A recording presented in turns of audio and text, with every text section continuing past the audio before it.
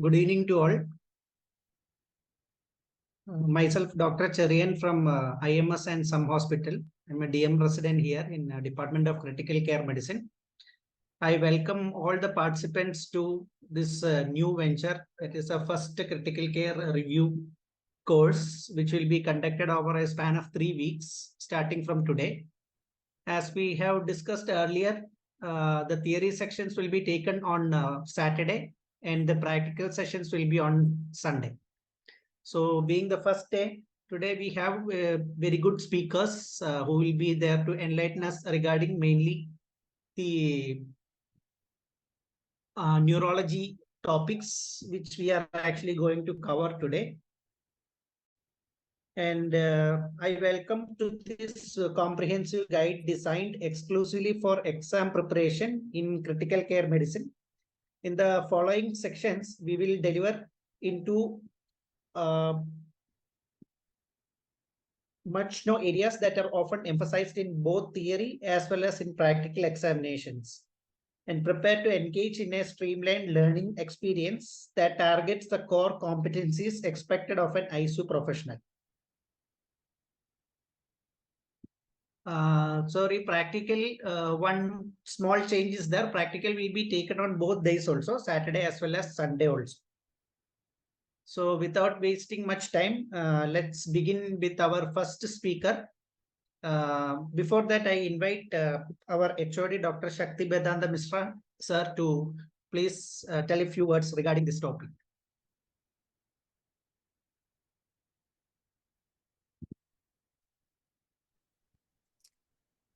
You can start. Let Dr. Rohit start. So I invite our first Dr. Rohit Kumar Patnaik, sir. He is an associate professor in the Department of Critical Care Medicine in our hospital. So he will be taking the first topic for today, that is the neurophysiology. I invite Dr. Rohit sir to please proceed with the class. Thank you, Cherian, for a nice introduction. Hello, everyone. So I will not be spending much time on what we are going to discuss today with all the chapters because that has already been shared with you. I'll quickly move to my topic, which is for today, which is neurophysiology. Okay. Cherian, is my screen visible? The presentation? Yeah, you can share your PPT. Second. Yeah, is my PPT visible? Yeah, it's visible. Okay. So basically, neurophysiology, I'm going to start today. Today is a lot of neuro topics which are there. So what I'll be dealing with today in neurophysiology is basically speaking about physiology, with most of us as critical care physicians are knowing in terms of knowing neurophysiology.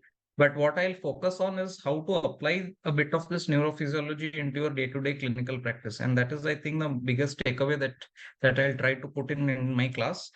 So without me wasting much time, this is the flow of slides that I'll be talking of. I'll first be speaking on cerebral blood flow, which will include a bit on cerebral perfusion pressures and radius of the cerebral arterial blood vessels.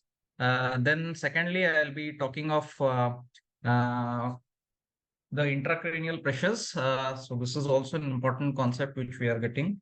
And a bit on cerebrospinal fluid. So do note that there is a bit of neurophysiology on electrical transmission of impulses in the nervous system, but I will not be touching much on that because of the constraints of time.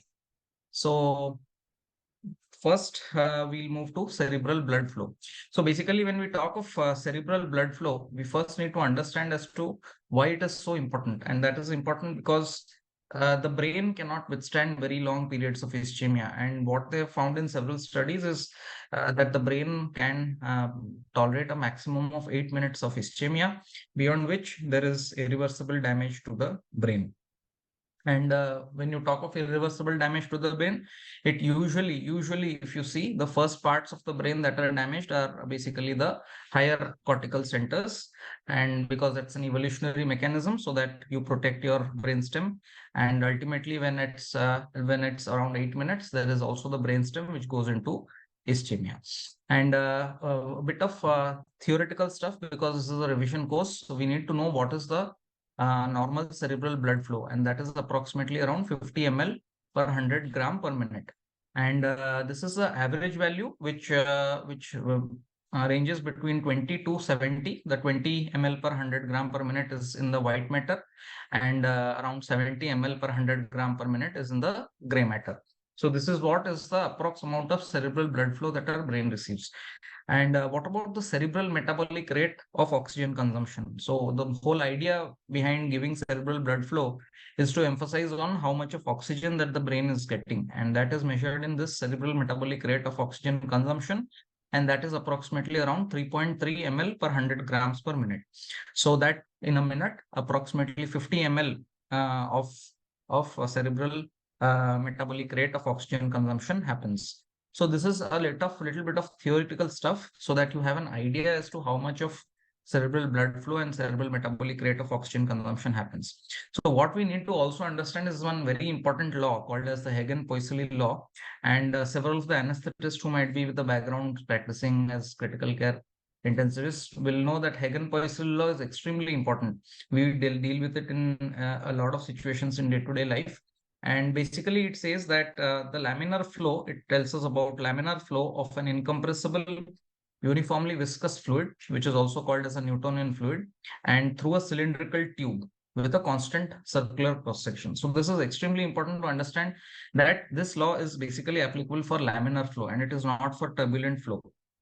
And this is also applicable for the fluid has to be incompressible, and it has to be viscous, uniformly viscous. It cannot vary between its various areas in terms of viscosity. Also, it has to pass through a cylindrical tube with a constant circular cross section. And if you see our blood vessels in the brain, and the blood inside these blood vessels is almost similar to a Newtonian fluid, and can obey the Hagen-Poiseuille law. So why not use this Hagen-Poiseuille law to understand how to know how the cerebral blood flow works. So when you see this Hagen-Poiseuille law, basically the cerebral blood flow, if you try to put this into the law, is basically the flow is equals to the difference in the basically the pressure differential, which is the cerebral perfusion pressure, multiplied by a pi, which is a constant value, and an R.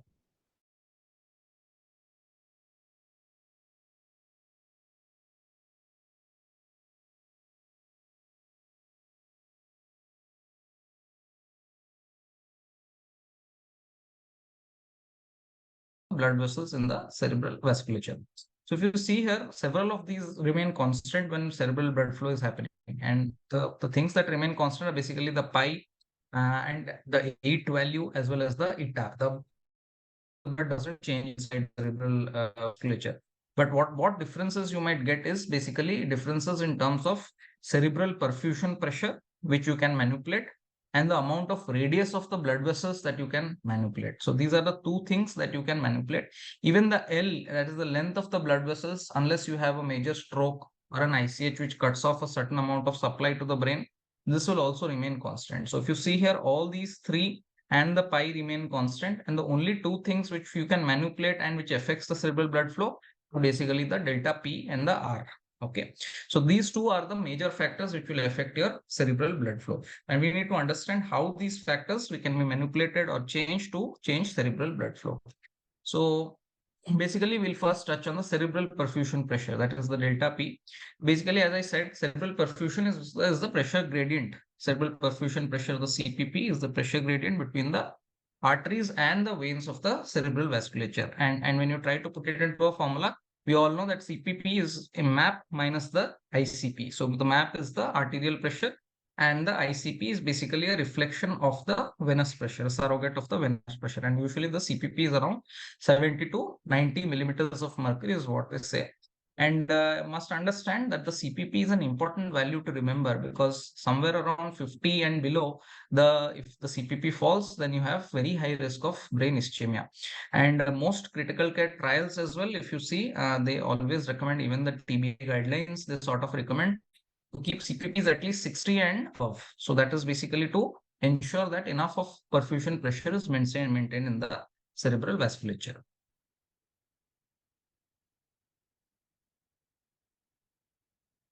So moving forward, so basically the other factor which affected the cerebral blood flow was basically the radius of the cerebral blood vessels.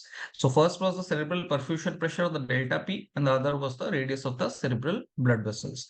So if you see, the radius of the cerebral blood vessels is also something which can be really affected by several factors, and those are four primary factors. One would be the cerebral metabolism, which is happening inside the brain. How high is the cerebral metabolism? Second is the carbon dioxide and the oxygen tensions inside the brain. And remember, this is the PCO2 and the PO2 inside the vasculature of the cerebral vessels. And the third is an autoregulation mechanism also, which is present, which helps to control the radius of the cerebral arterial blood vessels. And there are a few neurohumoral factors as well, which sort of control the cerebral arterial blood vessel radius. So if you see, the first of this is the cerebral metabolism. So this is a very nice article from the ATOTW, which has given very nicely about neurophysiology. If you see here, these are some of the graphs which you will always have to by heart when you have to know about the factors affecting the radius of the cerebral blood vessel, cerebral arterial vessels. So cerebral metabolism, how does it affect? So if you see here in this curve, you have a cerebral metabolic rate of oxygen consumption on the x-axis, and on the y-axis you have the cerebral blood flow. So basically, when your cerebral metabolic rate of oxygen consumption increases beyond this 2, which is over here, 2 until about 6 and beyond, this is all a linear graph. So this is a continuously linear graph which goes on. So as your CMRO2 increases, therein your CBF, or the cerebral blood flow, also keeps increasing. So this is a completely linear relationship. So if you have your some amount of anesthetic agents which can reduce your CMRO2, you will have a similarly reduction in the amount of cerebral blood flow that happens. So this is one of the graphs that you have to remember, where the cerebral metabolism, how it affects the cerebral, the cerebral metabolic rate of oxygen consumption, how it affects the cerebral blood flow. So this is also called as the flow metabolism coupling. And why is it called so? Because this is the metabolic rate of oxygen consumption, which is also denotes the metabolism, and this is the flow, which are all coupled to each other in a linear fashion. Moving forward, if you see, they actually conducted experiments in dogs, and they saw that how does the cerebral metabolic rate of oxygen consumption and the cerebral blood flow, how do they correlate with each other, and this linear correlation was actually got from experimental experiments on femoral nerves in dogs, where they stimulated the femoral nerve in dogs, and they finally found out that this electrical stimulation, when you see here at the baseline, the CMRO2 and CBF are over here.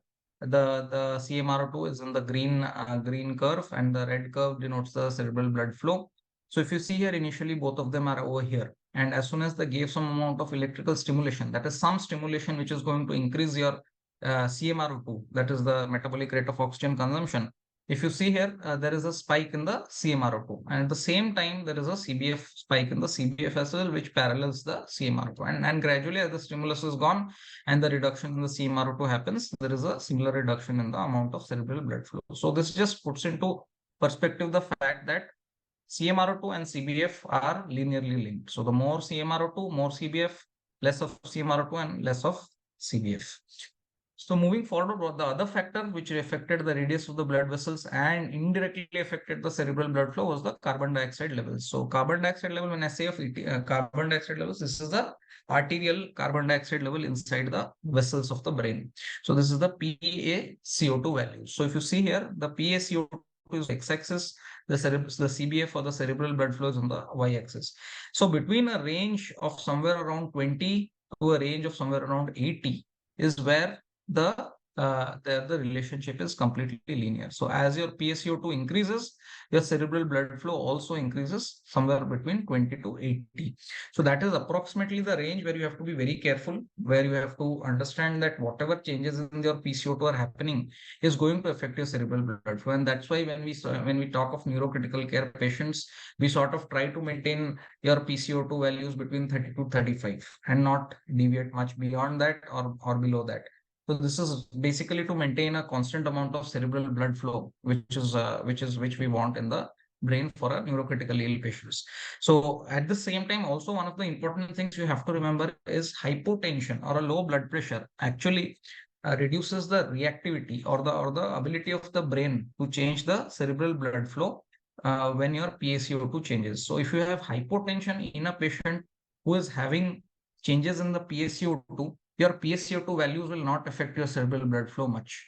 So that you have to remember that along with the PaCO2, the MAP is also one of the important things that you have to keep constant so that your PaCO2 can be altered and accordingly your cerebral blood flow can be altered as well. So that is one more important point that you have to keep in your mind when you are thinking of manipulating your carbon dioxide PaCO2 levels and change your cerebral blood flow.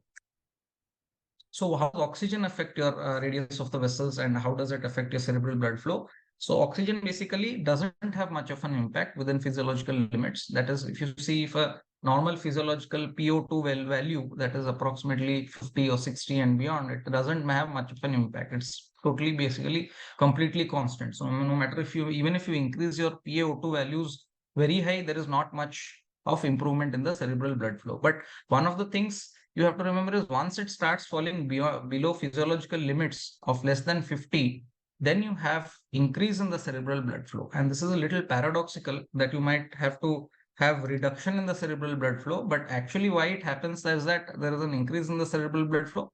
This is basically one of the compensatory mechanisms which is mediated by adenosine, where you have the cerebral blood flow increasing to maintain a constant delivery of the PaO2, that is the constant amount of oxygen being delivered to the brain. And this can only happen if your CBF increases in the face of decreasing PaO2. And this is the reason why the cerebral blood flow sort of increases when you decrease your PaO2 values in the arterial vessels of the brain below 50. One of the other things which I just touched now is basically when you increase the PaO2 beyond 50 and beyond that, there is not much increase in the cerebral blood flow. And this is the reason we have had recently a lot of trials such as trials seeing about the ROCKS trial and all of that, seeing that some of the patients who are neurocritically ill, they actually did not benefit much with increasing the PO2 values beyond a certain point. And they are the sort of patients that sort of can be explained when you have this physiology in your mind. So this is sort of how you implement your day-to-day clinical practice, even your design of trials based on physiology. And this is how you can convert your physiology into clinical practice. So how does autoregulation affect your cerebral blood flow? So if you see here, the x-axis again is determining your cerebral perfusion pressure and your y-axis is your cerebral blood flow. So if you see here, I've given this is an arrow showing the mean arterial pressure. Okay, so the mean arterial pressure will also correspond to the mean arterial pressure in the arterial vessels of the brain. So within values of approximately 60 to values of approximately 160, there is even if you change the cerebral perfusion pressure. So if you remember, cerebral perfusion pressure is the MAP minus the ICP. So if your ICP is constant, your cerebral perfusion pressure is almost going to match your mean arterial pressures. So as a surrogate of your cerebral perfusion pressure, if you see the MAP, if the MAP is between 60 to 160, there is not much change in the cerebral blood flow. It is going to remain almost same. But once your MAP starts increasing beyond 160 and once your MAP starts decreasing below 60, there is going to be linear changes in the amount of cerebral blood flow that is going to happen. So that is the reason again that we sort of always tell to maintain MAPs of around beyond 60 or 65. And once it goes below 60, you start your reduction in the amount of cerebral blood flow that happened. I also did touch a couple of slides earlier about how the MAP maintenance or hypotension, production of hypotension also affects your CO2 reactivity. That is the change in the cerebral blood flow with your PCO2 values. So this is an important thing as well, where in a neurocritically ill patients as to what targets of MAP you're going to follow. And this comes totally from physiology, that you have to maintain your MAP values above 60 to 65. So what about neurohumoral and other factors? So we discussed about the PCO2, the PO2, the MAP values. Okay, so all of this is important, and we came to know as to how much of values are important in physiology, and that has to be converted into clinical practice. So what about neurohumoral and other factors which affect your brain? So if you see, the brain is actually not much affected by neurohumoral factors, and there is a relative lack of neurohumoral control on cerebrovascular tone. For that matter, the blood viscosity is also extremely important. And again, this is affected mainly by the hematocrit value, which is basically the RBC content which is going on in your blood. And what they have seen is an ideal hematocrit for getting a right amount of blood viscosity, which is going to affect your Hagen-Poiseuille equation, is approximately around 30%. So you might ask, why is this 30%? Why not 40 or why not 20? So if you see here, on one hand, when you have if you have a very viscous amount of blood, there might not be inadequate, there might be a lot of RBCs, and there might be a lot of oxygen carrying capacity. But since the viscosity is basically on the lower half of the equation, so you will have an inverse relationship with your cerebral blood flow. So if you have an increase in your hematocrit, you will have decrease in the cerebral blood flow, but you might have an increase in the oxygen carrying capacity, and vice versa when you have a reduction in the reduction in the viscosity of the blood. So somewhere, to find a balance between the two, what they have found out is approximately 30% of hematocrit, which obviously will come to around 10 gram per deciliter, is the amount of hemoglobin which is most ideal to produce a good amount of cerebral blood flow. Again, this will have patient to patient variation, and you will have to optimize your viscosity based on patient to patient basis. So what about temperature? Temperature, if you see, a lot of trials have seen about producing hypothermia post cardiac arrest, or hypothermia in TBI with the polar trial. If you see, all of them have looked at the fact that the CMRO2 actually decreases by 7% for each degree fall in body temperature.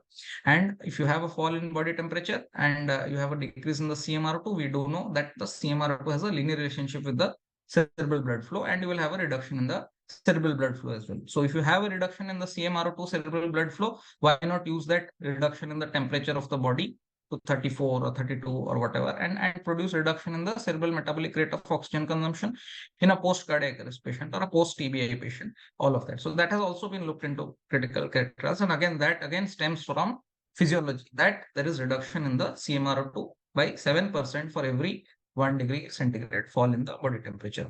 What about anesthetic drugs? The people with anesthesia background, they would have used thiopentone a lot. And if you see, thiopentone is also one of the agents which has been used as a neuroprotective agent to reduce the CMRO2 of the brain, and then again reduction in the cerebral blood flow, and consequently in the ICP.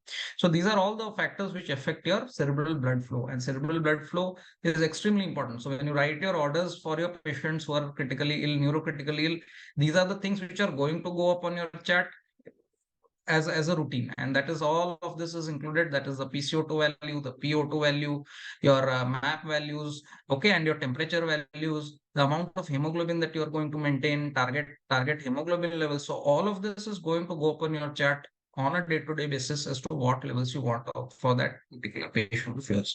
So this is how physiology is going to help you in your clinical practice. What about intracranial pressure? So we did understand about the cerebral blood flow, and now we move towards the intracranial pressure. So ultimately, the cerebral blood flow is basically the cerebral perfusion pressure is a difference between the mean arterial pressure and the intracranial pressure. So cerebral perfusion pressure is going to be determined to a certain extent by the amount of ICP which is there in your brain. So we need to understand what and how it affects. So if you see, normal ICP is around 5 to 13. So this is, some people say between 7 to 15. So approximately around 15. And if you understand that your ICP measurement by putting a catheter inside your and to measure your CSF fluids, you have to put your reference point as your external auditory meatus, and not your level of your phlebotaxic axis that you use it for your arterial lines. So the external auditory meatus is going to be the reference point for your intracranial pressure monitoring. If you see, the brain actually consists, the skull actually consists of all of these three things. And these three things are basically the brain, the blood, and the CSF. And when you see of ICP, these are the three determinants that are going to affect your ICP. And when you see these three determinants, the brain is the one that is the maximum, that is 80%, blood is around 10%, and CSF is around 10%. And we all know this great Monro and Kelly hypothesis that the skull is a rigid box. So if one of the three components increases in volume, then there must be a compensatory decrease in the other three, in any one of the other two, one or more of the components, rest of the components. Otherwise, the ICP will increase. So this is the great hypothesis by Monro and Kelly that we have all been following all throughout our life. So just to elaborate a little more on this Monro-Kelly doctrine, if you see here, the three things that affected your ICP were basically the brain tissue, the amount of CSF, and the amount of blood volume. So if you see here, all of this have a certain amount of overlap with each other.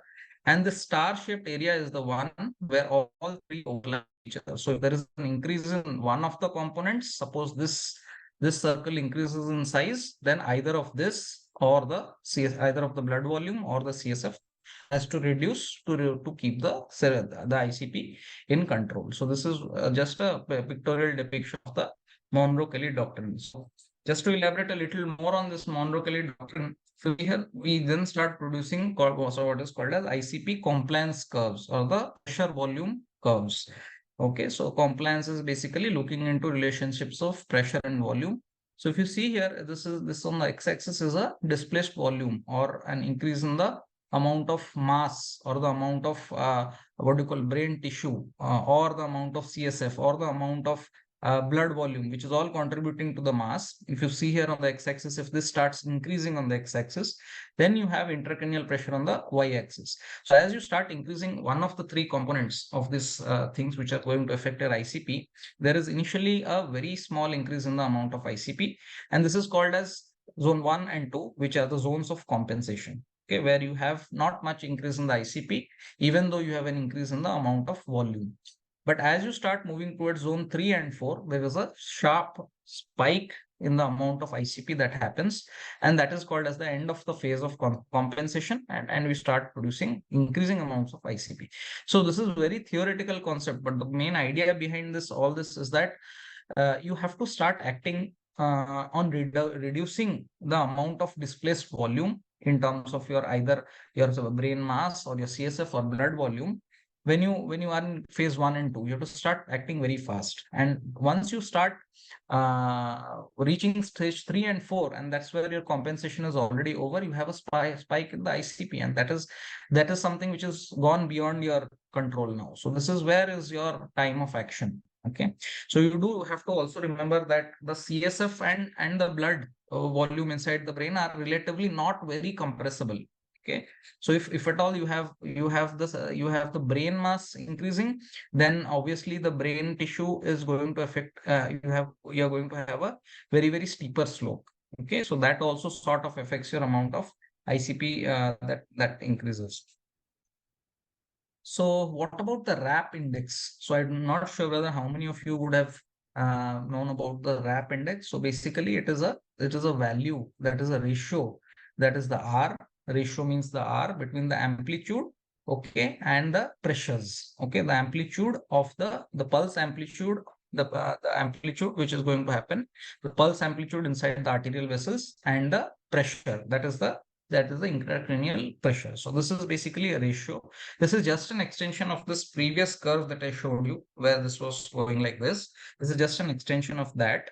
But what I want to just put in over here is that on the x-axis, you have the pulsatile cerebral blood volume, which is not going to change here. The cerebral blood volume is going to remain the same. On the y-axis, you have two things. One is basically the ICP here, which is going to get monitored. And the other thing that you're going to see here is basically the amount of amplitude that is going to get produced. So this somewhere around here, it is very low, the amplitude. Somewhere around here, the amplitude is going to increase further, and finally it is not going to increase any further and go back again to the initial phase where the amplitude is reduced. So if you see the ratio between the amplitude and the pressure, the initial ratios where you have good compensatory reserves That is, the RAP index is around 0. Okay. So this is where no matter how much you increase, you start increasing your amplitudes, there is not much increase in the pressure. So the ratios are around 0. But as you start increasing and you go towards your compensation phase of compensation getting over, that is compensatory responses are over, then your RAP index is going to turn to 1, and that is a poor compensatory result. And again, when you go beyond that and to terminal stages where you have a completely deranged cerebrovascular reactivity, then your RAP index is again going to go back to 0, or it is completely going to go less than 0. So the whole idea behind this producing this RAP index is basically to get an idea. I'm not going to go too much details into the RAP index, but we just have an idea that when you have good compensatory reserves, you have your this RAP index as 0, and when you have compensatory reserves going very poor, then you have going towards 1. So somewhere between 0 to 1 is what the RAP index varies. So just to proceed further, the CSF, I want to just touch in a little more details on how the CSF actually performs. If you see here, there are a lot of ventricular systems inside the brain. I will not touch into each of them, but just to have theoretical concepts, you have rate of CSF formation is around 0.35, 0.4 ml per minute, or around 500 ml per day. And the amount of time, turnover time that the CSF takes for one turnover is around 6 hours. And the turnover rate, obviously, if you have 6 hours for one turnover, you will have around 4 turnovers in a day. So what about papilloedema? How to see physiology and how it affects actually clinically? If you see here, the whole of this brain is in the blue. The CSF and the flow of the CSF is seen in these blue areas. And if you see here, the even up to the optic nerve, you have the amount of CSF flowing. So when you have increased intracranial pressures, you can have papilloedema, and this papilloedema is actually coming from the increase in the CSF. And this is what we are clinically also looking when we see for a fundoscopy and see for papilloedema, or if we are going to see in an ultrasound on the optic nerve sheath diameter. And what happens when you have papilloedema? You have increase in the optic nerve sheath diameter, and that happens because of the increase in the CSF or the ICP which happens. Okay, so this is how clinically we see for raised intracranial pressures. And a little bit of theory on CSF pressures and volumes. If you see here, the CSF pressures are around 4.5 to 13.5. So you have to note down the amount of opening pressures when you do your LPs. When you have CSF volume, you have adults around 100 to 150 ml of CSF volume in adults. And what about composition of CSF? There is a lot of details onto what composition of CSF is the ideal or what you might get.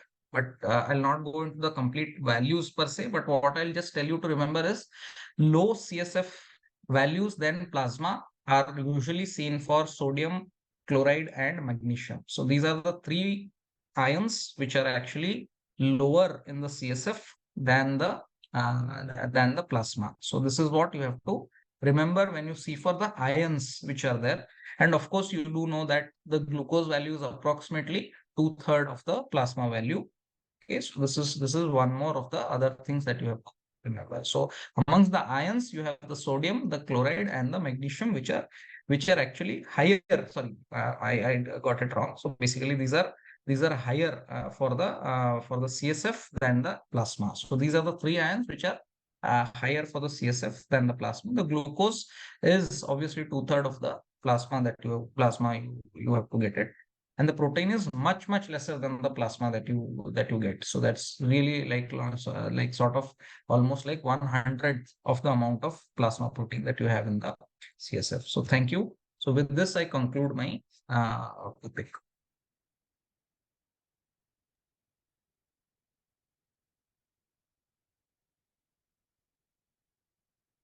Cherian, are you around? Yeah. Thank you very much, Rohit sir, for that wonderful class.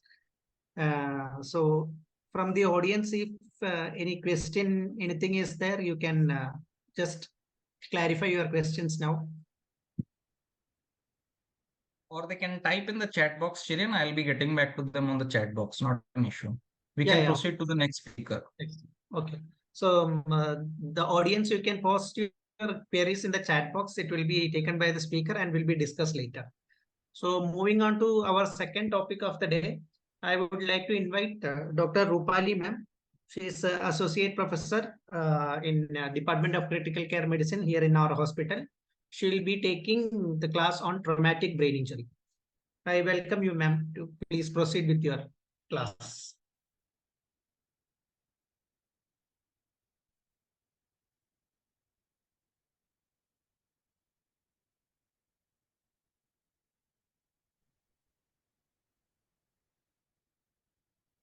Am I audible?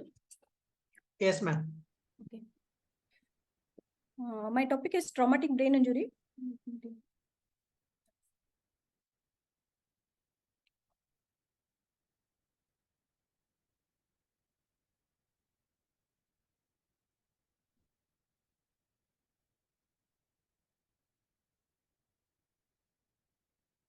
And there are issues with moving of slides. Okay.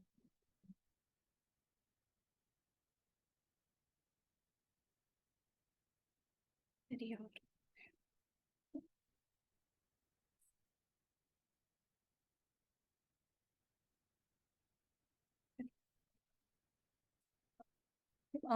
First, before going to, am I audible? Yeah. Yes, ma'am. Yes. Entities are classified on the basis of variety of the morphological classification.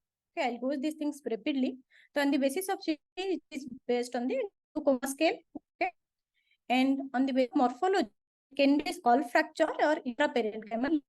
The skull fractures can be skull vault fracture or basilar skull fracture.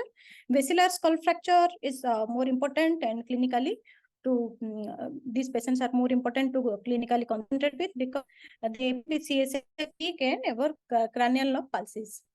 Then come to intracranial. The intracranial lesions can be focal or diffuse. Focal is epidural, subdural, or intracerebral lesions. Diffuse is multiple contusions or there is hypoxic ischemic injury or exon injuries. Coming to diffuse brain injuries range from mild concussion to head hypoxic ischemic injuries. With concussion, patient has transient and non-focal neurological disturbance that often include loss of consciousness. But when there is severe head diffuse injuries that from hypoxia or ischemic insult to the brain. The most important diffuse brain injuries will come in critical care settings is the diffuse axonal injury, DAI. It is often seen in high velocity impact or deceleration injuries, may produce multiple punctate hemorrhage throughout the cerebral hemisphere. This lead to shearing injuries often seen in the gray white matter junction. Then after diffuse is the focal brain injuries. The focal brain injury, first we'll discuss the epidural hematomas. The epidural hematomas occur almost 9% of patients with traumatic brain injuries. It is uncommon. These hematomas typically biconvex or lenticular shape here in the picture, most often located in temporal or temporoparietal region, often result from the tear of the middle meningeal artery due to fracture. The classic presentation epidural hematoma is lucid interval, the time of injury and neurological deterioration. There is an interval, that is lucid interval is characteristic of this epidural hematomas. After epidural, one important is subdural hematoma. Subdural hematomas is more common than epidural and they occur in approximately 30% of patients with traumatic brain injury, often develop from searing of the bridging veins of the cerebral cortex.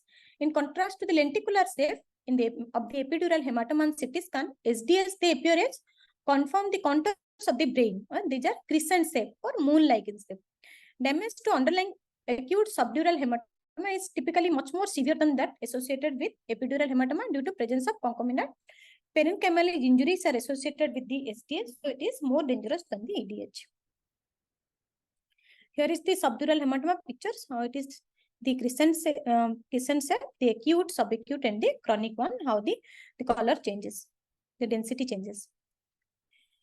Then the focal brain injuries, contusion and intracerebral hematomas. EDH, SDS, then comes the contusion and ICH. The cerebral contusion is fairly common, then occur approximately 20 to 30% of patients with severe traumatic brain injury. Most contusions are in the frontal or temporal lobes, although they are more, maybe any part of the brain. Repeat CT scanning needed to evaluate changes in the pattern of injury within 24 hours of the initial scan in all these ICH and contusion cases. The other is the ICH, here is the intracranial hemorrhage, and even they can see it to intraventricular part also. Then I'll focus on the evidence-based treatment guidelines. The recent Brain Trauma Foundation guideline of 4th edition, it came in 2016. Okay. So It has 4 levels of recommendation. Level 1 recommendation is high quality evidence based. Level 2 is moderate quality, and level 2B and 3, they are the low quality evidence. The primary goal is management in the traumatic brain injury is to prevent the secondary brain insults. The first focus is the management of ARB breathing circulation, disability and exposure, ABCD. Then transport to neurosurgical trauma center without any delay. CT scan head is done to look for any mass lesion, but this CT scanning should not delay patient transfer to a trauma center that is capable of immediate and definitive neurosurgical intervention should be there. Then comes to management of mild brain injuries. Most important is the management of severe brain injuries. I'll focus on that. Mild and moderate, I'll talk less. Obviously, in the mild brain injuries, main importance is taking the history and physical examination and limited neurological examination along with the imaging. There, patients who have to transport to appropriate facility or more to concentrate these patients, which is abnormal CT scan, their deteriorating levels of consciousness, significant intoxication history, skull fracture, CSF rhinorrhea, abnormal GCS score, and persistent neurological signs are there. Then these are the candidates which are chances of deterioration and should be focused on. Then the moderate brain injuries where GCS score is 9 to 12. The same is as for previous like history and physical examination along with the neurological examination, the frequent neurological checks and follow-up CT scan. If the condition deteriorate, preferably before we think for any shift out, at least 24 hours these patients should be monitored for any severity of the or increase in the lesion size. Then management of the severe traumatic brain injury. Okay, primary survey and resuscitation. Then comes the secondary survey and ample history taking. Admit to transport to a facility capable of neurosurgical care, therapeutic agents, neurological evaluation, GCS, pupillar response, and focal neurological examination along with the investigation. Most important in the CT scan. The first is ARB and breathing. First, we have to assess the ARB. Patient requires ARB control, then intubation, ventilation, every ARB should be maintained. Brief neurological examination performed before administering drugs for the intubation. Okay. Adequacy of breathing is assessed. Ventilation parameters set to minimum PCO2 of approximately 35. The hyperventilation recommendation, it is only a temporary measurement for the reduction in raised ICP. It should be avoided during the first 24 hours of injury when cerebral blood flow is obviously reduced, so there increased chances of intracerebral infarction. And this is the guideline recommend to reserve this hyperventilation acutely in patients with severe TBI to those with acute neurological deterioration and there is signs of herniation. It is a so and so measure and temporary measure to decrease the ICP only. Then circulation. After airway breathing, circulation. Patient is hypotensive, then establishment of euvolemia before using before going for the neurological examination, they assess euvolemia status should be obtained with the blood products according to blood loss or the isotonic fluids. Neurological examination in patients with hypertension is obviously unreliable, so it's crucial to immediately seek and treat the primary source of hypertension. As soon as patient blood pressure is normalized, with neurological examination performed. The systolic blood pressure, if cannot be raised more than 100 mmHg, we have to first establish the cause of hypertension, then perform neurological examination. The patient should undergo fast or diagnostic peritoneal lavage in the ED and may need to directly go to OT for laparotomy if there is any other associated injuries, not only solely the traumatic brain injury. The CT scan of the head are obtained after laparotomy. If there is clinical evidence of intracranial mass and diagnostic borehole or craniotomy may be undertaken in the OT when laparotomy is performed. The patient's systolic blood pressure is more than 100 after resuscitated and there is neurological deficit, we have to obtain again a CT scan. In borderline cases, when there is systolic blood pressure can be temporarily corrected but tends to slowly decrease, we have to make every effort to get a head CT scan before taking patient to operating room for laparotomy or thoracotomy. In borderline cases, we have to first get the CT scan when blood pressure is being stabilized.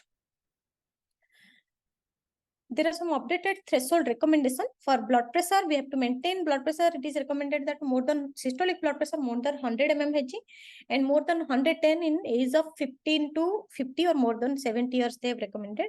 And ICP threshold, we have to treat the ICP, it is more than 22 mmHg. It is recommended. Cerebral perfusion pressure between 60 to 70 mmHg is the targets to keep. Then the neurological examination after hemodynamic stabilization, ABC, determine the patient's GCS score, the light response, and neurological deficits. It is important to recognize compounding factors in the evaluation of the traumatic brain injury. GCS score in pupillar examination should be performed before sedating and paralyzing. Sedation is avoided except when patient is agitated or short-acting agents are basically paralytic agents are preferred. Then comes the secondary survey. We have to perform the serial examination, the GCS score, lateralizing signs, pupillar reaction to detect the neurological deterioration as soon as possible. Direct trauma to eye can cause abnormal pupillar response. They make people evaluation difficult. However, in setting a brain injury, the traumatic brain injury should be considered the first. A complete neurological examination performed during the secondary survey. Then diagnostic procedure, head CT scan obtained after hemodynamics normalization. The CT scanning should be repeated whenever there is change in patient clinical status and the GCS status, or routinely within the 24-hour injury in patients with subfrontal frontal or temporal intraparenchymal contusion, receiving patient on anticoagulation therapy, old age patients, and patients who have intracranial hemorrhage of volume 10 ml. In those patients, repeat CT scan is mandatory after 24 hours. The crucial CT findings are intracranial bleed, contusion, midline shift, and obliteration of the cisterns. Midline shift of 5 mm or more is considered significant and need for surgery to evacuate the mass lesions or clot or contusion which causes the shift. Then comes the medical therapy for the brain injuries. The guideline recommendation for each of the parts I have kept here. The coming to intravenous fluid, hypovolemia in patients with traumatic brain injury is harmful. Moreover, use of glucose-containing fluids they are telling to avoid because hyperglycemia is injurious to brain tissue. So RL or NS or balanced solution or NS anything is for resuscitation fluid to use.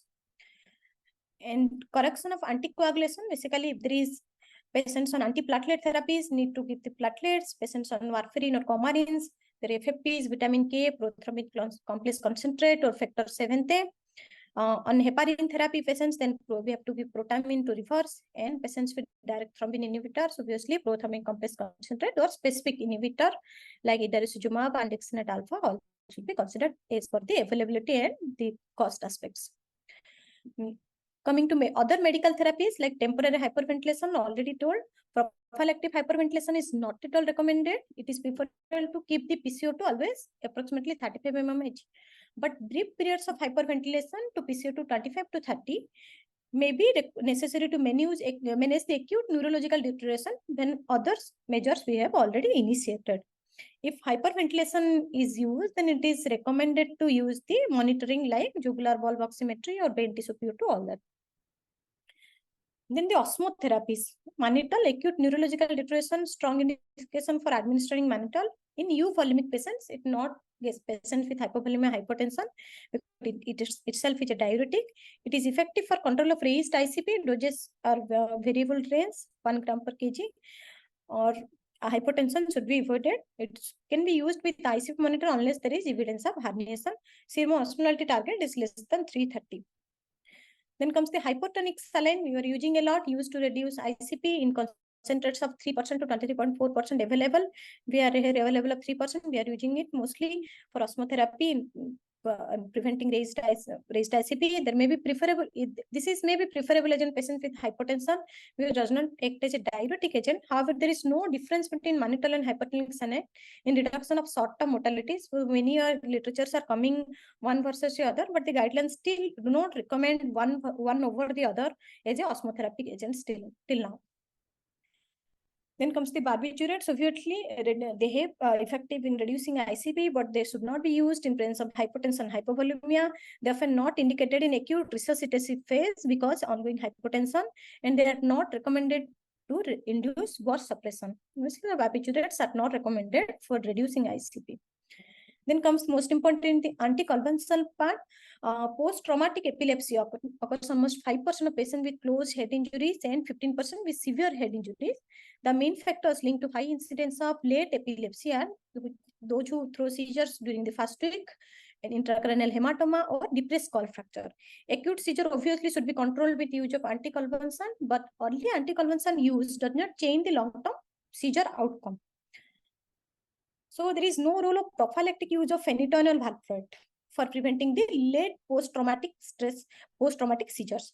Phenytoin is recommended to decrease the incidence of early traumatic seizure, which are within 7 days of injury. Then after that, it is not recommended. But however, it is recommended to use in early PTS, but early PTS have not been associated with worse outcome also. Most important is the late PTS. At the present time, there is insufficient evidence to recommend levetiracetam compared to phenytoin, though recent literatures are coming favoring the levetiracetam, but still the guideline recommendations are not yet one over the other. They are still silent about these aspects, and that regarding efficacy in prevention of the post-traumatic seizure and also with the toxicity aspects. Then other BTF recommendations are prophylactic hypothermia. Obviously, prophylactic hypothermia not recommended to improve outcome, patients with diffuse injury. Then CSF drainage, EVD system, extraventricular drain, 0 to mid-brain with continuous drainage of CSF is preferred over the intermittent use, continuous EVD with CSF drainage, and use of CSF drainage in patients with GCS less than 6 during the first 12 hours of injury may be considered to lower ICP.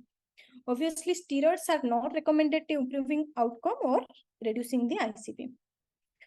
Coming to other critical care aspects, like in patients with severe TBI, nutrition aspect, obviously early feeding, starting of the feed, enteral nutrition is preferred with achieving the full calorie at least by 5 to 7 days. Then infection prophylaxis, early tracheostomy to reduce mechanical ventilation days. However, there is no evidence that early trache will reduce the mortality or the rate of nosocomial pneumonia. It only decreases the ventilator days or ICU stay. And use of oral care, they have recommended still provided iodine. No one is using. Not obviously the oral care is not recommended to reduce the incidence of HAP and also increase the incidence of other side effects. Then antimicrobial impregnated catheter may be considered, but it is level 3, very low evidence in reduce during the external ventricular drainage. DVT prophylaxis, obviously there is insufficient evidence to support level 1 or 2. Okay, not high recommendations for treatment of DVT in severe TBI. LMWH or unfractionated heparin may be used in combination with mechanical, but it's seeing the risk-benefit aspect. If there is increased risk of expansion of the intracranial hemorrhage, then you should not be using. Then ICP monitoring, management of severe TBI patients using information from the ICP monitoring is recommended to reduce in-hospital and secondary post-injury mortality. ICP should be monitored in all patients with severe TBI, those GCS 3 to 8 after resuscitation and an abnormal CT scan. And patients with patients with GCS 3 to 8 or abnormal CT scan, the ICP should be monitored. And patients with severe TBI, but they have a normal CT scan, then also ICP indicated if any two of the following features like A is more than 40, unilateral or bilateral motor posturing, or systolic blood pressure less than 90 mmHg. There also, if there is a normal CT scan, then you have to go for ICP monitoring. Basically, this recommendation is of the previous 3rd edition BTF guideline. They have still incorporated this in the new guideline also. Then CPP monitoring, management of severe TBI patient using guideline-based recommendation for CPP monitoring, 60 to 70 mmHg. It decreases the 2-week mortality, the target of cerebral perfusion patient. Then comes the surgical management aspects for the traumatic brain injury, traumatic intraparenchymal lesions, craniotomy with evacuation of the mass lesion is performed when patient has GCS score of 6 to 8 with frontal or temporal contusion size 20 cc3 with at least 5 mm midline shift or cysternal compression on CT. Then should undergo craniotomy. Other patients have any lesion more than 50 cm3, that high volume lesions. And patients with no neurological compromise, controlled ICP and no mass effect on CT are managed conservatively. Those who have no compromise, the ICP not been increasing or no mass effect on CT scan, then they are can be measured, managed conservatively, but these are the candidates for the traumatic craniotomy with evacuation of the mass lesion. Then bifrontal decompressive craniectomy within 48 hours of injury is treatment of option for patients with diffuse medical refractory post-traumatic cerebral edema and resultant intracranial hypertension. Okay. Then within 48 hours of injury, they are candidates for bifrontal decompressive craniectomy for diffuse refractory post-traumatic cerebral edema and resulting increased ICP. This bifrontal disease is not recommended to improve outcome, okay, as measured by Glasgow outcome scale. The extended Glasgow outcomes scale will not improve at 6 month post-injury in severe TBI patients with diffuse injury.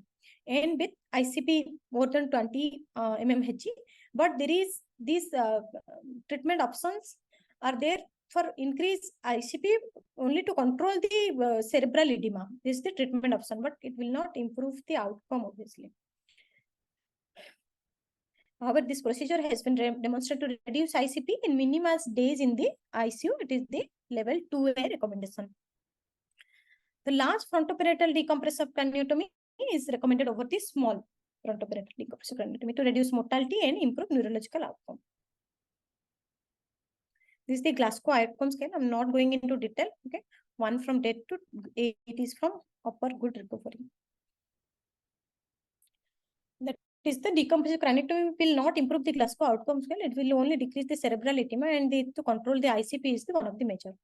Then for posterofacial lesions, the management options, surgical management options, intracranial mass lesion on CT scan should be managed by neurosurgeon. Obviously, mass effect on CT scan is defined as distortion, dissolution, obliteration of the fourth ventricle, and compression, loss of visualization of the basal system, or presence of obstructive hydrocephalus. These are the posterofacial lesions leading to mass effect. There is obstructive hydrocephalus, obliteration of the systems, or obliteration of the fourth ventricle. Then patients with lesion and no significant mass effect on CT scan without signs of neurological dysfunction, they can be managed with close observation and serial imaging. Suboccipital craniectomy is the preferred method in the posterofacial lesions. Then for acute epidural hematoma, EDH of size greater than 30 centimeter cube should be surgically evacuated regardless of the patient GCS score.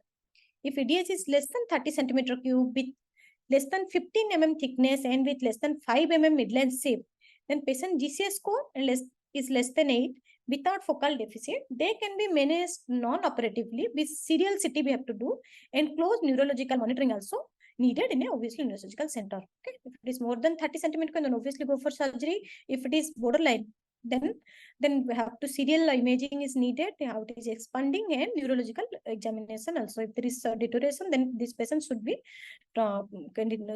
think for surgeries. Then craniotomy provides more complete evacuation of the hematoma and should be performed as soon as possible. For acute STH with thickness more than 10 millimeter or midline shift more than 5 mm on CT scan should be surgically evacuated regardless of the patient GCS status, SDH. All patients with acute STH, GCS score less than 9 should undergo ICP monitoring. A comatose patient with an STH less than 10 or midline shift less than 5 should undergo surgical evacuation of the lesion if GCS score is decreased between time of injury and hospital admission by 2 or more points. If it is less than 10 and less than 5 mm is the midline shape, but obviously there is a drop in GCS by 2 points, then from injury to admission, then they should be also think for surgeries. Craniotomy with or without bone flap removal and duroplasty is the options for the SDS management. Then comes the penetrating brain injuries. CT scan of the head is strongly recommended. CT or conventional NGO recommended with any penetrating brain injuries when the trajectory passes through near skull base or major dural venous sinuses. Okay, if there is chances of penetrating injury, vessel injury, those should undergo the CT NGO. MRI play a role in injuries from penetrating wooden or other non-magnetic objects. Obviously, the penetrating injuries, to think for prophylactic broad spectrum antibiotics. If for patients with penetrating injury, open skull fracture, or if there is CSF leak. Thank you this much. With this, I conclude my presentation. Thank you, ma'am, for that wonderful class. Audience, please note, you can post your doubts and queries in the chat box. At the end of the sessions, the speakers will discuss about that. Okay, I'll stop, sir. Yeah, ma'am.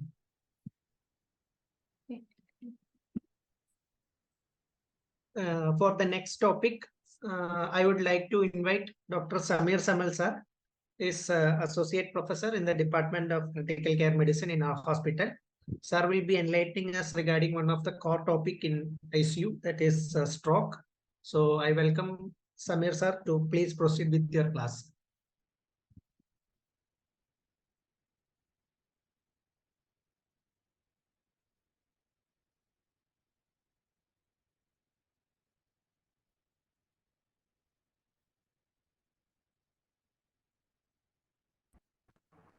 Hello everyone, am I audible? Yes, sir, you are audible. Okay. So myself, Dr. Samir. So directly we'll go into the topic. So I will be dealing with stroke, mostly both ischemic and hemorrhagic. So basically in the exams, what you all need to write or say to the examiner, I will be dealing with that, not going into the details as we have already said in the group by Dr. Shakti Mishra, our HOD. So directly going to the topic. So a 65-year-old woman who had a laparoscopic cholecystectomy 3 days prior, last seen normal at 10 p.m. before sleep, 2 a.m. discovered by her husband to have aphasia and right hemiplegia, came to ED at 3:15 a.m. So what next? What should be done?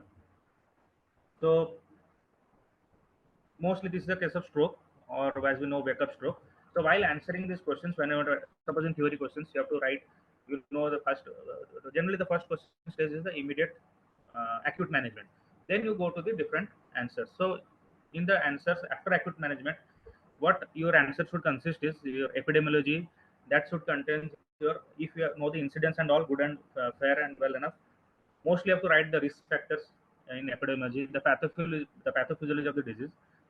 Any answer actually you can write according to this. Then symptoms and signs of those disease. Then coming to your management, it can be diagnostic and then therapeutic. Therapeutic again medical and surgical. Then any ancillary management. Then any write about any recent trials or relevant trials related to this question or whatever the topic you're dealing with. Then you have to write the complications. Okay. So in this patient, first you have to do is ABCD management. So this has to be there in your every answer whenever a patient. How do you manage the patient? So first we have to go for ABCDE: airway, breathing, circulation. Okay, disability. Is it audible? Yes, sir. Okay. So after ABCD in evaluation, what? How can you evaluate? First, you have to, whenever a stroke patient comes to you, rule out the mimickers. So this has to be this. Your first answer should be after managing the acute phase. You have to rule out the mimickers. Okay, what are the mimickers? I will tell. Then there are score to assess the condition of the patient and predict its outcome.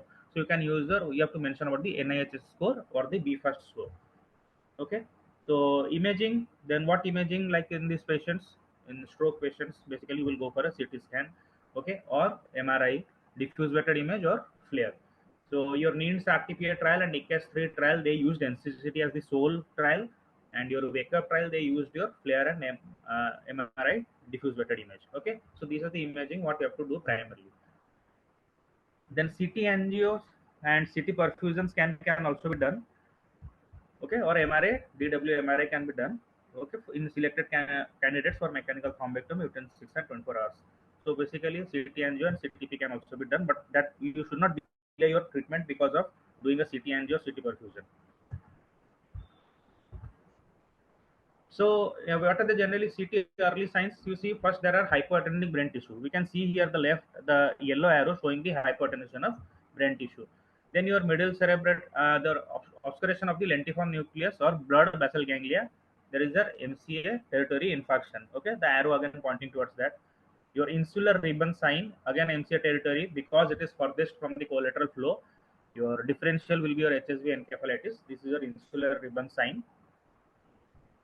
Then is your dense MCA sign. Mainly it is caused because of embolic and thrombus. On the right side of the image, we can see CT angio, MCA occlusion. There is no more flow detected in the MCA.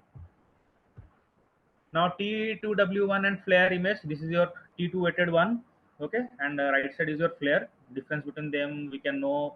I will tell later in the class how to know which is T2W1 and which is flare T2. So hyper intensity in the territory of the middle cerebral artery. So coming to the risk factors, there are non-modifiable risk factors and your modifiable risk factors. Okay, your age, sex, transient ischemic genetics, these are non-modifiable. Modifiable is your hypertension, smoking, alcohol, diet, all these. Okay, AF. So pathophysiology, as we know, blood flow is affected by narrowing due to atherosclerosis. So blood flow reduces, there is necrosis, and then there is cellular injury, and there is brain swelling. Okay, intracellular calcium levels, there's the details. You'll get it later. So this is your stroke-related brain injury. Your answer should continue, have this, consist of this: ischemic stroke or hemorrhagic stroke, excitotoxicity, depolarization, free radical medical toxicity, cell death, and cerebral damage. And there is then neurochemical injury, oxidative stress, edema. So management, coming to the management, as I told, first it has to be diagnostic. As we told, diagnostic can be CT and MRI. Then your stroke acute care, manage the risk factors, blood pressure, diabetes, alcohol, drugs, and hyperlipidemia. Then your reperfusion. Reperfusion is your mainstay of this acute stroke within 4.5 hours or within 24 hours, depending the type of reperfusion. Can be intravenous thrombolysis, intraarterial thrombolysis, or there can be mechanical thrombectomy. Okay, depending on that. Then there has to be rehabilitation, your management, rehabilitation, as I told, like in ancillary treatments. Rehabilitation, physical therapy, occupational therapy, speech therapy, neuro rehabilitation, then your neuroprotection repair, cognitive decline, that is to be taken care of. These are your ancillary treatments. Okay. So now coming to the main treatment part, the timeline. So how should the acute stroke, ischemic stroke should be treated? Like 10 minutes evaluation, 15 minutes neurologist, 20 minutes your imaging has to be done. In MRI, you did not do the full sequence. W1 and flare is sufficient to rule out any, or NCCT is done only to rule out an IC bleed. If there is a hemiplegia, NIHS score is more than 5, NIHS score shows there is a stroke, and there is no bleed in the CT scan, that means it is a infarct. Infarct takes time to show in the CT, so you go for thrombolysis. If there are good, well equipped centers where MRI can be done immediately without wasting time, so your main time should be within 20 minutes. If our MRI can be done, then only we should go for it. Otherwise, NCCT is fine. Okay. So then within 45 minutes, it has to be interpreted by seeing the images whether patient has to go for thrombolysis. So door to needle time has to be 60 minutes. Okay, thrombolysis in acute ischemic stroke. Now, thrombolysis or not, I will tell the management in general. Only for this case, I would like to tell in the question, according to the question, patient was a case of cholecystectomy 3 days back. So generally, thrombolysis cannot be done in this case of patients. There are chances for risk. Maybe also you have to, a treating physician has to take the decision, analyze the risk-benefit ratio. As the patient has undergone a surgery 3 days back, it is difficult to go for a thrombolysis. There are risk of abdominal bleeding. So this patient will be planned for thrombectomy. Okay, so this will be your answer, but I will also tell in general in which cases thrombolysis is done and which is not. Okay. So coming to your now thrombolysis. Okay, your question will according to the question, answer is thrombectomy. But for stroke, thrombolysis or not, eligibility, we have to see if the patient is eligible. We need to rule out microbleeds on MRI, and as soon as possible. It is dependent on the time. Okay, you delay, your outcome is poor. You do it earlier, our outcome is good. So acute ischemic stroke. Now coming to duration, it has to be, thrombolysis is best when done within 3 hours. There are few specific cases where we can go up to 4.5 hours. I will tell that later.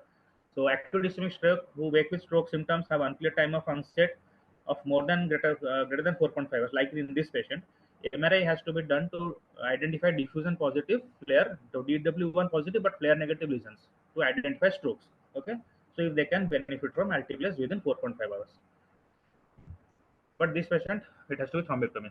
So risk factors should be discussed. IV altiplase dose is this 0.9 mg per kg, maximum dose 90 mg, 10% over 1 minute, rest over within 1 hour. Okay, so within 3 hours. So it has 3 trials, selected patients who can be treated 3 to 4.5, I will tell. Then awake stroke, unknown time within 4.5 hours. DW MRI lesion, that is the wake up RCT. So NHS score is 0 to 5. Thrombolysis is not recommended. Okay, remember this. Score has to be more than 5, even if it is within 4.5 hours. So these are the RCT, PRISMS RCT, NINS RTPR trial, and IST 3 trial. Then hypertension sensation, IV altiplase can be beneficial, not to be delayed waiting for hematological or coagulation testing if there is no reason to suspect. So we need not wait. If you are not suspecting any DNS, PTINR or low platelet in a patient, then we need not wait for the lab testing. So they should not be administered in patients who have already received a full dose, therapeutic dose of lower molecular weight heparin, enoxaparin 0.6 ml or 60 mg in the previous 24 hours. Okay, BP has to be maintained more than less than 180 to 105 for at least first 24 hours after the altiplase treatment.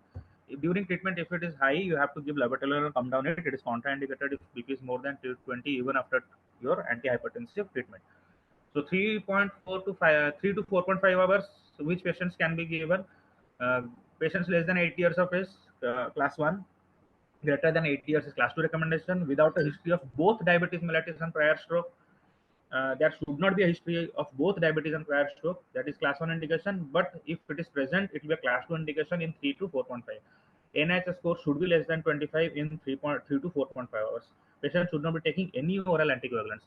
Whereas within 3 hours, even if patient is taking oral anticoagulants or dual antiplatelet, and if you think it is beneficial for the patient, then you can go for it.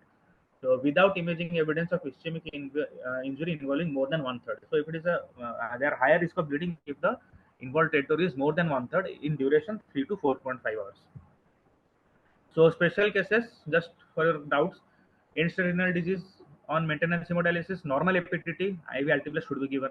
Dual antiplatelet should be given. Seizure, class 2 recommendation. RBS less than 50, greater than 4, class 2 recommendation. INR less than 1.7, class 2 recommendation.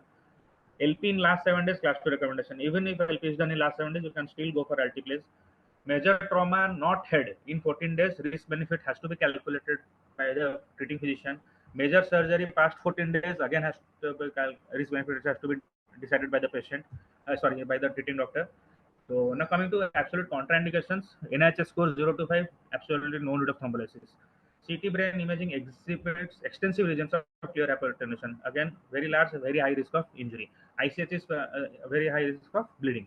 ICH is a contraindication. Okay, prior ischemic stroke within 3 months is also a contraindication. Severe head trauma within 3 months is a contraindication. Intracranial or spinal surgery within 3 months is a contraindication. Structural GI malignancy or recent bleeding event within 21 days of their stroke is again a contraindication. Platelet less than 1 lakh, INR 1.7, greater than 1.7 is a contraindication. LMWH I have already told. Patient taking direct thrombin inhibitors or direct factor 10A inhibitors are considered. They could be considered when appropriate tests are with us and normal. Okay, then you may give in such patients, those who are receiving direct thrombin inhibitors or factor 10 inhibitors. Now, symptoms consistent with infective endocarditis, again a contraindication to thrombolyze the patient. So another drug that can be used, we have only studied altiplase, extend IA TNK trial. Tenecteplase can also be given single IV bolus of 0.25 mg per kg, maximum 0.5 mg. Other drugs not at all recommended. You should not try any other drug other than altiplase and tenecteplase. No reteplase, nothing should be given to patient with acute ischemic stroke. Now coming to mechanical. Mechanical again can be different types. I will tell. One is stent retriever. So eligible for actually those who are eligible for IV altiplase, they should also go for your mechanical thrombectomy. Okay, so they should receive IV altiplase even if mechanical thrombectomy has been considered. Observation after IV altiplase to assess clinical response should not be performed. Like after giving IV altiplase, you should also go for a mechanical thrombectomy wherever it is possible. You should not wait to see the response and then decide on going for thrombectomy. So these are the various studies: Hermes, Mr. Clean, Escape, Revascat, Swift Prime, Extend IA trials, which shows benefit of doing both.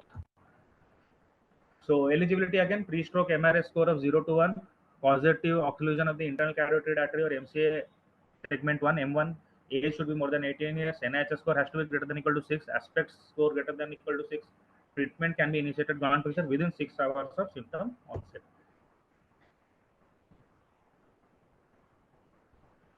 So mechanical 6 to 24 hours. This was mechanical 0 to 6 hours. Okay, within first 6 hours. 6 to 24 hours.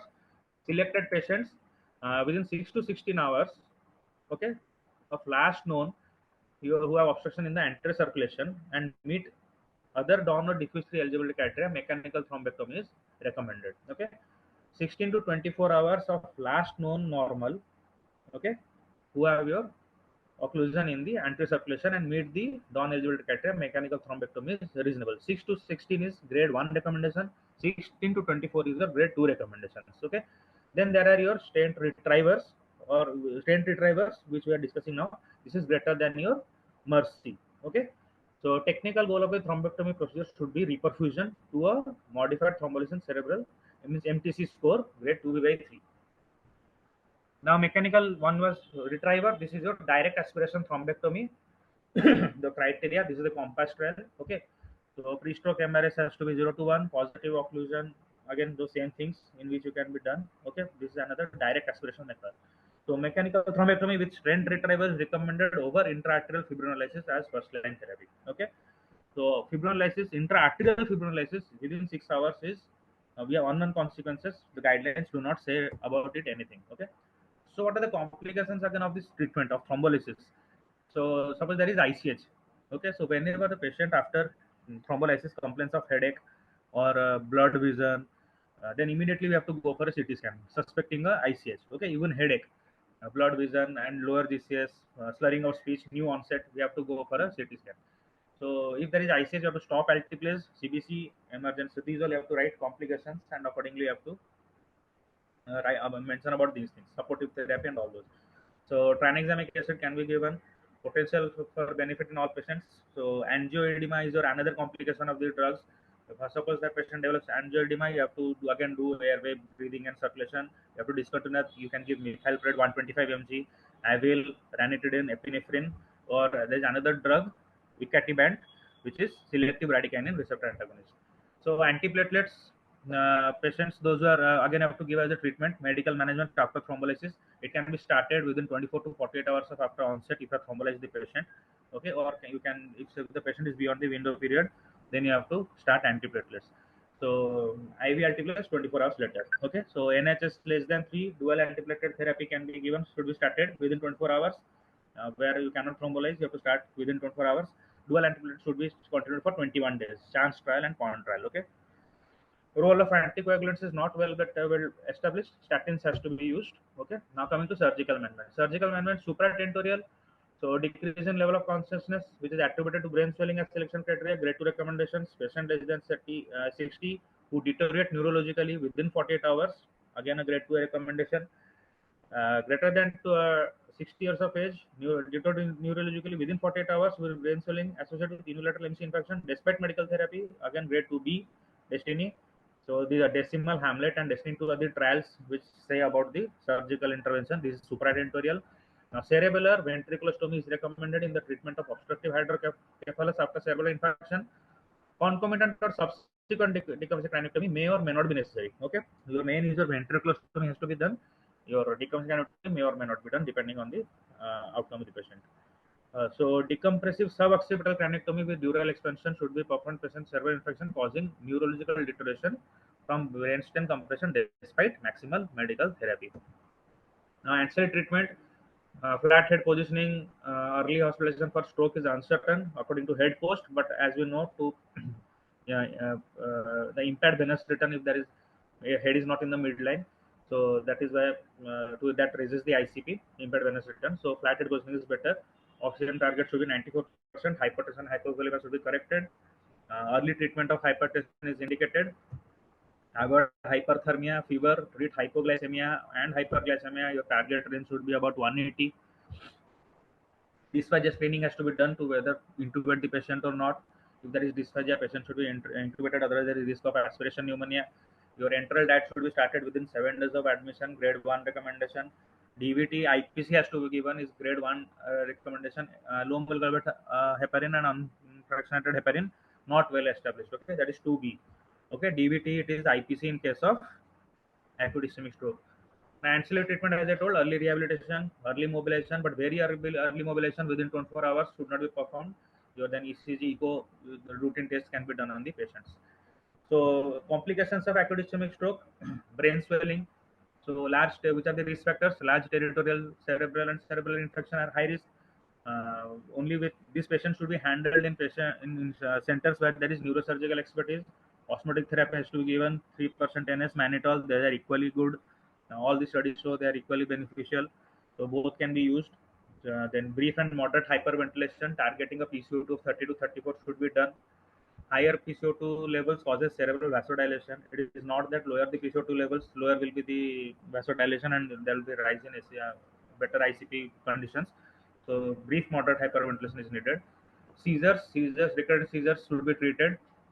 Prophylactic use of anti-seizure drug is not recommended in case of strokes. So others we have to take secondary stroke prevention. Okay. So now this is all about ischemic stroke. Now coming to ICH. This I will take only 5 minutes. Okay. So 65-year-old presented to ED with sudden onset left-sided weakness, 25 years of smoking history, known hypertensive, poor compliance with antihypertensives. Are the slides visible of ICH? Yes, sir, visible. Okay. So on arrival, patient had a pulse 51, BP 210 by 120, RBS is 210, RR 28, GCS is 7. Okay. So again, what to do next? First, as I told, ABCD. Okay. Then your general assessment of your neurological assessment, NHS scoring, vital signs, including airway assessment, breathing, circulation, focused neurological examination, structured examination by NHS. This has to be done. Okay. So again, as I told, epidemiology, risk factors, pathophysiology, symptom science, management, these and heading, you give headings while writing answers, and points. But that I'm saying are the points that has to be given to the your examiner, wherever you're writing or giving answers. These points has to be there. They will ask only this, nothing more. Okay, I'm telling you the whole guidelines now. So management, diagnostic, therapeutic, medical, surgical, again all these things. So this is a schematic diagram. You can show this minus the photo of those doctor and male doctor, female doctor. So intercerebral hemorrhage patient comes first. There is emergency and acute care, which we have discussed. Then your inpatient course, assessment of goals of care, prevention, treatment of medical complications, determination of ICH etiology. Then here has to be rehabilitation, secondary prevention. And this side, left side in the gray zone, we are seeing your uh, pathophysiology. Okay, risk assessment and all, and those you have to done. Okay. So brief history has to be taken of the patient. So what are the symptoms of this ICH? Headache, thunderclap is generally seen in aneurysm. Okay, then your slower onset mass lesion, over progressive over longer period of time, that can be mass lesion. Some instances, okay, ischemic stroke with hemorrhagic transformation, focal neurological deficits will be present. Seizure, the patient can complain with come with seizures to you and decreased LOC. So what are the risk factors? Vascular risk factors, your ischemic stroke, prior ICH, diabetes and all, medications, anticoagulants, those who are taking for your valve replacement or AF and atrial fibrillation with fast ventricular rate. So those all are high risk for hypertension is a risk for IC bleed. Smoking, alcohol use and drugs. These are the risk factors. Okay. Liver disease may be associated with coagulopathy that can also lead to IC bleed. Those patients who are on dialysis, the heparin is used in dialysis, they are also risk factor for dialysis. So these have to be written in your risk factors epidemiology. Then you have to come to pathophysiology. So main pathology is the vascular pathology, small vessel types because of arteriosclerosis or lipohyalurosis. So the lobar tetrasis, here we see lobar bleeds. Okay. Now other is your what? Your cerebral amyloid angiopathy. Okay, so apolipoprotein E genotypes containing the epsilon 2 or E4 alleles, those are the risk factors. Now Boston criteria is to for the diagnosis of your cerebral amyloid angiopathy. There are criteria for definitive and all. Just for knowledge, Boston criteria for cerebral amyloid angiopathy. Okay. So brain injury, how the brain injury is caused? There is direct pressure effect because of the bleed. There can be hydrocephalus or there can be herniation. So secondary physiological cellular pathways, there is edema, inflammation. Okay, these are the things that we have to mention. Okay, in your pathophysiology. So pre-hospital examination scores, what are the that can be fast? Your LAPSS, CPSS, Cincinnati score, Rosier score. Okay, these are not only specific to ICS. These scores can also be mentioned in your acute ischemic stroke also. These are two that time we had discussed NIHSS. These are the other scores that can be used. Okay. So now coming to diagnosis, again history has to be there, physical examination, routine laboratory work has to be done, CBC, PTNR, FATT, RFT, glucose, cardiac troponin, mimickers we have to rule out of strokes, then ECG, ECG for seeing means AF, FBR and whatever toxicology screen, inflammatory markers has to be done, class 1 recommendation. Others that we can do is those patients who have a history of your DOAX or NOAX. In them we can see your anti-exit activity, and pregnancy test should be done in every patient of childbearing age, female patient. Okay. Because there are also risk factors. Okay. Why CBC? Anemia is a poor risk factor for your outcome in ICH patients. Then TEG, although this shows no mortality benefit, but TEG can be used to know the diagnosis and treat accordingly the cause of ICH. Imaging, CT, MRI has to be done. Grade 1 recommendation. Serial CT within first 24 hours is a 2A recommendation. Okay. Then CT angiography within the first few hours may be reasonable to identify patients at risk for subsequent hematoma expansion. HE is your hematoma expansion. Okay. So NCCD markers of hematoma expansion, we should your main complication in ICH is your hematoma expansion, raised ICP, hydrocephalus, cerebral edema, and cerebral herniation. Okay, these are complications that you have to keep in mind. Identification of a spot sign on CT or CCT. So heterogeneous densities within hematoma, they are identify patient at risk for hematoma expansion. Heterogeneous densities within the hematoma or irregularities at its margin, they are at risk for hematoma expansion. Okay. So pathogenesis, lobar spontaneous, less than 70 years, deep, okay, less than 70 years, lobar Deep posterior fossa, less than 45 years. Deep posterior fossa, 45 to 70 years without history of hypertension, 1B. So CT angio has to be done. Okay, plus consideration of venography is recommended to exclude macrovascular causes or cerebral venous thrombosis. In this subset of patients, lobar ICH less than 70, posterior fossa ICH less than 45, deep posterior fossa 45 to 70 years. Okay, so this has to be taken care. So if negative, then again there are high risk of this. So catheter intraarterial subtraction angiography also has to be done to rule out a macrovascular cause. So spontaneous IVH and no detectable parenchymal hemorrhage, again DSA is recommended. So spontaneous ICH and CTA, that is 1B, spontaneous ICH and CT angiography or MR angiography suggestive of macrovascular. Here again after that also you have to go for a DSA, okay, to manage the underlying intracranial vascular malformation. See, there is a positive CTA or MRA finding, you have to go for your intravascular, your coiling or whatever is needed for your ICH, like in aneurysmal bleed or something. Now these are the studies. Diagram score, simple ICH score, secondary ICH score, predict the probability of a macrovascular cause of ICH. Okay. Factors favoring further treating in young age patients: lobar, cerebral allocation, absence of hypertension, female sex. You should go for CT angio, MRI angio, or DSA. Okay. So medical management in this case, IC bleed, most common cause as we know is arteriosclerosis. That is because of raised blood pressure. There is rupture of artery. So acute BP lowering, it has to be continuous, smooth and sustained control. Okay, avoiding peaks and large variability in systolic blood pressure. Treatment has to be initiated within 2 hours and reach target within 1 hour. Okay, to reduce the risk of hematoma expansion and improve functional outcome. So target BP has to be it has to come down to a target of 140. Okay, maintaining in the range of 130 to 150. Those who have come with 150 to 120 220 BP, those who have come with only 150 or 160 BP, it is harmful to lower BP less than 130. Okay, so interact 2 and attach 2 are the trials regarding this. So spontaneous ICH presenting with large or severe ICH or those requiring surgical decompression. So efficacy of BP lowering is not well established. Means it is mild to moderate. They have good response, good outcome. But in large or severe ICH requiring surgical decompression, BP lowering it is not well established. Okay. So spontaneous ICH of mild to moderate severity with BP only just greater than 150 or around 160. Acute lowering to 130 is potentially harmful. So this should not be attempted.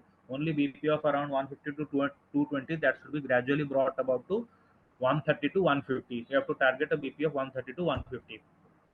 Now suppose there is an anticoagulation related bleed. So what you have to do, what we can give is vitamin K antagonist can be given.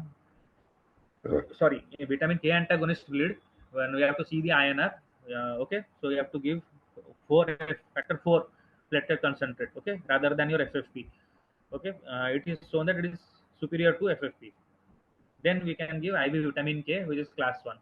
Okay, so INR less than 1, greater than 2, we have 4. PCC is more is recommended than FFP. In dabigatran, activated charcoal, if last taken within 2 hours, potential efficacy up to 8 hours. In factor 10 inhibitors and dabigatran. Idursulfimab is not available, again give PCCs. Then adnexat alpha is not available, again give PCCs. In heparin, we have to give protamine, low molecular weight heparin, and or unfractionated heparin. Okay, so this has to be reversed. Now, in patients with anticoagulant associated spontaneous ICH, anticoagulation should be discontinued immediately and rapid reversal has to be done by PCC. Okay, 4F PCC. In trial shows superiority of 4F PCC over FFP. Now, antiplatelet related, so we have to again stop that, no doubt. With aspiration, platelet transfusion might be considered. Those are going emergency neurosurgery, platelet transfusion might be considered, but those are being managed conservatively. We should not at all give platelets. Okay, that is a more risk, means harm. Desmopressin, tranexamic acid, R factor 7A is uncertain. Then inpatient care, it has to be multidisciplinary approach. Hydrocephalus center, if the patient is having hydrocephalus, patient with neurosurgical setup, patient has to be shifted there. So hospital transfer, you have to take care of your life support, airway and all before shifting the patient. Neuro ICU should be available. So prevention and management acute complications, dysphagia again, like in acute ischemic stroke, dysphagia screening protocol should be there for airway protection. Continuous cardiac monitoring for the first 24 to 72 hours. We can know the raised ICP. from bradycardia is a sign of raised ICP. Earlier it was their Cushing's reflex. Now they are not taking it into consideration, but we can know raised ICP from the heart rate also. Cardiac monitoring has to be done. Diagnostic laboratory radiographic testing for infection has to be done throughout the hospital course. Then coming to thromboprophylaxis, very important in IC blood patients. We are generally that we cannot give low molecular weight heparin to the patients, but after 24 to 48 hours, we have to restart. We can restart and we should restart. Okay. So on the first day, IPC starting on the day of diagnosis is recommended for VT prophylaxis. In non-ambulatory patient, the spontaneous ICH, low dose UFH or LMWH prophylaxis at 24 to 48 hours from ICH onset may be reasonable. Okay. So graduated compression stockings, no role. Nursing care, frequent neurological assessment in first 72 hours, glucose management, treat hypoglycemia and moderate to severe hyperglycemia also. It should be less than 180. And temperature, fever episode is a poor prognosis. Fever in ICS is a poor prognosis. You should avoid fever. Therapeutic hypothermia role is uncertain. Seizure, anti-seizure should be given for confirmed seizures. Prophylactic again has no role. And unexplained abnormal or fluctuating mental status or suspicion of seizures, continuous EEG should be done. Okay. Prophylactic anti-seizure medication is not beneficial. Then you have to write about ICP monitoring, edema treatment. So ICH or IVS hydrocephalus that is contributing to decreased velocity, ventricular drainage has to be done to reduce mortality. Okay. Moderate to severe spontaneous ICH, ICP monitoring has to be done. Hyperosmolar therapy should be given. Okay. Steroids is a contraindication, poor prognosis. So these are the trials, Erich and Misty 3 trials. Then surgery, supratentorial ICH. Already Rupali ma'am has told in case of trauma. So supratentorial ICH greater than 20 to 30 ml volume with GCS 5 to 12. Minimally invasive hematoma evacuation has to be done endoscopically. This is better with or without thrombolytic use. Better outcomes than your craniectomy, your conventional craniectomy. Okay. So again, these two trials, Clear 3 and Misty 2, mortality was significantly lower in the minimally invasive group compared to the standard medical care group. So IVH surgical management, spontaneous IVH, intraventricular, there is obstructive hydrocephalus, go for EVD, mortality reduction class 1. IVH surgical management, spontaneous ICH less than 30 ml, this is greater than 3, IVH requiring EVD, EVD thrombolysis. Spontaneous ICH less than 30 ml, IVH requiring EVD, go for neuroendoscopy. Okay. So mortality reduction is class 1 only with EVD, others it is class 2. Okay, so Stitch 1 and 2 trial, supratentorial ICH who are deteriorating, craniotomy may be done. To spontaneous supratentorial ICH, improve functional outcome, unless usefulness of craniotomy, it is uncertain. Okay, moderate or greater severity. Only in when patient is deteriorating, then only you should go for craniotomy. There is no mortality benefit or functional outcome benefit. As a life-saving measure only, we should go for craniotomy. For patients with cerebellar ICH, okay, now we are coming to posterior fossa, cerebellar. It is a very small space. So cerebellar ICH who are deteriorating neurologically and have brainstem compression or hydrocephalus, or cerebellar ICH volume greater than 15 ml. Okay, here it is 15 ml, posterior fossa. Immediate surgical removal of the hemorrhage with or without EVD is recommended. Okay, grade class 1B recommendation. Supratentorial ICH who are in coma have large hematoma with significant midline shift or have elevated ICP refractive medical decompression anatomy, may be considered to reduce mortality. Okay, but no functional outcome. So rehabilitation has to be done. Depression and anxiety, cognitive stool, cholinesterase inhibitor, memetamine might be considered to improve cognitive outcomes. Pharmacotherapy, continuation of or initiation of SSRIs. These are the ancillary treatment. Then prevention, risk factors for ICH recurrence, lobar location, old age, then number of microbleeds, then your poorly controlled hypertension, Asian or black race, presence of alpha lipoprotein E2, that is cerebral CAA, as well as amyloid. So lower BP to an SBP of 130, diastolic of 80 for long-term management to prevent hemorrhage recurrence. Lifestyle modifications, statins in IC bleed uncertain, NSAIDs regular use is harmful, prosthetic valves, early resumption of anticoagulation, antiplatelet, again risk benefit. Okay, then your AF where we cannot give because of ICH, we cannot give, then maybe we should go for left atrial appendage closure. Okay, so thank you.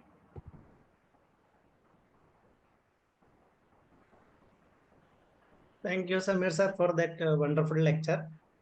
So, moving on to the next lecture of today, I would like to invite Dr. Abhilash Das sir, Associate Professor in the Department of Critical Care Medicine. Sir will be taking topic on weakness in IC.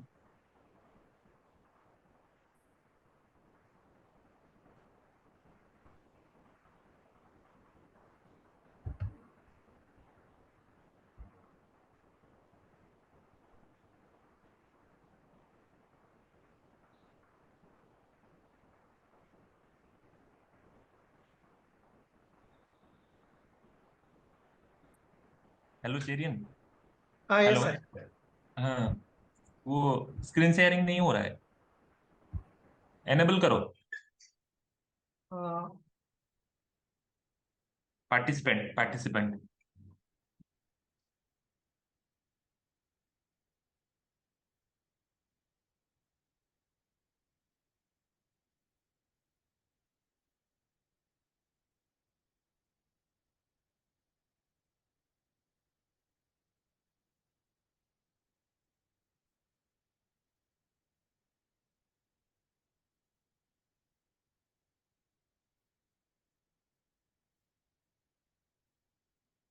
दिख रहा है ना Cherian?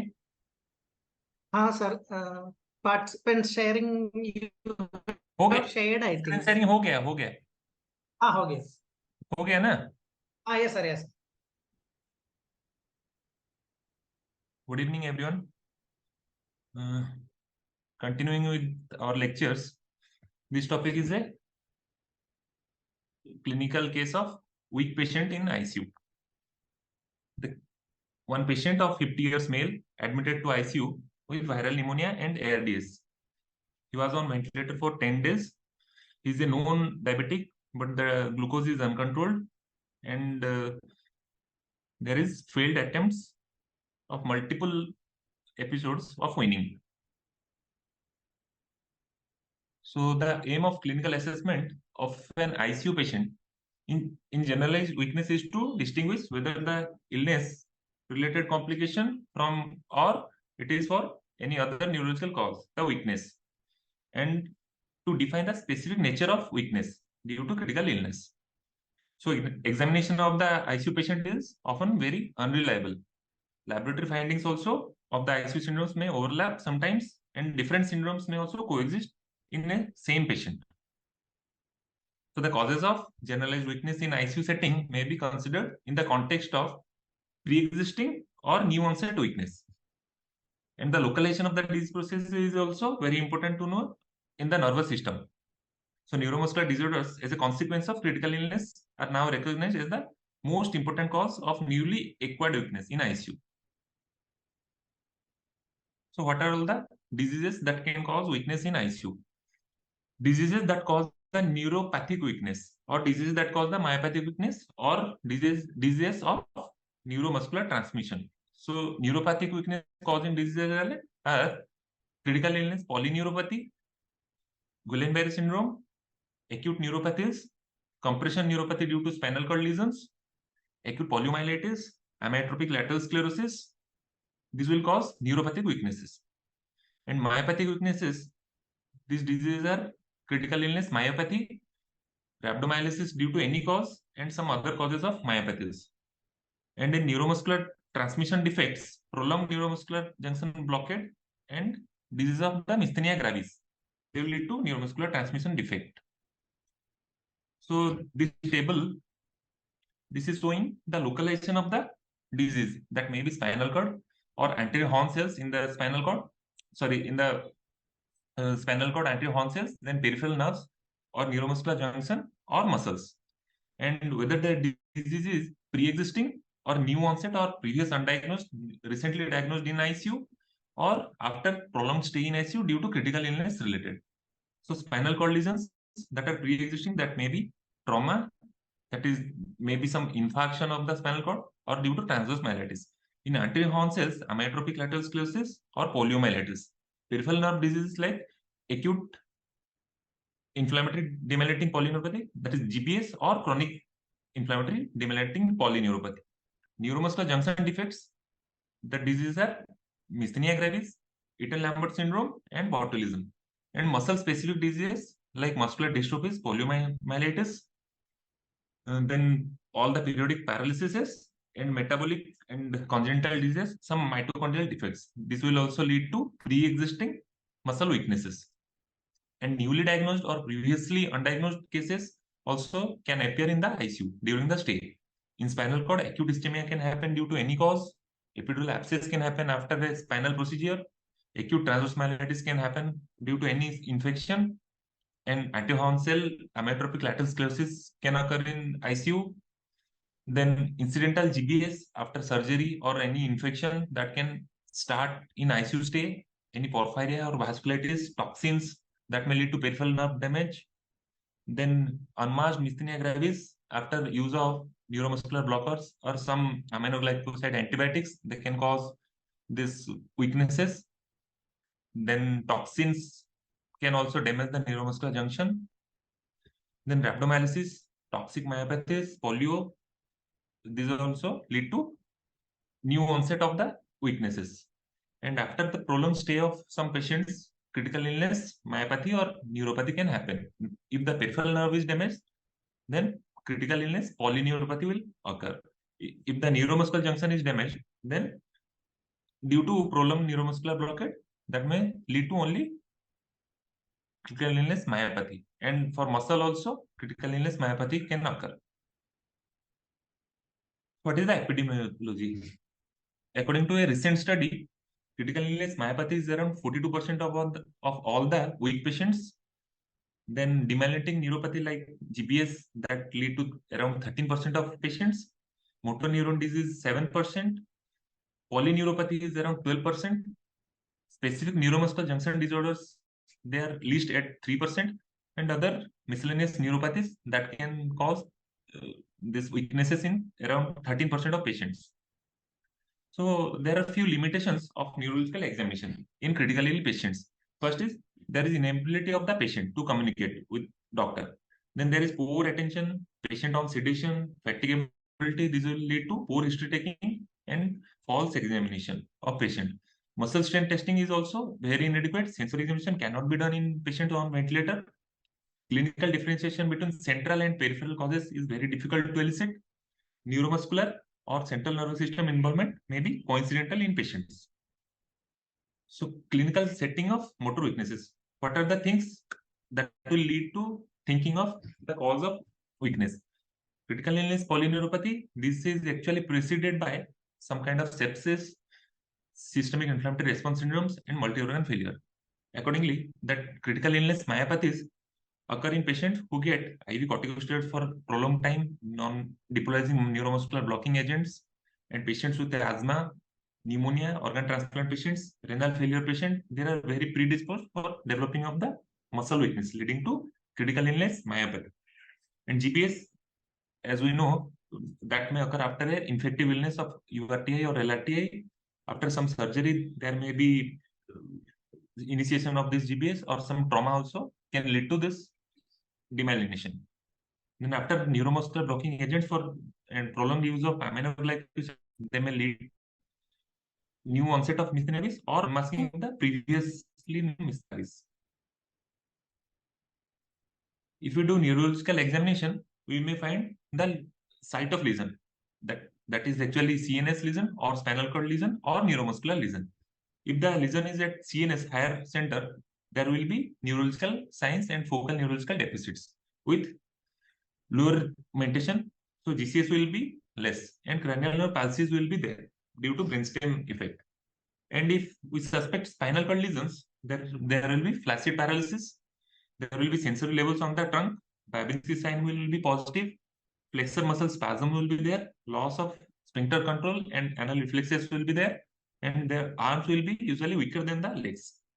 And if we come down and the lesion is at neuromuscular junction, then weakness and wasting of the extremities will be there. Hypotonia and hyporeflexia or complete areflexia can occur with or without cranial musculature involvement. So if we see these symptoms, then we can think about the site of lesion. So what is the pathological classification of critical illness polyneuropathy and critical illness myopathy? Critical illness polyneuropathy occurs due to denervation atrophy of the type 1 and type 2 fibers. Chronic denervation lead to polyneuropathy. And critical illness myopathy that may result in 5 stages. That is, one is loss of thick filament myopathy. Another is scattered necrosis, acute myopathy with scattered necrosis. Then one is acute myopathy with diffuse necrosis. One is type 2 fiber atrophy leading to cachectic myopathy. One is complete rhabdomyolysis leading to CIM. These five settings are common in critical illness myopathy. And most of the times there will be overlap of the critical illness polyneuropathy and myopathy. So what are the factors affecting neuromuscular transmission and cause muscle weakness, like ionic abnormalities, hypokalemia, hypophosphatemia, and hypermagnesemia? These usually lead to weaknesses. Some drugs like neuromuscular blocking agents, cancer chemotherapy, statins, and antibiotics may also lead to weakness. One thing we usually fail to recognize, propofol infusion syndrome. It should be taken into consideration after high dose propofol administration for long periods. That may lead to rhabdomyolysis and renal failure.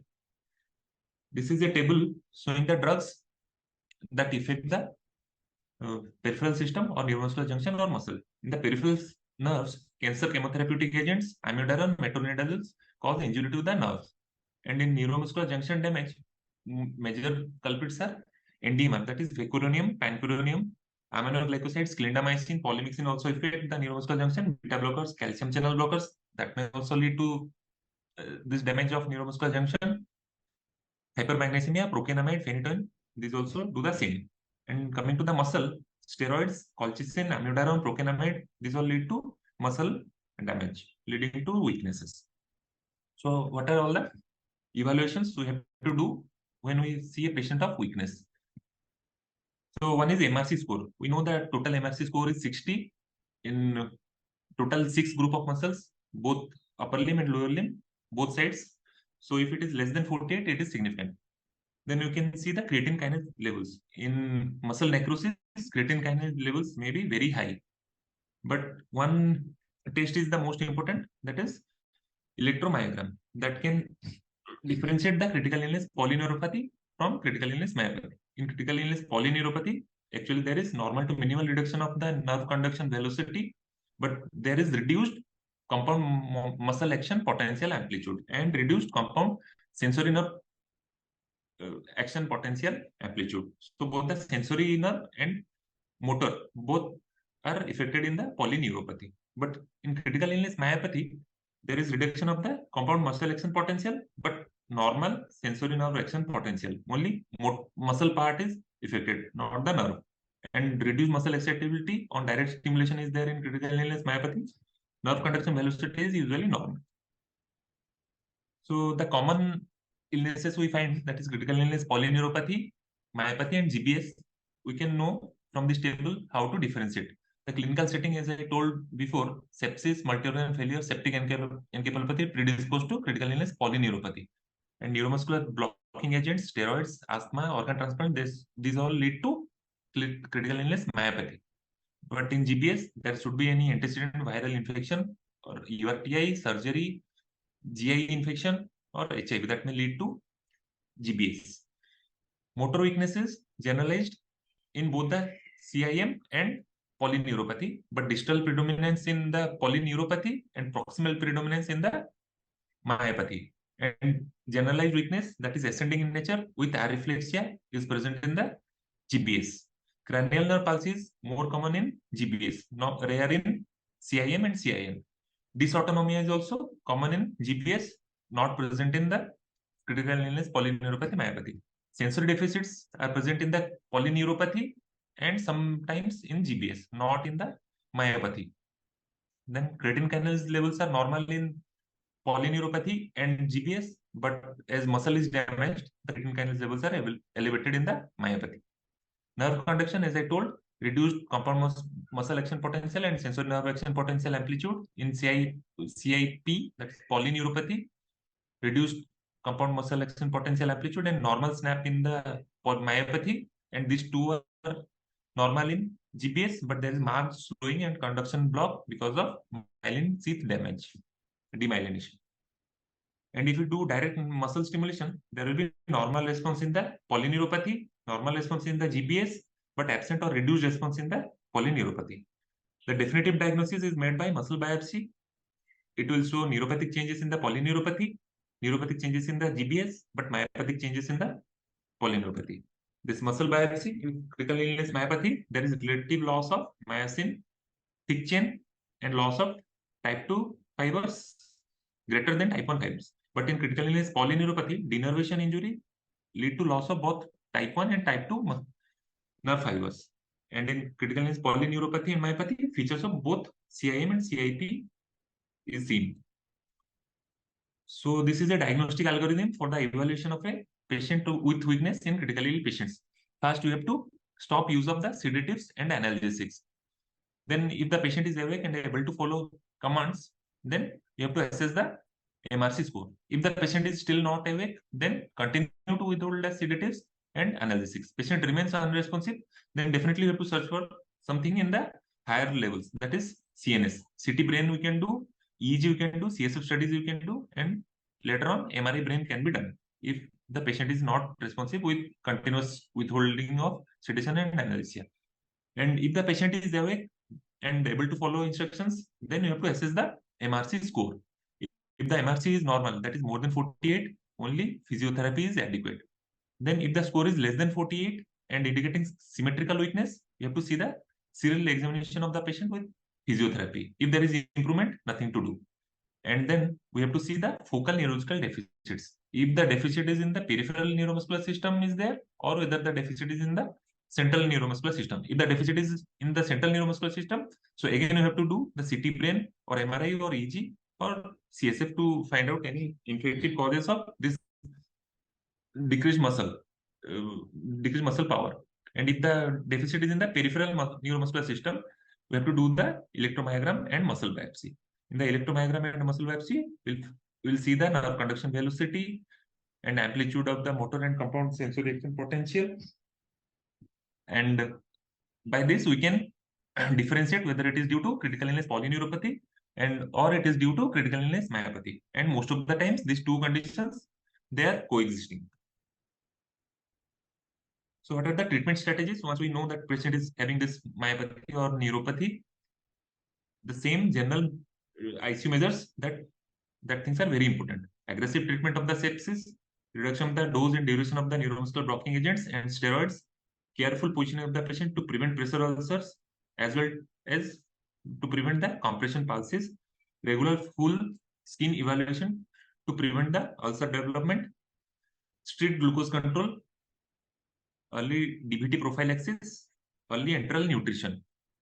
And there are some future therapeutic interventions that are targeted gene levels, that is pro-inflammatory cytokines, free radical pathways that can be stopped, muscle gene expression can be increased, ion channel function can be enhanced so that this hypokalemia, hypophosphatemia can be reversed.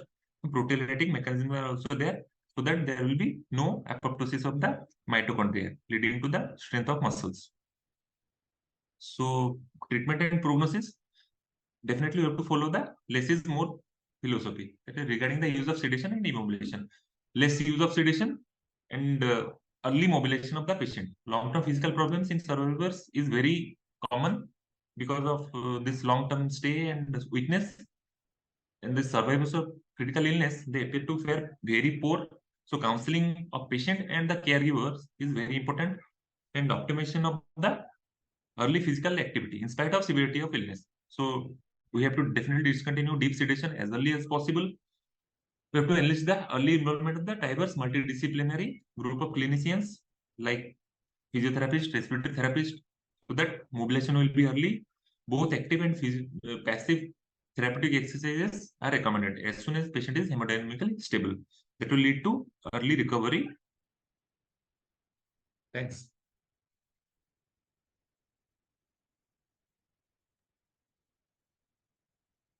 Thank you, Abhilash sir. So for the next class, I would like to invite Dr. Satyajit Chaudhary sir. He is an assistant professor in the Department of Critical Care Medicine. Sir will be taking on the topic seizures in ICU.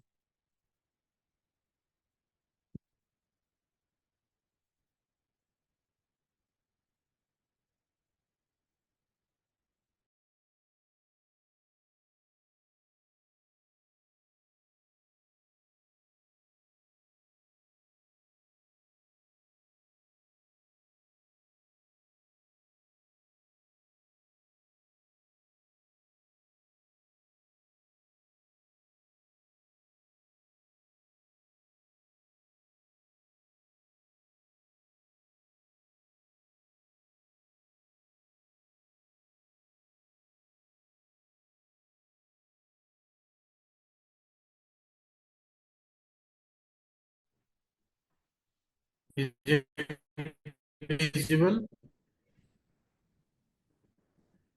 Yes, sir. Screen is visible.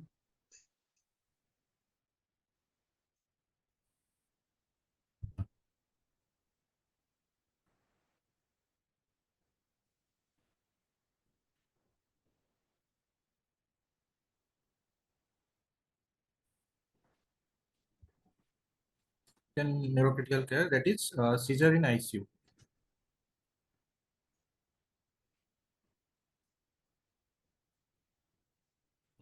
First, coming to the definition. Satya sir, your voice is breaking in between.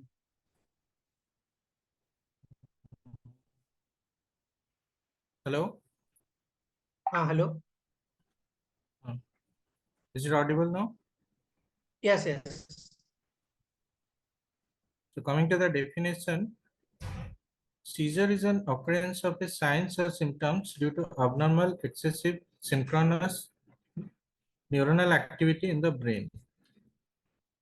And epilepsy describes a condition in which a person has a recurrent seizure due to a chronic underlying process. Next, coming to epidemiology, seizures are the most common neurological complication in a critical ill patient after metabolic encephalopathy. And it is estimated to occur in about 1 to 3% of the ICU patients. And it is associated with increased mortality. Some estimates suggest the seizures during critical illness are associated with a twofold increase in the risk of death. Now coming to the classification. In 2010, the seizure classification system was simplified and it was broadly divided into two categories. One is generalized seizure, another is focal seizure. Then coming to the characteristics of generalized and focal seizures. Generalized seizure usually involve both the hemispheres. Like initially it starts involving only one hemisphere, gradually it progresses to involve both the hemispheres. But in focal seizure, usually one hemisphere is involved. And cortical and subcortical structures are involved in generalized seizure, but in focal seizure, usually subcortical structures and neocortex is involved. And coming to sensorium, generalized seizure mostly associated with loss of consciousness. And in focal seizure, presentation is variable. Sometimes there is no impairment, absolutely normal patient, only one part or one limb of the patient is showing jockey movement. And there it is mostly associated with sensory or psychic phenomenon. And some cases there is impairment of consciousness. So presentation is variable. Now, what is post-ictal period? The period immediately after a seizure is called post-ictal period, and it is characterized by altered mental status. Patients may also demonstrate thought paralysis, that is reversible focal weakness in a part of the body after a seizure. And post-ictal changes sometimes last around 20 to 60 minutes, but may be significantly longer in critically ill patients.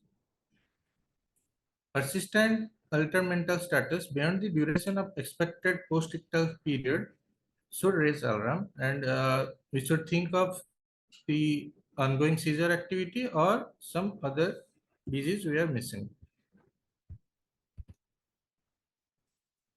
Now coming to the etiology. First thing in etiology, we should think about that whether the patient has any seizure history, whether the patient we have received in our ICU, whether it's a known seizure disorder patient or the first time. In known seizure disorder patient, we should think about whether the patient, the anti-epileptic drug patient was taking, whether he was taking a subtherapeutic dose or he has stopped suddenly, that history should be taken. And ethanol use, illicit drug use, CNS infection, or epilepsy, that we should think. And the patient who has no seizure history, we should inquire about ethanol use or withdrawal, drug toxicity or drug withdrawal, any CNS infection, CNS tumor, trauma, or any metabolic derangements like hepatic encephalopathy, dyselectrolytemia, hypoglycemia, decay, anorexia, severe, or nothing is found, we should think about autoimmune encephalitis also. Now, there are certain medications which you commonly use both in ICU and in OPD setup. They also lead to decrease in seizure threshold. So we should think about these medications. If we find any patient of seizure disorder taking these medications, we should immediately stop these medications. These include in antibiotics, fluoroquinolones, carbapenems, cephalosporins, in immunosuppressants, cyclosporin, tacrolimus, in psychoactive medications, bupropion, TCA, meperidine, and drug abuse, cocaine.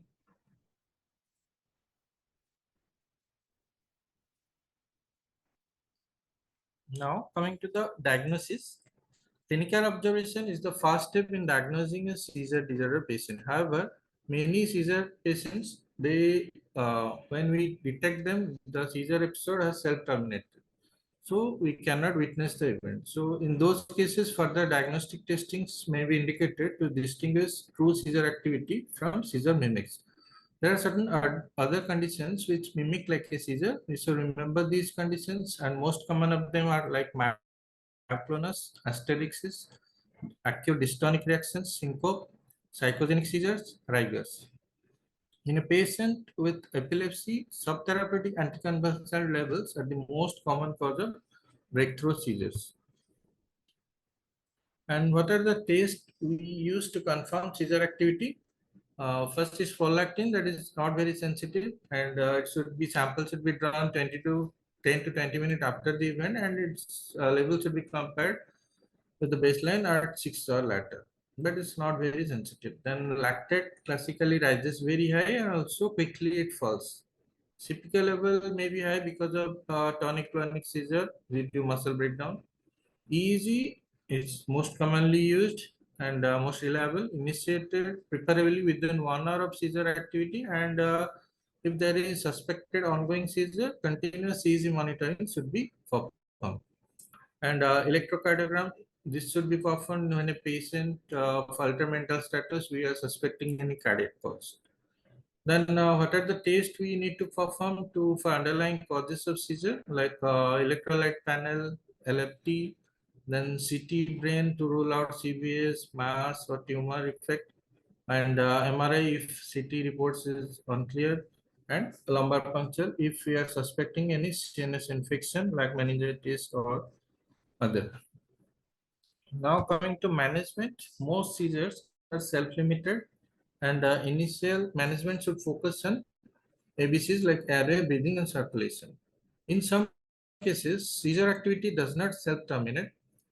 So in those cases where seizures lasting for more than 5 minutes or there is recurrent seizure, then those cases warrant immediate medical management, and most preferable drug is benzodiazepines like lorazepam. Then, what is status epilepticus? Will be detail in detail. We'll be studying about treatment in status and refractory status. But status epilepticus is the continuous clinical and electrographic seizure activity lasting for more than 5 minutes or recurrent seizure without recovery between the seizure activity. And it's a life-threatening emergency that requires urgent medical attention. And mortality rates are very high. And if there is some associated condition like CVS, then it further increases the mortality. And maybe again divided again two types, whether it's convulsive or non-convulsive. When it is convulsive, we call it generalized convulsive status epilepticus or generalized non-convulsive status epilepticus. In generalized convulsive, it's defined as more than 5 minutes of continuous seizure or more than 2 discrete seizure episodes between which there is incomplete recovery of consciousness. Definition is very important, and treatment again, ABCs are the priority, and preferably in those patients, we should intubate as soon as possible to protect the airway. While initiating continuous EEG monitoring and protecting the patient's airway, anti-epileptic medication should be simultaneously started to break the seizure. What medications? Repeated bolus of lorazepam because it is short acting and very readily available. And in refractory cases, we can use for second line drugs like fosphenytoin, phenytoin, or valproate.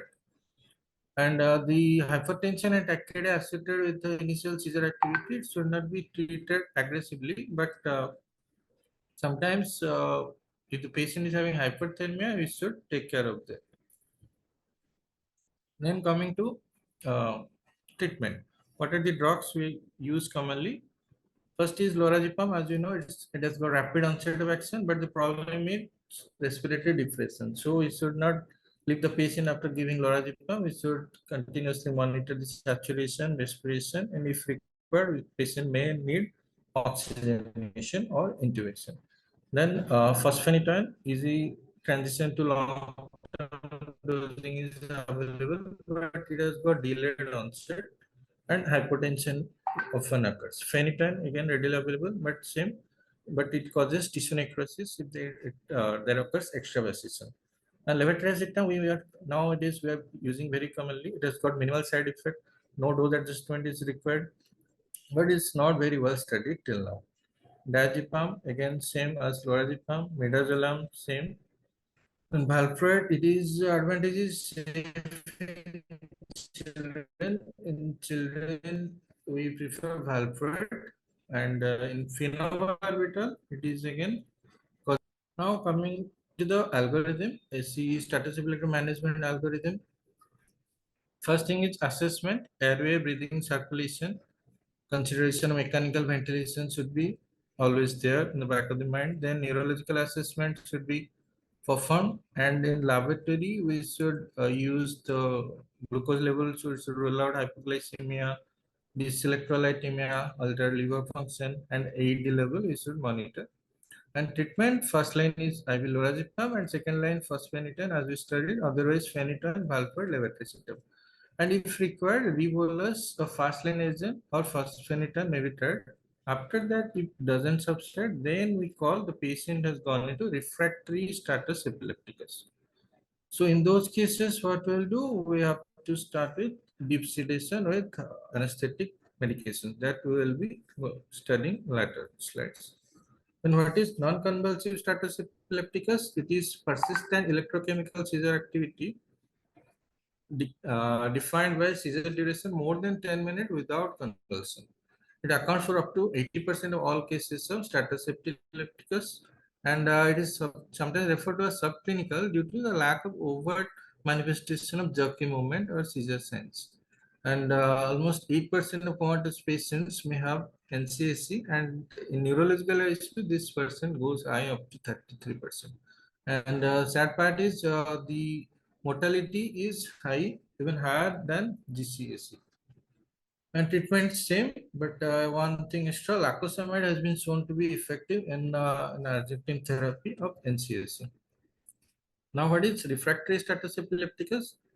The Neurocritical Care Society guidelines stated patient who experience either clinical or electrographic seizure after receiving adequate doses of an initial benzodiazepine followed by a second acceptable anticonvulsant will be considered refractory. Means second line drug देने के बाद भी अगर patient is having seizure, then we think patient has gone into refractory status epilepticus. And around 20 to 43% of the status epilepticus patients eventually land into refractory stage. Treatment mainly deep sedation using anesthetic drugs to achieve burst suppression. Treatment slide, propofol, ketamine, and thiopentane sodium usually we use.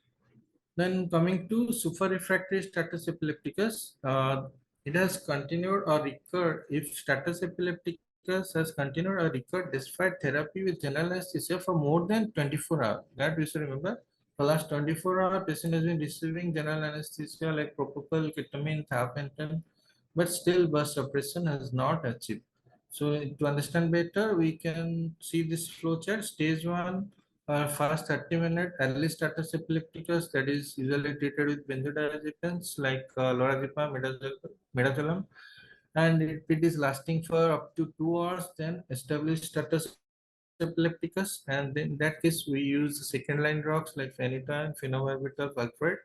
And it is lasting beyond 2 hours, then we call it refractory status epilepticus. And those cases, we start using general anesthetic drugs like propofol, ketamine, midazolam, and thiopentone. And after giving those drugs for more than 24 hours, still patient has not achieved bus suppression, then we call it super refractory status epilepticus. This continue or record despite therapy with general anesthesia for 24 hours. Then why this super refractory status epilepticus occur?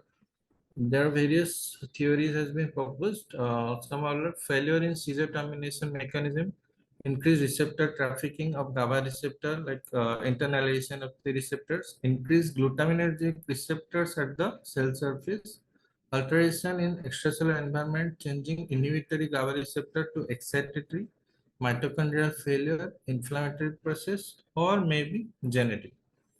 Now, what is the management of SRTC?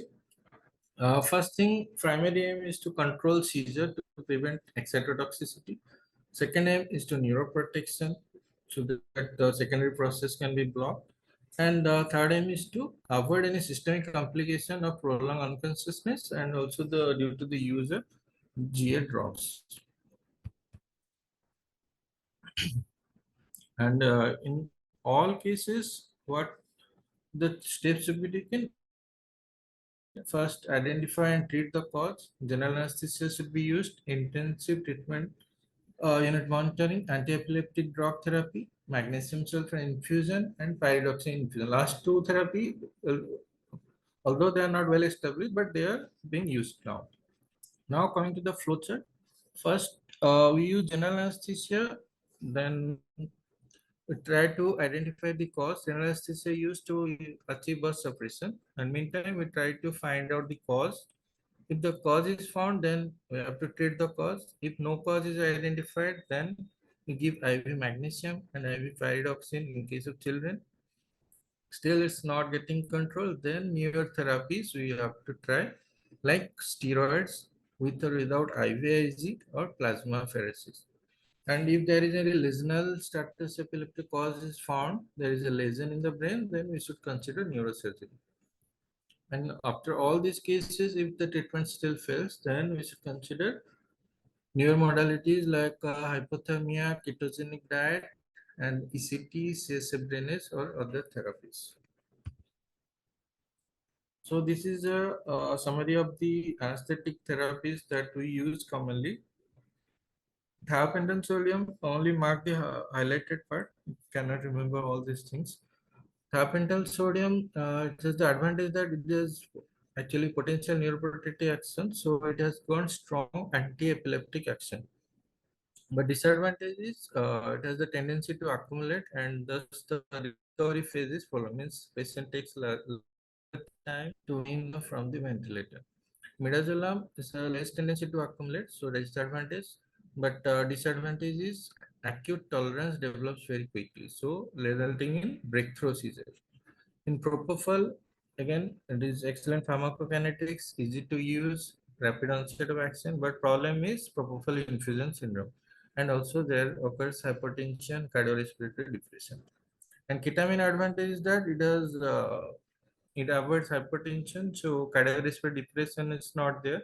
So patient is already is in shock, then we can use ketamine. But disadvantage is the potential neurotoxicity. Then when, as we said, if the cause is identified, we should opt for surgery. But again, outcome is not very impressive. Then steroid therapy, trial of 2 doses of high dose steroid can be tried. Prednisolone 1 gram per day for 3 consecutive days, followed by 1 milligram per kg per day in 4 divided doses can be tried. If no resolution in 2 days, then we should think of IVIG or plasma exchange. And if there is response, then we can continue steroid for a longer period of time. And it is reasonable to give in all patients in whom no cause has been identified yet for super refractory status epilepticus and no specific contraindication of steroid is there. If all the measures fail, then we should think of ketogenic diet, hypothermia, and other measures. And these are the last modality. Means if everything fails, then we can go for electroconvulsive therapy, transcranial magnetic stimulation, deep brain stimulation, vagal nerve stimulation, and CSF drainage.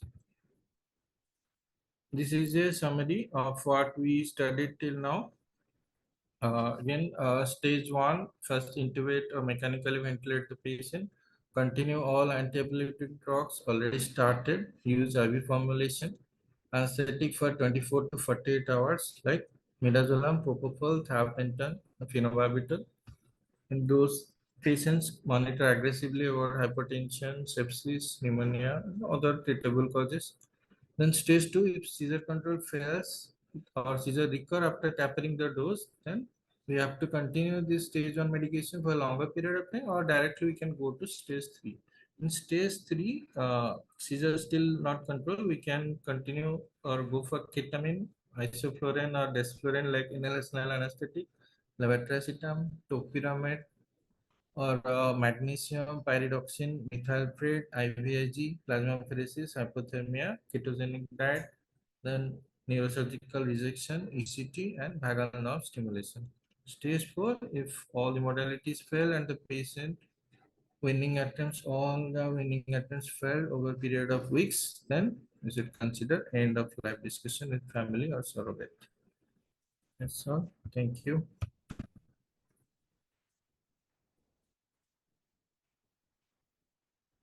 Thank you, Satyajit sir.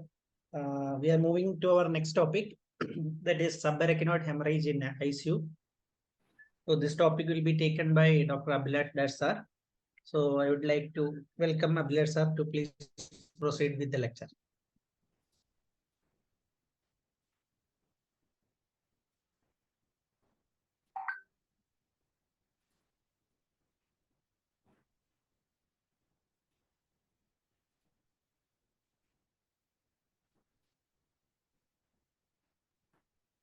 Cherian allow करो. Ah,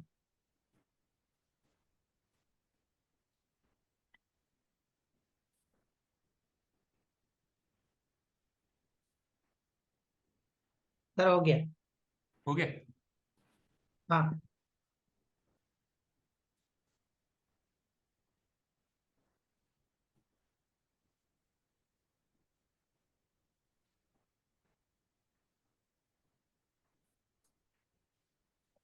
So welcome again. Now coming to a case of 60-year-old male with severe headache for 1 day with low GCS presents to the emergency department. He is a known case of uncontrolled hypertension. So this is a case of subarachnoid hemorrhage. What is the epidemiology? SAH is presenting as 5% of all the strokes, like ischemic or ICH, 5% only. It may be due to intracranial aneurysms, that is 80% majority, and or may be due to trauma, around 20% of patients. So what are the risk factors? May be modifiable or maybe non-modifiable. Modifiable risk factors like uncontrolled hypertension, smoking, alcohol, cocaine abuse, that will lead to SAH. Non-modifiable risk factors like family history of aneurysms, autosomal dominant polycystic kidney diseases, Ehlers-Danlos syndrome, that may also cause aneurysms. So aneurysm formation is a continuous process. Gradually it will increase the size and eventually it will rupture one day. Patient with previous subarachnoid hemorrhage or family history have higher propensity of rupture. What are the common sites? Posterior cerebral artery with internal carotid artery junction. That is the most common. The second one is anterocerebral artery and anterior communicating artery junction. And posterior circulation is very less. 20% of aneurysms. But the risk of rupture is high in advanced age patients, more than 60 or 70 years, chronic smokers, posterior circulation aneurysm, and large lesions. So how it presents? Presents as thunderclap headache. That is the, as everyone calls, headache of the worst headache of the life. That patient may present as with altermentation with variable GCS. May that patient have neck stiffness or fever or vomiting. So what are all the initial investigations we want to do? Most common most frequent is NCCT, non-contrast CT scan of brain. Once we find there is SH, then we eventually have to do CT angiography. Why the CT angiography is done? To locate the site and to plan the next management, definitive management. We can do electrolytes, that is sodium potassium levels. Usually this patient will develop hyponatremia due to salt wasting. We can do the coagulation profile because in some hemorrhages can occur in altered coagulation levels. ECG we can do that there is ST elevation or T wave inversion or some changes due to SH that occurs majority patients due to sympathetic overactivity. Tropi levels are usually high in these patients, and CBC is also done. This is seen that in leukocytosis patients, the prognosis is poor. What are all the further investigations? Once we see a patient of SH, LP can be done after 12 hours. There is xanthochromia. MR angiography is done in patients where CT angio cannot be done, like pregnant patients or patient having contrast allergy. Digital subtraction angiography is done in patients where there is dilemma. Clinically, the patient looks like SH, but in CT scan, we are not finding anything. So DSA can be done from day 2 to day 14. And in patients having high risk of seizures, EEG monitoring should be done.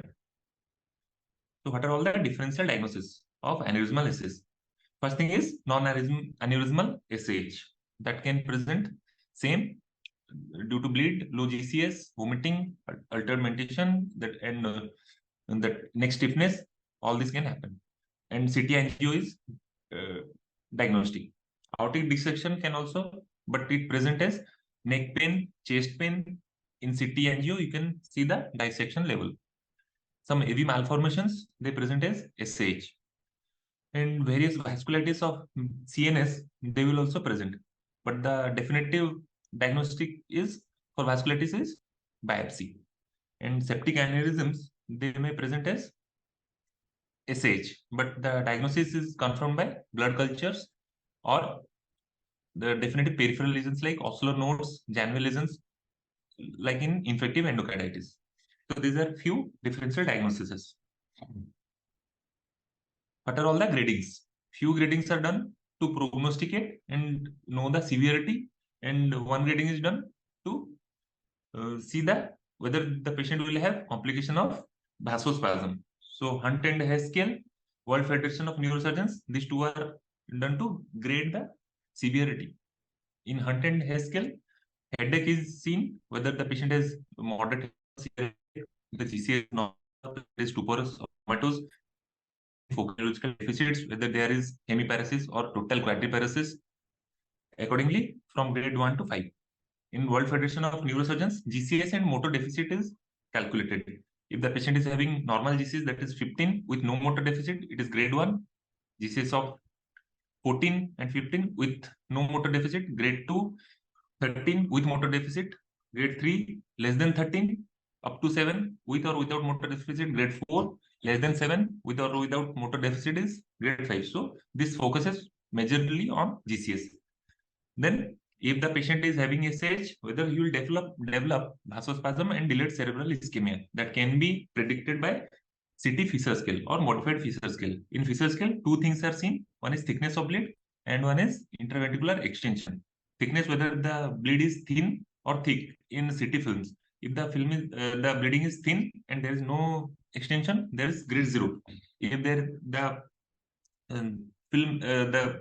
bleed is thin and there is interventricular extension, that's grade 1. Grade 2 is thick bleed without interventricular extension, and grade 3 is thick bleed with interventricular extension. And the risk of vasospasm is 0%, 10%, 20%.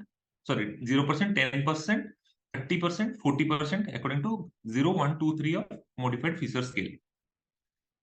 So how to manage? Early diagnosis and securing the aneurysm is most important. We have to prevent the rebleed to decrease the disability. As in all emergency cases, we have to do the ABCDE approach. The BP target, we have to maintain the systolic blood pressure less than 160 and MAP less than 110. It is done by IV agents like labetalol or oral nimodipine. Nitroglycerin and nitroprusides are not used because they will vasodilate the intracranial vessels that will lead to more bleeding. We have to avoid hypotension because if hypotension develops, there will be decreased cerebral perfusion pressure. So there will be more chances of ischemia. We have to maintain euvolemia and euglycemia. Surgery or endovascular therapy should be ideally done within 24 hours of presentation. As early as possible, you have to do the definitive therapy. Complete obliteration of aneurysm can be done by coiling or clipping. In both the anterior and posterior circulation aneurysm, coiling is the preferred method. In patient aged less than 40 years and having large neck of aneurysm, big aneurysm, clipping is the preferred mode. Coiling improves 1 year functional outcome. But if the patient comes with poor GCS and signs of irreversible brain damage is there, patient attendant should be counseled for the conservative management because the prognosis is very grave. So if there is cerebral edema, we have to start the anti-edema measures, whether there is 3% NS or mannitol we can use. We have to avoid the coughing, straining of patient. All infection bundle practices and ICU care bundle practices should be strictly followed. In case of coagulopathy, we have to reverse it with proper agents, that is prothrombic complex concentrate or directly acting coagulants, fresh frozen plasma or platelets according to the derangement. No antifibrinolytics should be used. Tranexamic acid should not be used. And coming to the complications. Some complications are acute, immediate, or some complications are delayed. Rebleed is the most common complication in SH. It occurs in the first 2 to 12 hours. It is associated with high mortality. Around 70% of patients die. What are all the risk factors? Delayed treatment of aneurysm, elderly patients coming with low GCS, large aneurysms, high systolic blood pressure, patient with hydrocephalus, and multiple site aneurysms. They tend more to rebleed. Then emergency aneurysmal repair is the treatment. Next is the delayed cerebral ischemia. It is seen in higher grades of SH. As I told, in fissure grade 2, grade 3, there is more chances of vasospasm leading to delayed cerebral ischemia. It presents a sudden drop of GCS and focal neurological deficits also develop, like dysphagia, dysarthria, some sensory or motor disturbances, or diplopia. Risk stratification is done by modified Fisher scale. Vasospasm is the major cause. It occurs in 4 to 14 days. How to diagnose? Diagnosis is done by definitive diagnosis is the CT angiography and CT perfusion imaging. But transcranial Doppler also can be used, as this is easy to do bedside and repeatability is there. In transcranial Doppler, cerebral blood flow velocity is more than 120 centimeter per second, as there is narrowing of the vessels. And one Lindgren ratio is there. It is more than 3. This ratio is MCA flow by ICA flow velocity. So we have to prevent and treat. First is prevention of vasospasm. How to do this? Early use of oral nimodipine. As I told, nimodipine dose 60 milligram every 4th hourly. And we have to maintain euvolemia. Prevent hypervolemia, prevent hypovolemia. Previously, we thought the triple S therapy is helpful, but nowadays it is not followed. And once we are not able to prevent and already vasospasm is occurring, then we have to treat. How to treat? First, we have to elevate the systolic blood pressure to increase the cerebral perfusion pressure. We can do it by noradrenaline use or phenylephrine use. Then intraarterial vasodilators, they also can cause dilation. And these agents are adenosine, nimodipine, nicardipine. And finally, we can do cerebral angioplasty. There is no role of magnesium and statins in vasospasm. Some patients around 20 to 30%, they develop hydrocephalus. It can develop anytime, acute or chronic. Present as acute drop in GCS and seizures. Acute hydrocephalus, what is the treatment? External ventricular drainage and lumbar puncture, draining some fluids. That can cause improvement in GCS.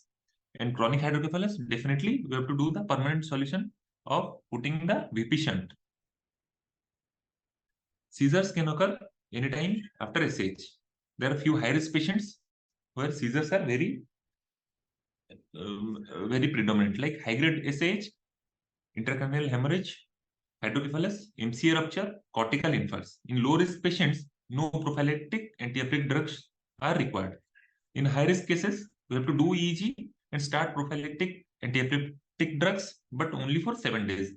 In patients with seizures also, only 7 days of therapy with anti-epileptic drugs is mandated. Drug of choice are valproate and levetiracetam. In recent guidelines, phenytoin use has been prohibited because of complications of phenytoin. What are other complications of SH? Intracranial hypertension due to cerebral edema, transient and reversible left ventricular dysfunction, that is called Takotsubo myocarditis. Cerebral salt wasting and CRD can occur due to hyponatremia, due to salt loss. Long-term complications like chronic hydrocephalus, neuropsychiatric issues like memory loss, mood disturbances can also occur. How to prevent? Proper antihypertensive therapy, cessation of smoking, and screening of the first-degree relatives of aneurysm patients. Rehabilitation. Rehabilitation is very important. That will lead to good post-SH, good recovery. Early mobilization, passive limb exercises like active isolated stretching, follow-up scans regularly in SH patients. All the behavioral and cognitive therapy should be given, and multidisciplinary team effort is very important for the rehabilitation and recovery of patient. Some trials pertinent to SH we should know. One is ISAT trial, that is whether clipping is better or whether coiling is better. Definitely coiling is better for 1 year survival and disability, but in large neck aneurysms, saccular aneurysms, clipping is better. And for long term, both coiling and clipping are same. One is ultra trial, that is denying the use of tranexamic acid in this SH patients. MASH2 trial came that told that the magnesium should not be used in vasospasm. These trials are very important. You should read. And this is all about SH. Thank you. Thank you, Abhilash sir. We will move to our next session. Next lecture will be taken by Dr. Sanjeev Das sir. He is assistant professor in the Department of Critical Care Medicine. He will be taking a lecture on the neurological infections. I invite Dr. Sanjeev sir to please proceed with the lecture. Is it audible, Sajid? Yes, yes.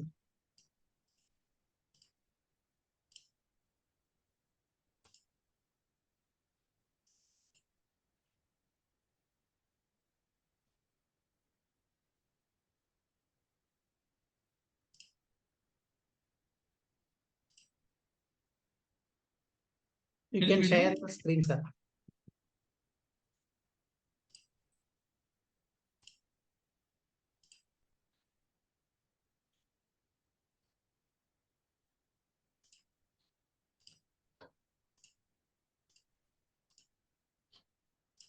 Just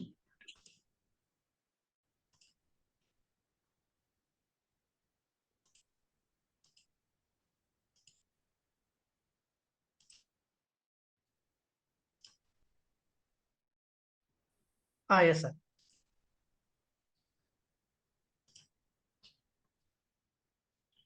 So, good evening, everyone. After subarachnoid hemorrhage, I am presenting this topic neuro infection in ICU. So, according to site of infection that can be classified as meningitis or encephalitis. Meningitis is the inflammation of the meninges. Encephalitis is the inflammation of the brain parenchyma, and brain abscess, that is a pus collection inside the brain, or epidural abscess, subdural empyema, or ventriculitis. Those are inflammation of the ventricular epithelium. So classification according to pathogen involved, as can be sinus infection can be with bacterial, virus, or fungal, or parasitic, or primary disease. Most commonly we see in day-to-day practice are the bacterial and virus.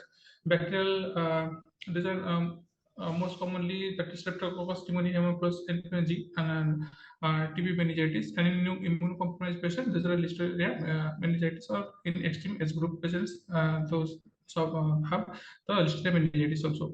So, and viral series infection, those are most commonly are herpes simplex virus, herpes zoster virus, and in immunocompromised patients, these are cytomegalovirus are the most common. And fungal CNS infections are not common in immunocompetent patients, but are more common in immunocompromised patients. And those are the Aspergillus, mucormycosis, cryptococcosis, and all those.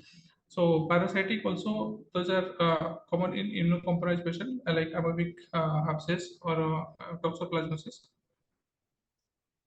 Right, disease we don't have it in common day-to-day practice. So according to age group, the bacteria have the prevalence. So in extreme age group, those are having less than 1 month or more than 50 years, they can have Streptococcus pneumoniae, Neisseria meningitis, and listeria in this group are common.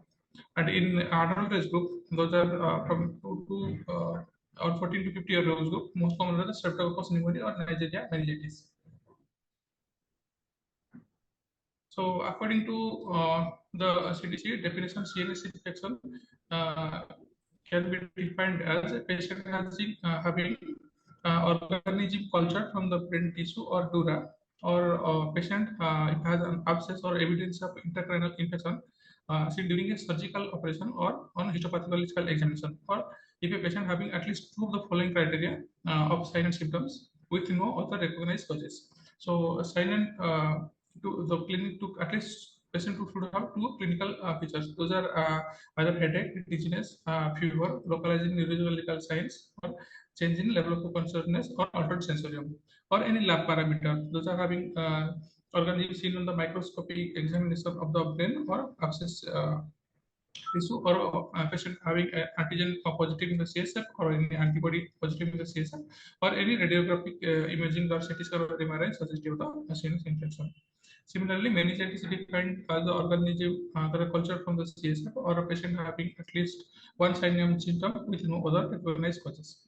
And those signs and symptoms are like fever, headache, neck stiffness, meningeal signs, and cranial signs, or canal palsy, or irritability, or altered sensorium. And lab parameter, these are the suggestive of cytology or biochem that are suggestive of CNS infection, or organism having gram stain in the CSF or culture from the blood or CSF. And patient have tested antigen test in the CSF or blood or in urine. Usually, mostly the Streptococcus pneumoniae and Listeria antigen we detect in the urine, and also in CSF, and also diagnosed antibody titer we can see from the CSF. So these are the lab parameters. So at least one lab parameter and one clinical feature, if that, then we can say this is having a meningitis.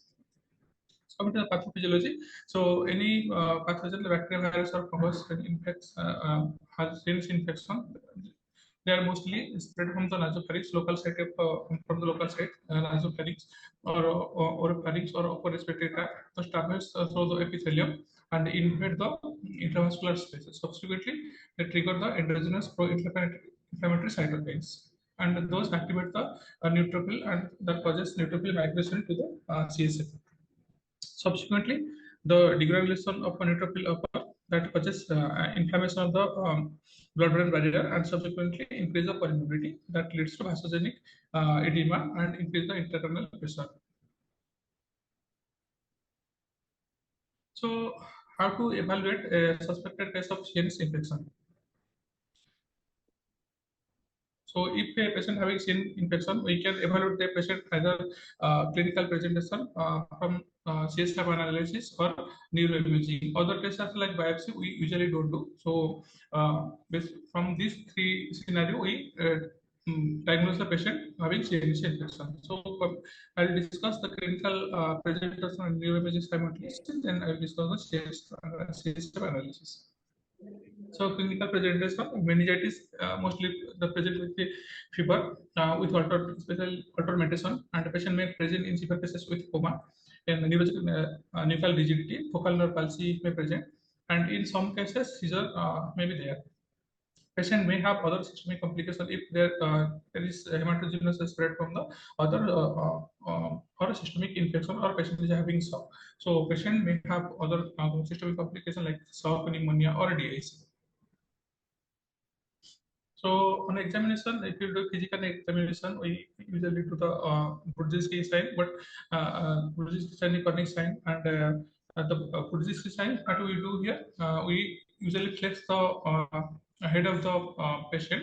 Subsequently, patient flex the knee and the hip. So if this there is flexion of the hip and the knee, we tell that Brzezinski is positive. Also, similarly, chronic sign, if will extend the knee over the flexed hip, patient will have a hamstring muscle contraction. So that is a condition positive. And otherwise, skin purpura rashes, we usually find the meningococcal meningitis. We also do in physical examination of fundus examination, that may suggest a papilloedema that again indicate a raised intracranial pressure, or patient may have retinal hemorrhage or suffer a cortical exudates. So these are the T1 sequence imaging showing the leptomeningeal and pachymeningeal enhancement in a patient with meningitis. So coming to the second scenario, encephalitis. This is the infection of the brain parenchyma itself. So most commonly, these are caused by the viral infection, herpes simplex virus, herpes zoster virus, and other like enterovirus and mumps, West Nile virus, and cytomegalovirus in immunocompromised patients. So common clinical features in these patients are the patient will have prodromal symptoms like fever, headache, myalgia, and patient may have also respiratory tract infection. So usually this patient present have a altered level of consciousness and focal neurological deficit and seizure. In addition to the common clinical features. So this is the MRI finding. Flare sequence in a patient with herpes simplex virus. Those are showing hyperintense lesion in the temporal lobe and insular cortex. So suggest of the herpes simplex encephalitis. Similarly, this is a varicella zoster virus encephalitis. Those are showing flare enhancement in the caudate lobe and paramedian cortex. So West Nile virus, this is again flare enhancement in the thalamus and the cerebellum. So coming to the third scenario, the brain abscess. This is the focal or prurient collection inside the brain parenchyma. So patient usually they don't present with the fever here.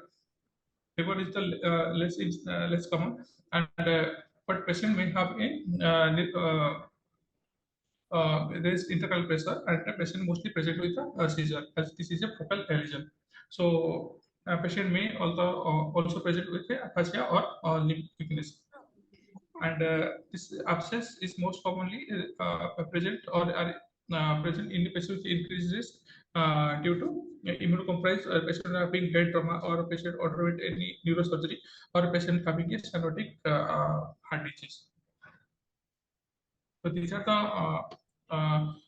CCT head suggesting of a ring enhancement lesion, and this is a keyword sequence MRI suggesting the brain abscess. And the neurocytosis, this occurs due to ejection of the egg of Taenia solium, and common presentation are seizure, headache, neuropsychiatric dysfunction, cognitive decline, and hemisensory loss, or gait disturbance, movement disorder, dysarthria, and meningeal signs. So these are the different stages of neurocytosis. These are present the vesicular lesion or collateral cyst, or may present the granular lesion, or subsequently last stage they may present with a calcified lesion. And coming to the clinical the cranial epidural abscess. In epidural abscess, the collection remain outside the dural. So in those cases, we don't find the typical neurological signs symptoms. So patient may present with fever, headache, and nausea, but neurological symptoms and the complications are rare here. So these are typically results from the trauma or neurosurgery. And common pathogens involved here are streptococcus, staphylococcus, or anthrax. These are the T2 flare sequence suggested one epidural abscess in MRI. These are the T1 sequence. Subdural empyema, the infection of the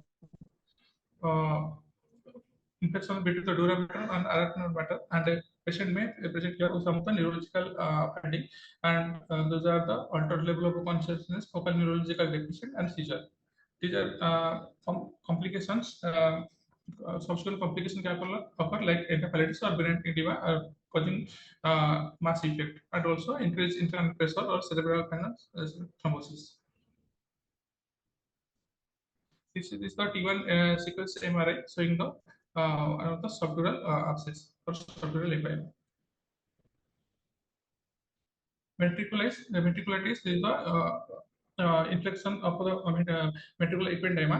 This is a common complication of meningitis. Usually a late complication indicating a failure to improve or despite best conventional treatment to the meningitis. This usually occur due to external device like short or extraventricular drainage or maybe intracranial devices. And the clinical feature, these are mostly present with the hydrocephalus and internal pressure. Again, the common pathogens are cons like Staphylococcus epidermidis or Staph aureus, or may also have a MRSA. Or gram-negative infection can also occur because of external device of nosocomial infection. Those are the E. coli, Klebsiella pseudomonas, and Acinetobacter. They are the MRI suggesting the ventriculitis. So,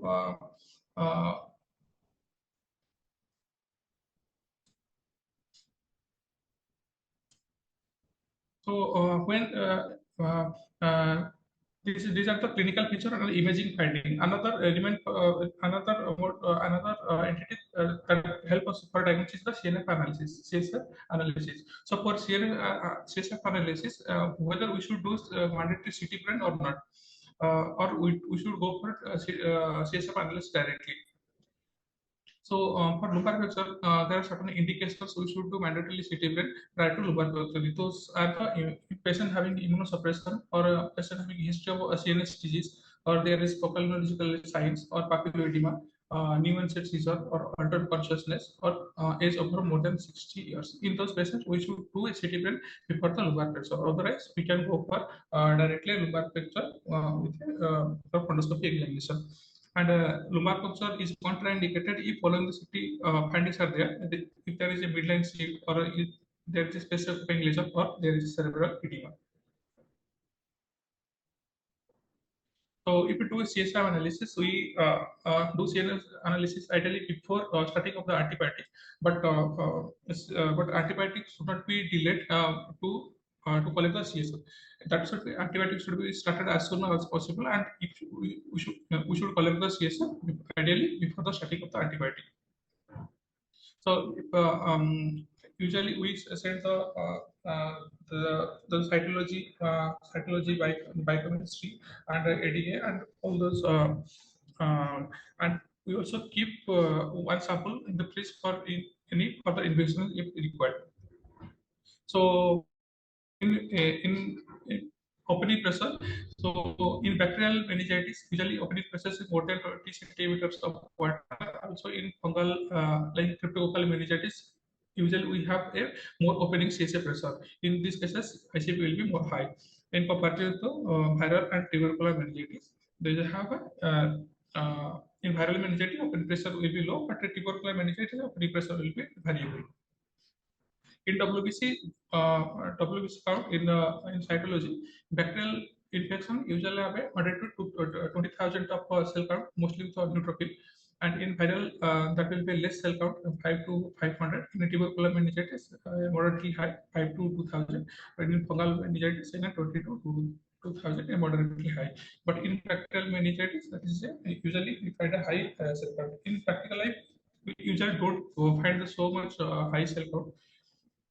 But it's remember that most neutrophil count is more than 80%. That is suggestive of bacterial meningitis. In other cases, lymphocyte counts are more. So glucose, in all cases, glucose will be less except the viral meningitis, where glucose will be normal. And protein, in all cases, protein will be high. And gram stain in bacterial, we sometimes find a gram stain positive. And cytology, we shall do in immediately stem to diagnose the cryptococcal meningitis. So coming to treatment part, antibiotic should be empirically we should start antibiotic as soon as possible.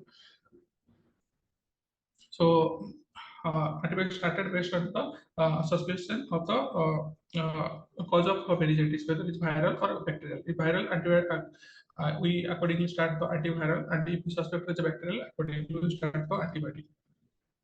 And we should not wait for the CT scan or CSF confirmation to start the antibiotic. So before starting antibiotic, as I said, we must think which type of organism involved in the meningitis.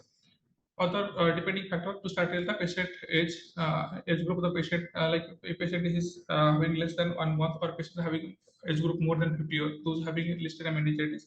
So this patient age should be taken into account before starting the antibiotic also, and also immunostatus of the patient, and whether the patient is a pregnant patient or not, and whether the patient is a common neonatal or nosocomial infection. Because of nosocomial infection, most of the organisms have a resistant type of bacteria. So also empirical therapy in neurosurgery patient, trauma patient, and patient with storms should be considered specially, and those should cover MRS and also gram-negative cover. So what are the recommendation for empirical antibiotics? So in adult age group of 18 to 50 years, most common organisms are Streptococcus pneumoniae and Neisseria meningitis and Haemophilus influenzae. In these cases, we usually start cephalosporin ceftriaxone 2 gram IV 12 hourly, and or cefotaxime 2 gram IV 12 QID, and we add vancomycin 50 milligram or 15 to 20 milligram per kg body 12 hourly, depending on the register of the ICU, register type of the ICU. So vancomycin added if we suspect the registered the organism is registered as ceftriaxone. So alternative drug are second-line meropenem or chloraphenicol. So if patient having age group more than 50 years, the organism similar organism, extra another add-on organism can have the Listeria monocytosis. So here we apart from ceftriaxone and vancomycin, we add another antibiotic, the ampicillin, that is 2 gram IV 4 hourly. If patient having impaired immunity, this can have a Listeria or gram-negative Streptococcus pneumoniae and Neisseria. Similarly, we add another antibiotic, the ampicillin, the vancomycin, and the ceftriaxone or anti-pseudomonal compound, ceftriaxone or cefepime. Because pseudomonas is can be a common infection in immunocompromised patient also. So in neurosurgery, trauma or infected sort patient is can have a gram-negative infection or a mostly MRSA, which is resistance staph aureus or Streptococcus pneumoniae. So in this patients we start with the third or fourth cephalosporin covering the both gram and gram-negative, gram-positive and gram-negative, and also vancomycin.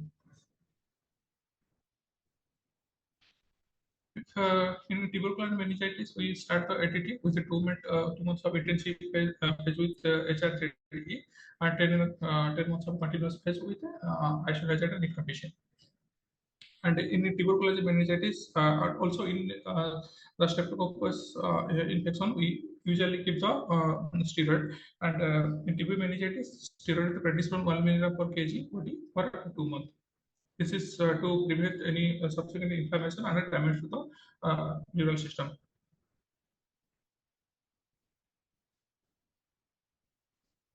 So in a non-immunocompromised patient, we shall give the ceftriaxone, and this is for brain abscess. If the patient having brain abscess, and in non-immunocompromised patient, we add a metronidazole for anaerobic cover. And if patient having nosocomial source or trauma or neurosurgery, and having subsequent abscess, then we give an anti-pseudomonal cover, ceftriaxone or cefepime, along with the vancomycin, and also anaerobic cover with the metronidazole.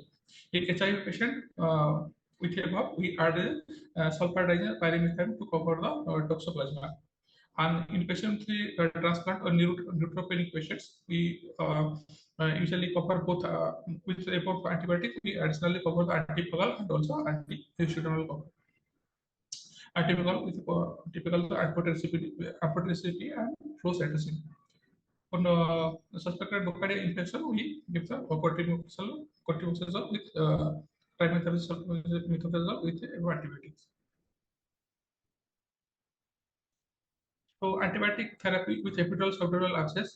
If a patient having epidural or subdural abscess, ideally it should, if patient is unstable, then antibiotics should be started immediately. But if patient is stable, that should be drained with neurosurgery.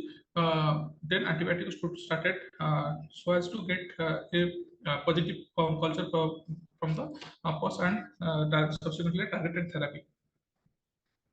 So antibiotic empirically we can give the vancomycin with this epipen or ceftriaxone and metronidazole for the abscess. So coming to the viral meningitis or encephalitis, in those patients, symptom as I already discussed, patient should be managed with the seizure and management of intraocular pressure and air protection. So, infection with herpes simplex, we usually give the cycloprid 10 mg per kg body weight 8 hourly. For cytomegalovirus, we start with the cycloprid 5 mg per kg body weight 12 hourly. And for Western virus, cycloprid 10 mg per kg body weight 8 hourly. Fungal infection, these are the opportunistic infection in immunocompromised patients, and they can cause many papillitis, brain abscess, and granuloma. Most common organisms are the cryptococcal pathogens and Aspergillus, mucormycosis, histoplasma.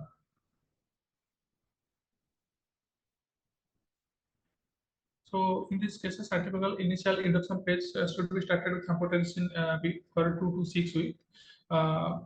Then in chronic suppressive phase, we give 6 to 8 weeks with a triazole like fluconazole or voriconazole.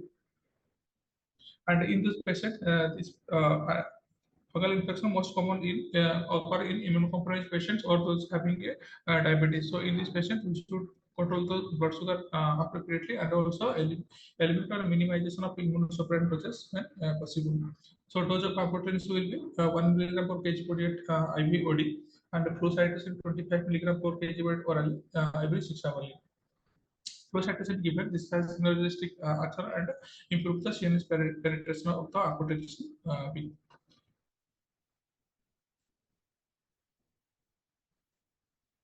So if patient having neurocytosis, the treatment would be if the parasite is dead or calcified larva, so only the anticonvulsant therapy is given. So if the larva is active or viable, then albendazole, praziquantel is given, and along with the steroid, dexamethasone or prednisolone. Or a surgical intervention is required if there is intraventricular cyst or intraventricular cyst, along with albendazole, praziquantel, and steroid and anti-epileptic drugs. So, in a nutshell, a patient having clinical symptoms indicative of CNC infection, like patient having fever, signs of meningitis, or any pulmonological deficit or paralysis, sufficiently we do an imaging. MRI ideally, if it is readily available, otherwise you can go for the CT scan. If the neuroimaging shows no focal abnormality, then we go for CSF analysis. Doing the cytology, biochemistry, LDS, ADA, and all those, and PCR in some cases to find out the particular organism. And we start based on the lab report, we start the empirical therapy with targeted cephalosporin along with the vancomycin, targeted cephalosporin or meropenem or ampicillin with or without ampicillin, also vancomycin. And if there is suspicion of a viral infection, cycloprid. If the neuroimaging shows focal or parenchymatous abnormality, then we should see criteria for stereotactic brain biopsy or neurosurgical dissection of the brain lesion, if possible or not. If not possible, then we go for CSF analysis and subsequent empirical therapy. If stereotactic brain biopsy or neurosurgical intervention, if is possible, then it should be done for and the sample should be collected and the registered pattern should be tested and appropriately antibiotic should be started.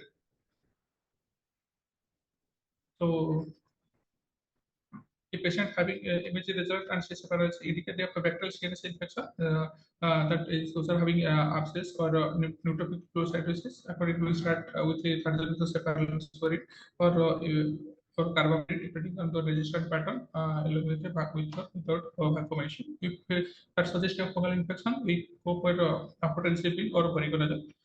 And if there is toxoplasmosis, then we go for pyrimethamine sulfadiazine. So directed treatment should be initiated immediately after isolation of a positive organism and follow the recommendation. So usually we start with the empirical antibiotics. Subsequently, we should direct the antibiotic based on the culture report. So this much. Okay, thank you.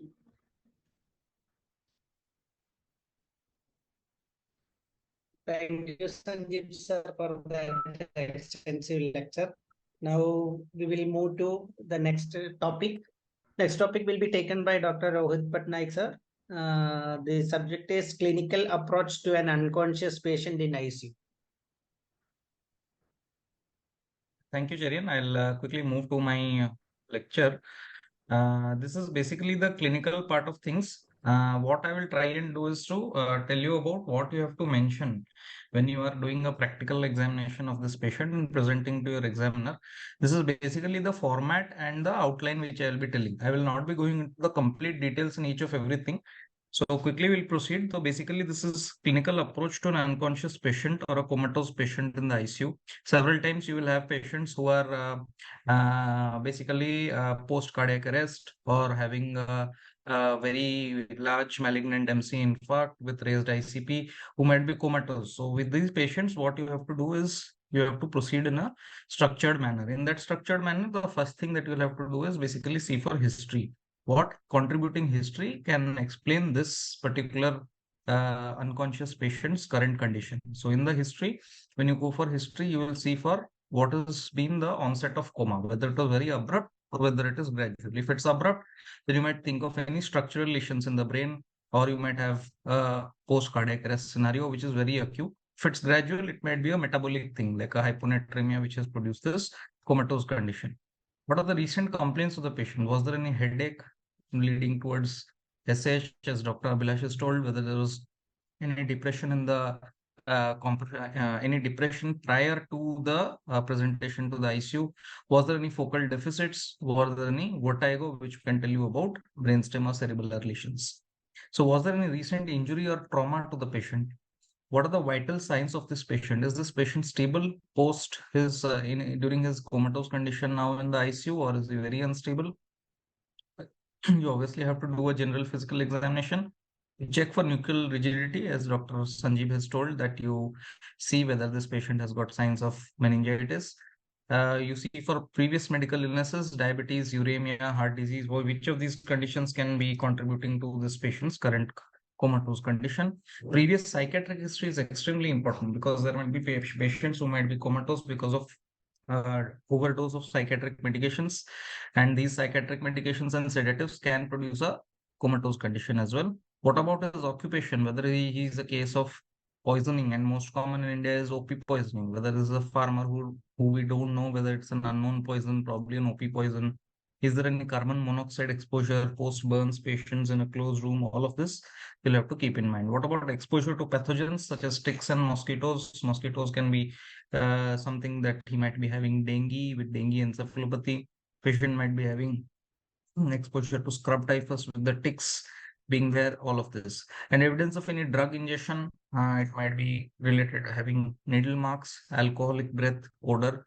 Okay, all of this can cause comatose conditions. So the history is important. Second is going towards deducing a neurologic profile of this patient. So when you present cases, then you'll have to give the neurologic profile of this patient. And most important in this neurologic profile is the mental status, which is the GCS and the force score. I will not tell you details on how to evaluate for the GCS. I'm sure all of you would be evaluating the GCS in your ICU. So GCS is basically eye response, motor response, and verbal response. So what I'll focus on is the force score, because this is more useful in a comatose patient, because this actually is different from the GCS in the fact that although it has eye response and motor response, what it additionally adds to in a comatose patient is basically going for the brainstem reflexes. So these reflexes are extremely important in comatose patients. So that is also grading to it. So you can grade it from 0 to 4. So all 4 score is basically 4 scores, that is eye, motor, brainstem reflection and respiration, and each of these scored from 0 to 4. So basically it is 4 of 4. And so the third thing which I was touching on is basically brainstem reflexes. So this is very important for comatose patients, where you see for both pupil and corneal reflexes. And last but not the least, in comatose patients, the type of respiration can give you an idea as to what sort of etiology the patient might be having. And again, here also you look for whether there is a patient who's breathing above the set ventilator rate. You set 16 respiratory rate and patient breathes at around 30. So that is one of the things. Second is irregular breathing. Third is Cheyne-Stokes respiration, or whether there is a regular breathing pattern. So in this way, actually the 4 score performs much better than the GCS score when evaluating for comatose and unconscious patients in the ICU. So we move forward in the neurologic profile. Apart from the mental status, you see for pupillary reactions, whether it is present, whether it is absent. But remember, if it is asymmetric, both the sides, left and right, then you have to describe it as to what sort of asymmetry, whether there is reaction to it present or not, what is the size of the pupil, all of this. And recently, we are also moving towards automated infrared pupillometry as well, because of the subjectivity of seeing the pupils with your manual from the manually with the intensivist. We are moving towards evaluating for the size and the amount of reaction in the pupil with automated infrared pupillometry. So spontaneous eye movements, extremely important. Comatose patients, you'll have to open both the eyelids together. And when you raise both the eyelids together with your hands, you will have to see whether the patients are having what sort of movements, whether they are orienting both eyes towards the same side, a particular side, or whether there is a roving eye movement, and whether the roving movement is conjugate or whether there is conjugate, or whether the eyes are having completely abnormal movements, which you really can't decode. So you have to describe what sort of abnormal movements also this patient has got in the eyes. And the respiratory pattern, this is a part of the 4 score as well. So you see whether the patient has got regular breathing pattern, whether it is periodic, whether it is ataxic. Several times patients with brainstem lesions might have double triggering on the ventilator as well. So you'll have to mention in your examination that the patient had double triggering on the ventilator as well. So what about corneal reflexes? It is extremely important. Corneal reflexes and pupillary responses both are important. So corneal reflexes, you will have to test and see whether it is present or absent. Then we move towards the other brainstem reflexes, such as the oculocephalic, and then I'll come to the oculovestibular reflexes. Then you'll have to evaluate the oculocephalic reflex, see whether it is a normal reflex or it is a completely comatose patient, comatose reflex. If it is completely abnormal, then you'll have to describe whether it is abnormal and whether it is minimal or whether it is none. Okay, so all of this you'll have to describe with the oculocephalic reflex. With the oculovestibular reflex, you'll have to see whether patient got an nystagmus or it was tonic conjugate, or whether it is abnormal, it is minimal or none. Okay, so all of this you'll have to see with the oculovestibular reflexes. Then you go towards the skeletal muscle tone. So this is one of the things you'll have to see whether it is normal, whether it is increased, decreased, or whether it is completely flaccid. Then we move towards the deep tendon reflexes. This is also something we can test in comatose patients. You'll have to see whether it is normal, increased, or completely absent. So this was basically evaluating the neurological profile of the patient with examination. But remember that neurologic profile of a comatose patient is going to be different from a patient who is awake, okay, but he is responding to your commands. So this is different from the comatose patient. So several of the things which can be done in that sort of patients, I have not mentioned in the comatose patients. But in a comatose patient, several things you will not, such as the motor power. Motor power evaluation cannot be done in a comatose patient. You don't know what power the patient has got. But definitely you can evaluate for the deep tendon reflexes. Along with the history and this neurologic profile, what we have seen, we can also see for the lab evaluation in case of a comatose patient, what emergency labs you can do for a patient who are first seeing for the first time comatose in your ICU. So in the venous blood, you can see for glucose, electrolytes, hypoglycemia is one of the main causes of coma. Electrolytes, hyponatremia, urea, creatinine, if it is very, urea is very high.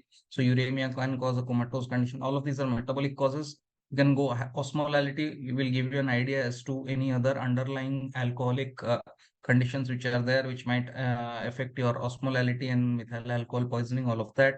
complete blood count will give a general idea about the TLC count, whether it's an infection causing this sort of comatose condition. Coagulation studies will give you also an idea about the deranged coagulopathy, DIC, bleeding, probably CNS bleeding causing so much of comatose condition. Okay. So all of this can give you an idea. Arterial blood, you can check for the color. If it's really brownish in color, then you can think of the arterial hypoxemia causing this much of comatose condition. So pH, PO2s, PCO2s, severe acidosis, all of this can cause comatose conditions for patients. So carboxyhemoglobin, as I said, if it is high, then your blood can appear very bright red, and this will give you an idea about this being the cause of this comatose condition of this patient. So all of this will contribute to it determine the etiology. CSF, of course, extremely important. CNS infections, Dr. Sanjeev just touched on that in the previous class. Cells, gram stains, glucose, all of this can give you an idea about whether there's infection in the CSF. And what additional tests? Along with this, you can do LFTs, thyroid and adrenal function tests, blood cultures, obviously viral titers several times, CNS infections, viral infections, they can present with comatose conditions.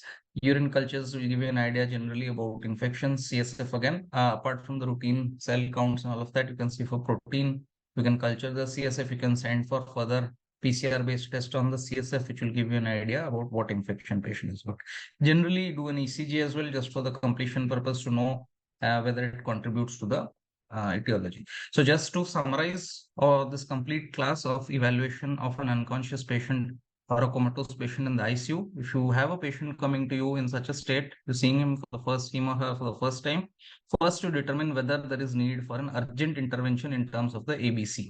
So if there's an intervention needed with an airway, you intubate if the patient has got a GCS less than 8, or if your PCO2 is more than 45, obviously hypoventilating this patient, you'll have to intubate. And second, you see for the breathing, that is whether he's maintaining a saturation more than 90. If his PCO2 is decently okay, if less than 40, then it's well and good. If not, then you might have to proceed for intubation again. Circulation, you see whether patient's maintaining a MAP of more than 70. If not, you'll have to start some fluids or vasopressors for this patient. So ABC is your first step. So once the ABC is done, patient's been taken care of in terms of ABC, then you immediately check for a finger stick glucose. Glucose is the easiest thing to do, and several of our times our patients are presenting with hypoglycemia, and that is one of the easiest thing to correct to improve the comatose condition of the patient. And then you draw samples, as I said, for all the tests that we're going to do: electrolytes, ABGs, liver and thyroid function tests, CBCs, and if you're really suspecting toxicological issues, you might send a tox screen for patients in blood and urine.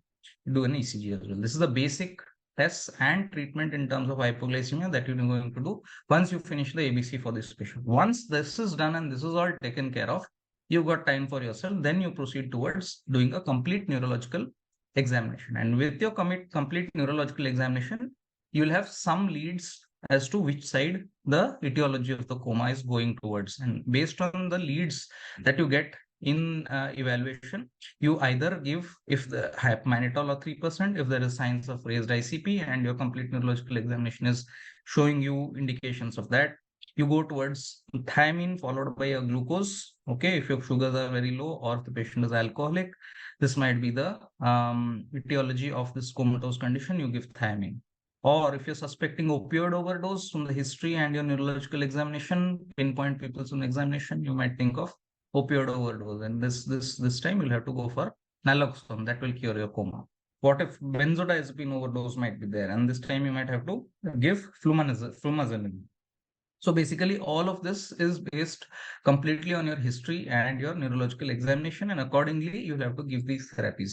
But why these therapies have been mentioned here first is that these are really easily correctable causes of the coma of the patient. So this is something you'll have to keep in your priority when you start treating patients with coma.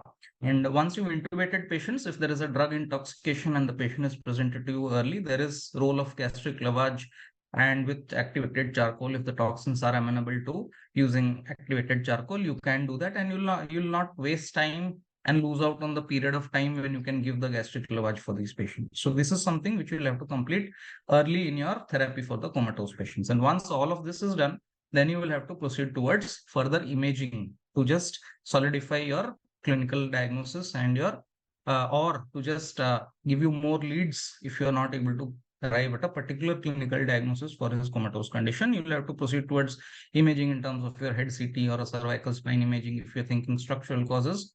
And of course, once all of this is done, and then you've still not got reasons to what is happening, you again go back and do a detailed history and systemic examination. And several times this is one of the things that I've seen, that once we've done a single one-time evaluation of the patient in terms of history, neurological examination, and basic treatment and an imaging, we sort of never go back again to our history and again repeat our clinical examination. But several times we get new leads once we go towards and repeat our history and examination when we are evaluating a comatose patient. And once even that doesn't reveal anything else, or it reveals certain leads again, you can proceed towards doing an EEG or a lumbar puncture. Okay, further evaluation of the CSF with lumbar puncture, or if you're suspecting lesions which are not visible on your CT scan, then you might proceed towards doing an MRI. So this is basically an overall outline of a patient who is presenting to you in an unconscious state or a comatose state in the ICU. Thank you. Thank you, Rohit sir. Now we will move to today's last lecture, that is data interpretation, neuroimaging, and waveforms. This will be taken by Dr. Samir Samal sir. I invite Samir sir to please proceed with the lecture.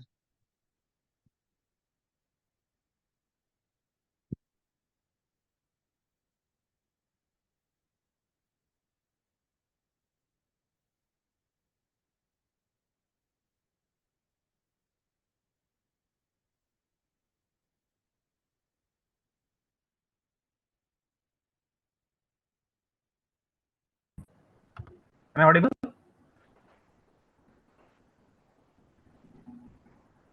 Hello? Sir, you are audible. Now, can we unmute everyone? Yeah, yes, sir. I would request all to unmute. Chetan, you just see who are answering and all, because I cannot see. Okay. I'll give the questions. Okay. Please, all participants, please unmute yourself. So ready? Those who want to answer, or write in the chat box, or you may answer directly also. Okay, it'll be chaos, I think. Or you can write the answer in the chat box. Chetan, you just check out. Okay. Okay. I will give 1 minute for each question. Okay. Within 1 minute, you have to type the answers. Okay. These are stations. You have to be very fast in oral practical examinations. Okay, you can take some time, but generally in ADIC or ISCCM exams where you have time, IDCCM exams where you have time shortage, you have to answer within limited period of time. You have to be very fast in answering all these questions. Here you will miss out on questions. So as fast as possible, type in the chat box. If you want to answer, also you can answer, but I think there will be chaos if so many answer at the same time. So starting with 50-year-old male, known case of MC aneurysm, was in ward, sudden drop in GCS. So what is the next step?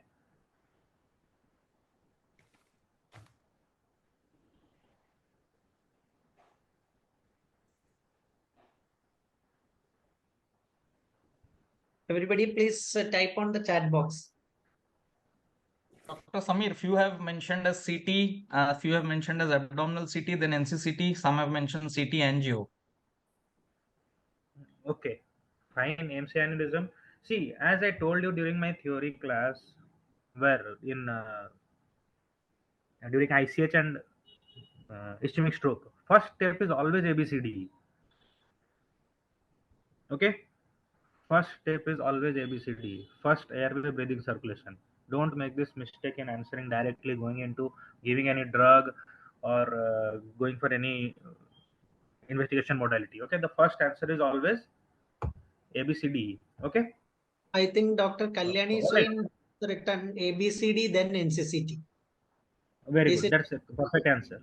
Good job, Kalyani. Okay, first always ABCD. Then your see NCT is right, definitely right. Just because it is practicals, don't change your answers. Okay, always go step by step. That will create a good impression and fetch better marks. Okay. So ABCD first, then we'll go for a CT. So CT shows this. So what are the features of raised ICP in this pic? What features do you think depict raised ICP in this peak?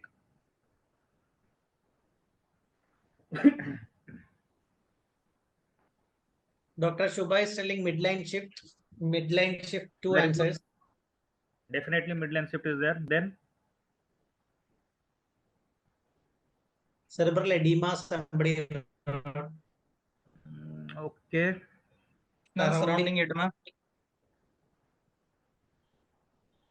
Okay. ventricle compressed. Yes. Better word for ventricle compressed.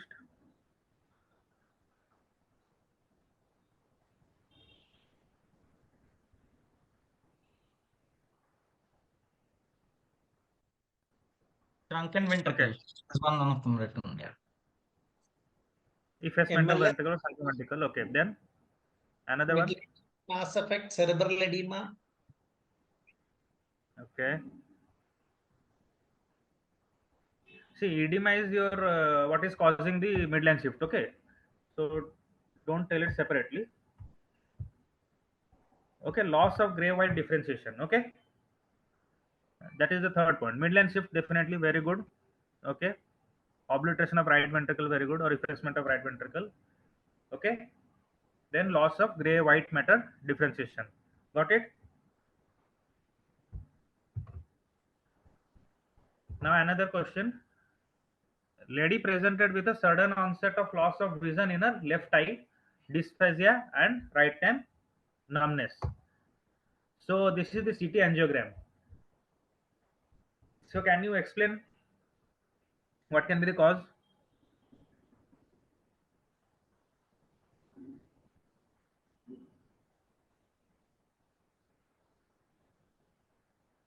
I had shown one CT angiogram in my infarct class. The hint is there.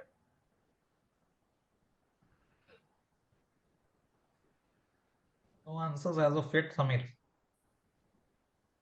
Uh-huh. No answers have come as of yet. Yes. Okay. Okay. Few more hints. Can we go ahead with few more hints so that they may answer? See, there are two sides, right and left. There is something abrupt. Are they looking similar? There is such a big branch on the right side, but in the left side is absent. A thick branch is present. They are not looking similar, both the sides, isn't it? No Right side, left-sided vessels. One of the answers has come. yeah, left side, No vessels are there. This is what somebody has yeah. written. So what is that? What has gone off? Good answer. Left side, you see. Right side, so many vessels are that thick vessel. Right side is present, but left side it is not present. So what Absent is the occlusion. who's good answer? Occlusion. Where?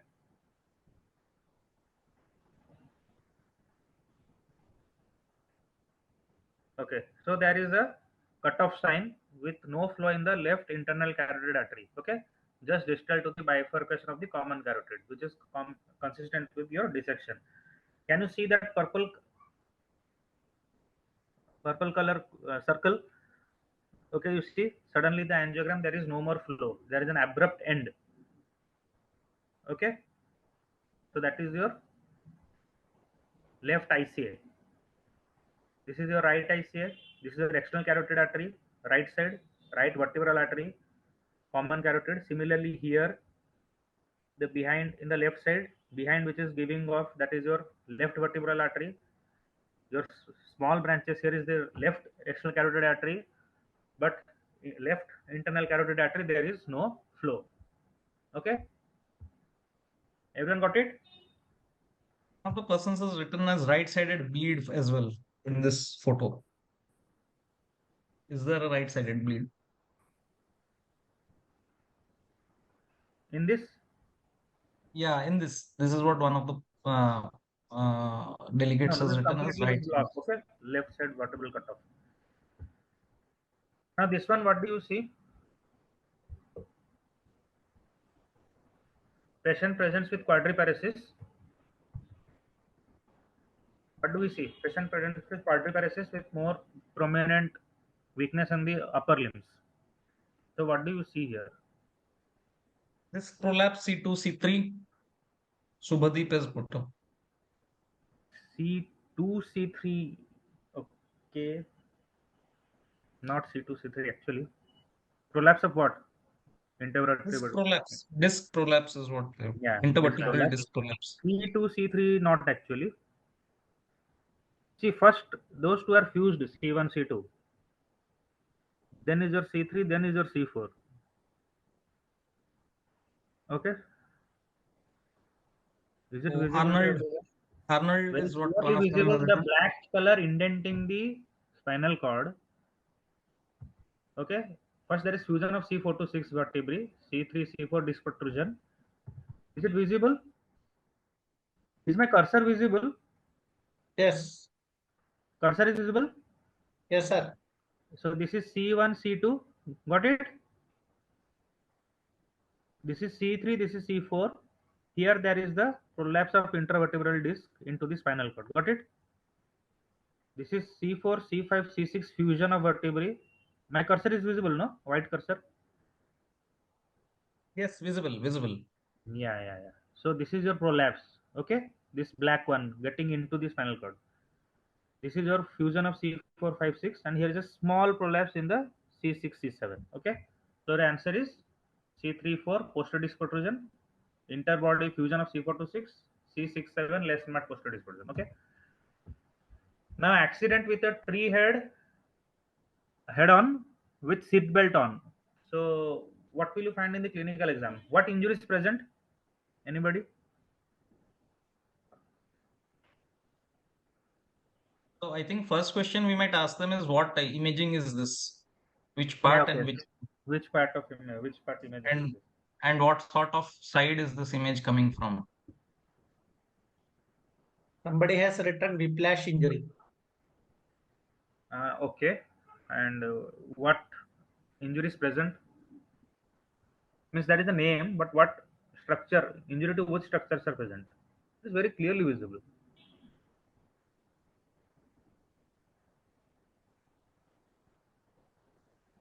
All delegates, you can just write whatever comes to your mind. There's nothing right or wrong Yeah, in this. here no, there is no negative marking or anything. Nobody is scolding you. Just go, run your imaginations wild. Just find out Spinal whatever. cord, anterior listhesis, all of these answers have come. Spinal cord, anterior listhesis, these answers have come.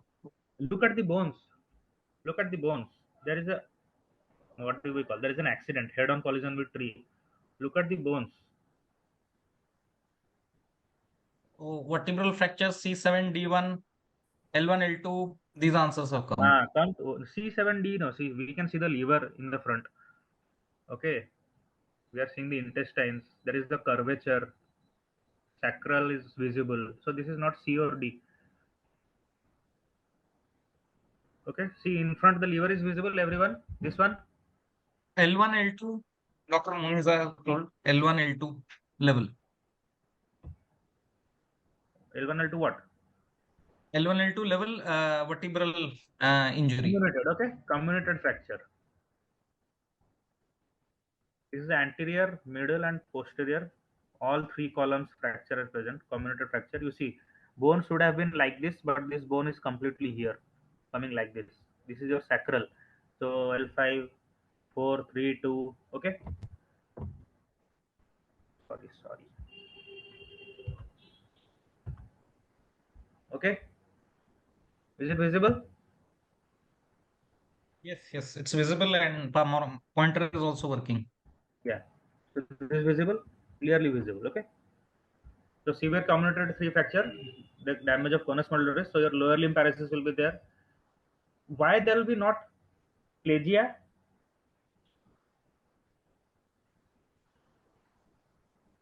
Why paralysis? Such gross fracture.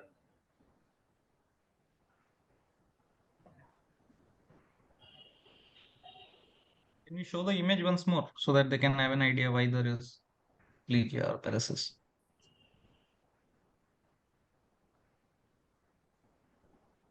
So you've not got any answers till now.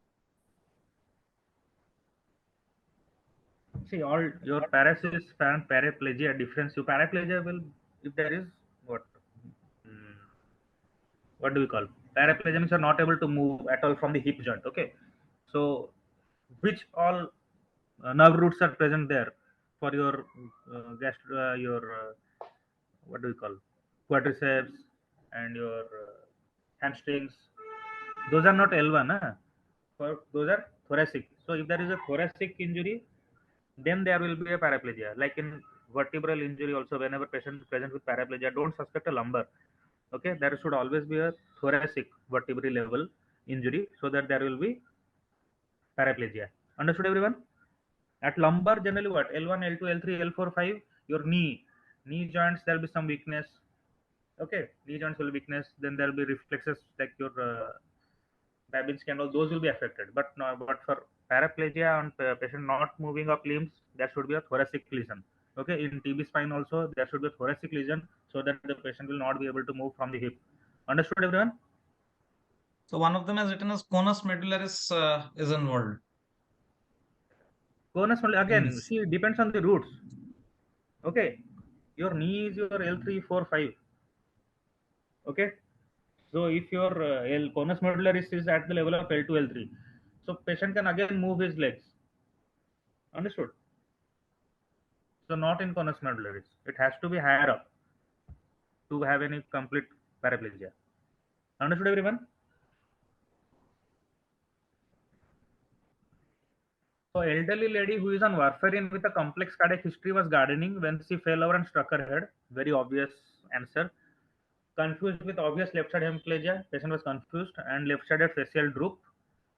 So what are the findings and management? This will be very easy. Again, management, you have to be careful what to answer. Here we take it, ABCD is taken for granted till the next part. To all delegates, please keep answering whatever comes to your mind. See, the more you run your mind, no, let it be wrong. This is the place to make mistakes. ICH Oh, is one of the answers which we got. Definitely very good. Which side? Be more specific. Which region? Right Which temporal IC bleed, right temporal bleed. no one is These are judging you, right? answers. Whatever you want. We don't even know you, know everyone personally, so it doesn't matter. Right? Whatever answer comes to your mind, let your mind run wild. So right temporal bleed, right temporal IC bleed. Management, as I told, medical and in medical, this is because of warfarin. So what to do? What should we be given? Drug of choice, treatment of choice.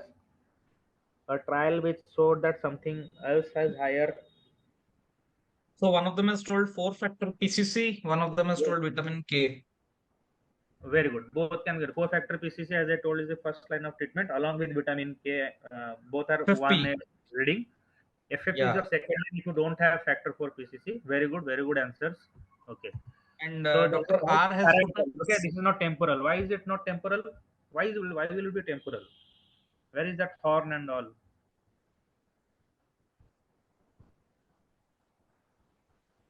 Okay, this is a parietal bleed with mass effect midline shift, complete obliteration of occipital horn of right lateral ventricle. Okay, so stop warfarin. Although FFP's answer is written, this is according to some year, but answer is factor 4 PCC as it is not available. FFP's vitamin K, then ICP monitoring. Surgery, it is controversial because there is no outcome benefit. To prevent secondary injuries, head elevation, keep head has to keep straight. 30-degree elevation to aid the drainage of venous drainage and straight again to aid the venous drainage. So a young lady crossing the road hit by a car, admitted to ICU, traumatic brain injury, diagnosed with traumatic brain injury, ICP is 30. So how will you manage this patient?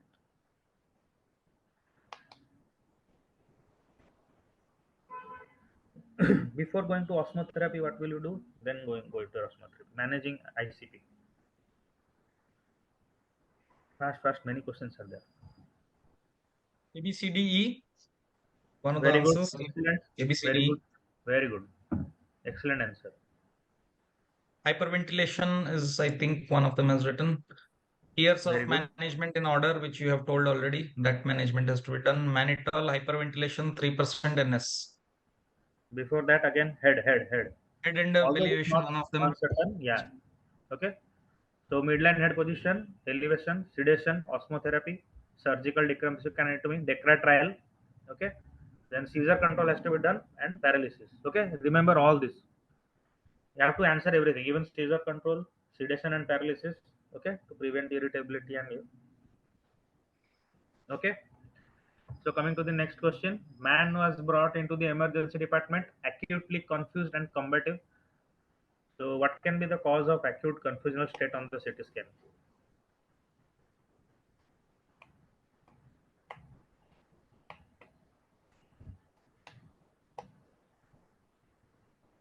Acute confusional state. What do you think is the age of this person seeing the CT scan?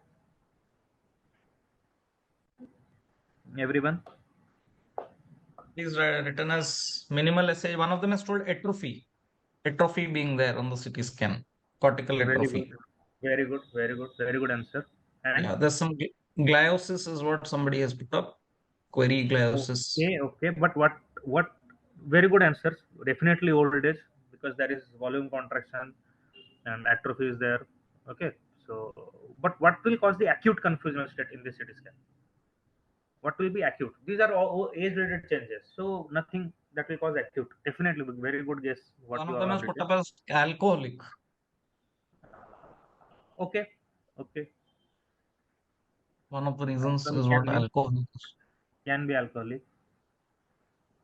Can you give us some hints on the city which is visible on the city so that they can go? See, you have to see this is which section and how big are those black things and how big they should be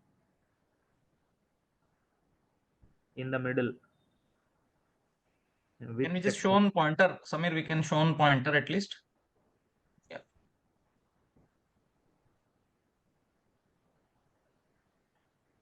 So can we focus, delegates, can we focus on that pointer part? NPH, one of them has written as NPH. Yeah, somewhat similar, something like that. There is hydrocephalus. Okay, definitely. Okay, X vacuum. Okay, definitely. Good answer. Good answer. Obstructive hydrocephalus, one of them has written. Very good. Hydrocephalus is the answer. Hydrocephalus X vacuum. That is the reason why there is acute confusion. Okay, very good answer. So see, you write what then only you will get it right. Okay, you know the answer. You're just afraid that nobody is going to think anything. Whatever comes to your mind, you will get it right. Okay, never be afraid. Right. So now tell me, 30-year-old female, fever with altered sensorium, NCCT is done.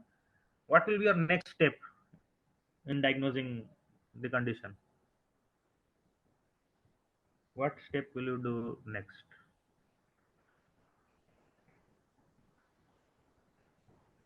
Diffuse cerebral edema, LP to be done. What will be the next step? Fever Lumbar altered puncture. sensorium, NCCT If is neck done. rigidity is present, otherwise go for MRI. Intubate. Intubation, very good, very good. Nah, but my question was specific. What will be your next step for diagnosing the condition? ABCD, osmotherapy, LP. This is the plan, Dr. Anjali.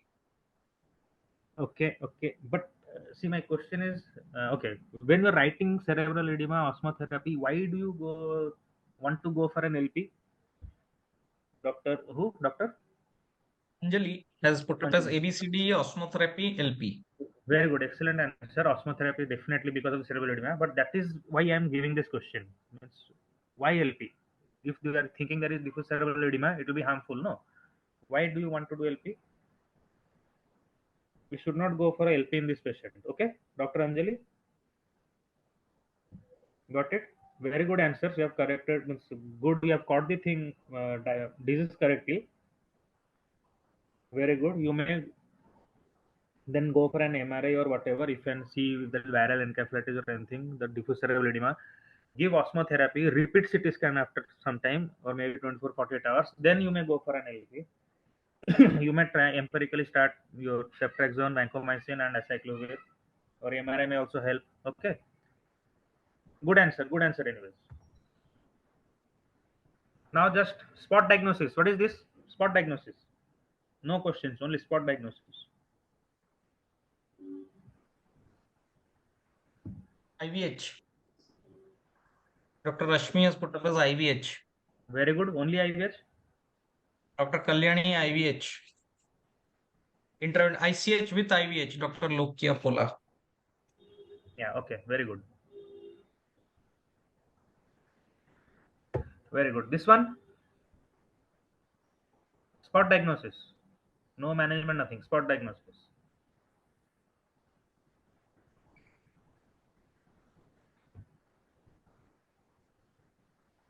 Right-sided infarct, Dr. Rashmi has put up as right-sided frontal lobe infarct, Dr. Cherian. Cherian frontal lobe.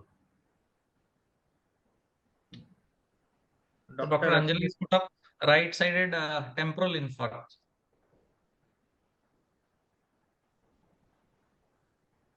See, when we are okay, right, in fact, whenever you're describing in fact, don't write lobe, say the vessel involved.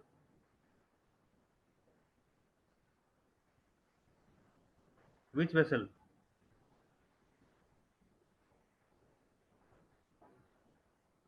Good answer. Who? Dr. Rashmi. Yeah, Dr. Rashmi has again put up as MCA, Dr. Subhadeep also telling MCA. Very good. Perfect answer. Okay. Very good. Excellent. This one, spot diagnosis. SH, Good Dr. answer. Cherian has put up SH. Dr. Subhadeep SH.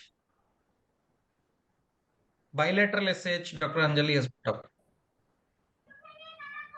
Very good. Very good answers. Very good. So it is a subarachnoid hemorrhage. So what? How do you know subarachnoid hemorrhage? To know the subarachnoid hemorrhage, okay, my cursor is visible again.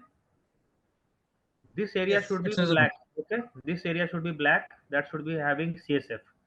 But here we are saying it is white color. So on CT scan, white color is bleed. So this is a subarachnoid hemorrhage. You are seeing here. Okay, this should be black. This should be CSF. But here we are seeing white. Okay, so that is bleed. Okay, identify the waveform.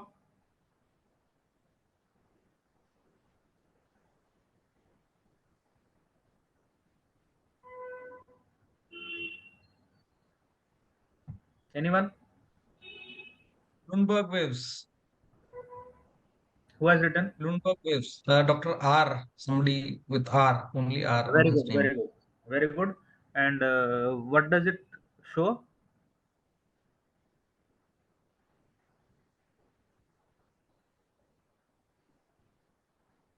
Can you be specific, Samir, as to what you want to know? As in, what does it show? As in, what sort of thing? So ICP Showing monitoring. what? They show telling ICP monitoring, decreased compliance, high P1, hypertension. These are the answers. Okay, okay. So definitely this is ICP monitoring, but till now it is normal. Okay, now there are no changes. First one should will always be normal in a class. I don't know about exams. So why this variability here? What are those on the lower side? What are those on the higher side? On the up side, amplitude. Can you show on pointer, Samir? Can you show on point with pointer? Sure, sure, sure. Now this part. What is this part? Why is it on the lower side, and why this part it is on the higher side? Why this on the lower side? This is on the higher side.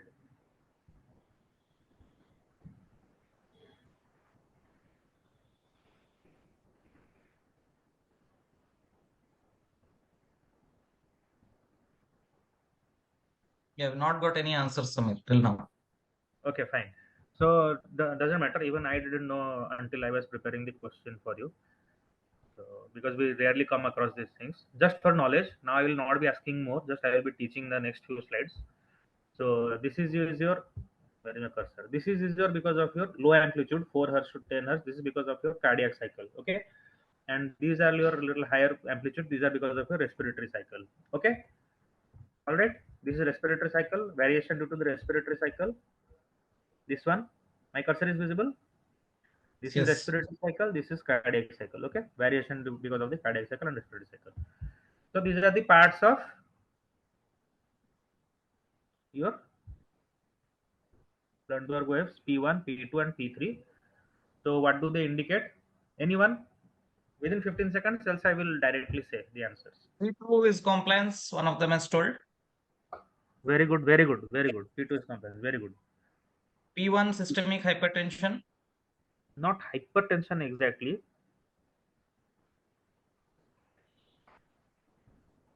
Okay. See, these are difficult topics. Don't worry at all. Even okay.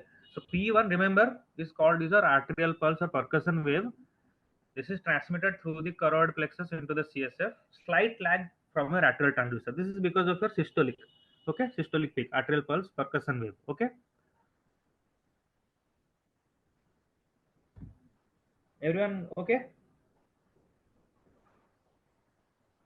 Yes, Samir, we'll proceed. Yeah, proceed. P2 is, or as someone has written, mentioned cerebral compliance. Very good, very excellent answer. That is called your tidal wave. Okay. So here the arterial pulse wave is bouncing off the springy brain carema. That is why that peak is present. Okay. That is your cerebral compliance. Okay. Then your P3 dicrotic notch aortic valve closure as in normal arterial line.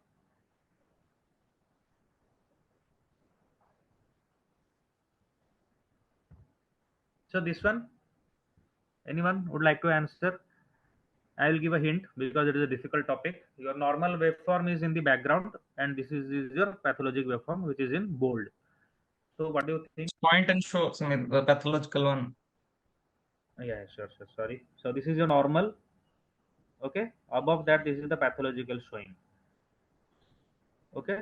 So, what can be the cause? So one of them is told tall P1, Yes, hypertension. definitely. Very good. Cause. Okay. Very good.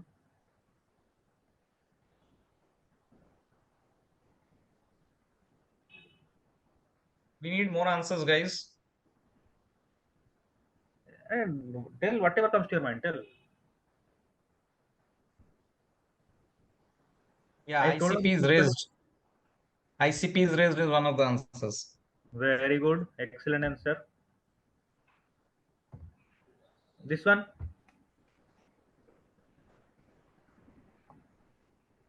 This one we will tell. Decreased compliance, Dr. Cherian has put up as decreased compliance. Decreased compliance. P2 is down or P1 is down? Which one is down? Which wave comments on the compliance?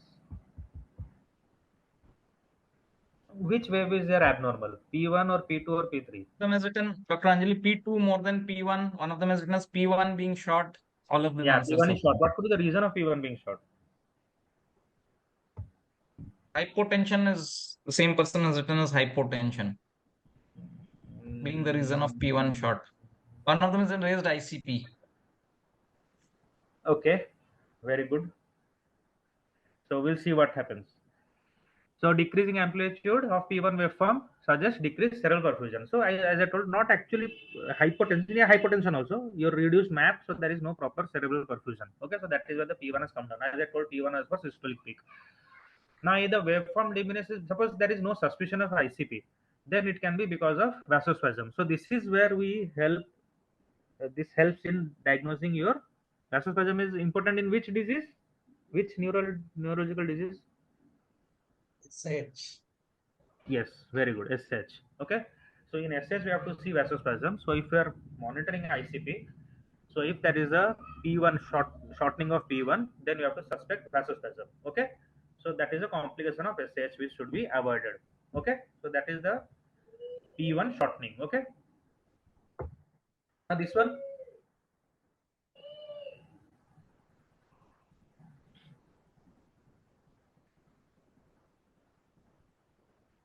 P2 peak low compliance. Who has P2 is written? peaked, so low compliance. Dr. R. R. Okay, very good. This is low compliance. It can also be seen in another way that P1 is short. Okay, two answers. Okay. So prominent P2 suggests that cerebral compliance is reduced definitely. So in the absence of raised ICP, suppose there is no raised ICP, but this wave is coming. This could be another sign of vasospasm, showing that P2 is normal, but your rather P1 has a diminished amplitude, similar to the previous one. Got it, everyone? The waveform tracing is similar to outline only. Okay. Now this one, as your time is increasing, pressure is increasing to very high. Okay, I'm directly telling this. Very difficult to actually know. Okay, so the variability is there, but the variability has gone up here. The variability I told, respiratory variability. You are seeing this mountains here. The mountain height is gradually decreasing, and here the mountain completely disappears. Okay, so the variability has gone. So flattening of ICP breathing variation occurs with increasing ICP. Okay, so here there is a pressure around 50, this area around 50. Here it is around 10 to 12. Okay, so the normal respiratory pattern of ICP vacuum is blunted by rising ICP. This one again difficult. I mean, directly what I answer I cannot. Means we'll just don't not waste time, and also your brain will get fried. So ramp-like B waves are correlated to increases in PCO2 associated with snoring and sleep apnea. Okay, just remember this waveform is for sleep apnea. Increased PCO2, so vasodilation of cerebral vessels. So there is increased ICP. Okay, now somewhat this one everyone should answer. Okay, 75-year-old woman with a past medical history of type 2 diabetes mellitus presented with fever, headache, and vomiting. ABCD part is done. Next.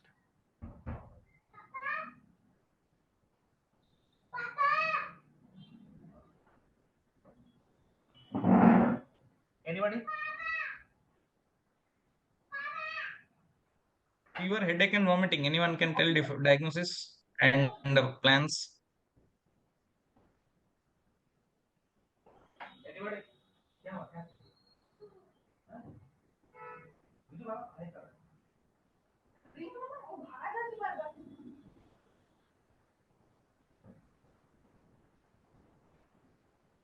Sorry for the distance. Yeah, anyone?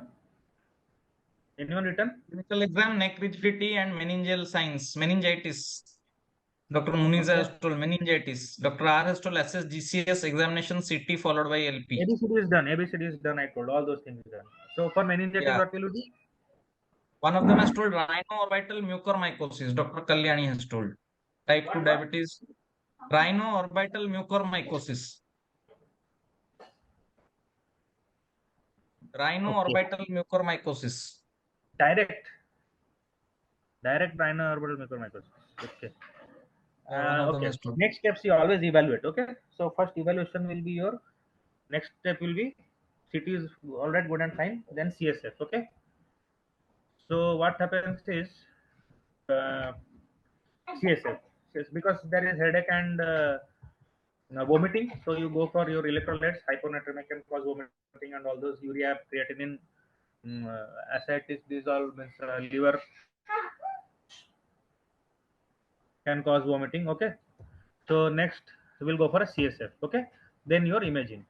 So CSF picture is this: cell count 65, neutrophils 52%, lymphocyte 48%,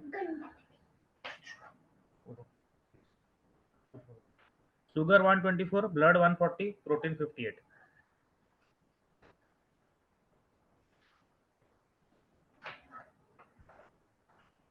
Query fungal infection. Dr. Rashmi has told fungal infection. Why? Again, she has put up as viral or fungal. Dr. Anjali also Okay. putting up as So, viral/fungal. okay. So what goes against viral?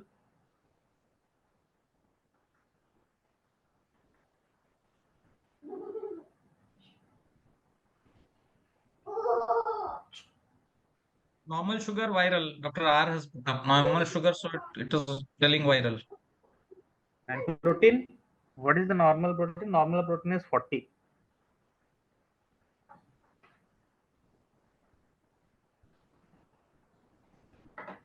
Sugar more than 60 is what is telling it is viral.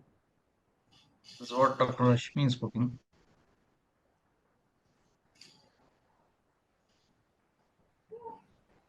Okay. Neutrophil is 52%. Lymphocyte is 48%. Any comments for that?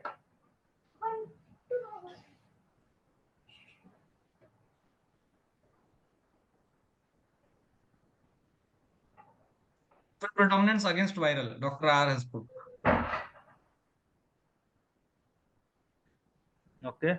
So what can be the answer?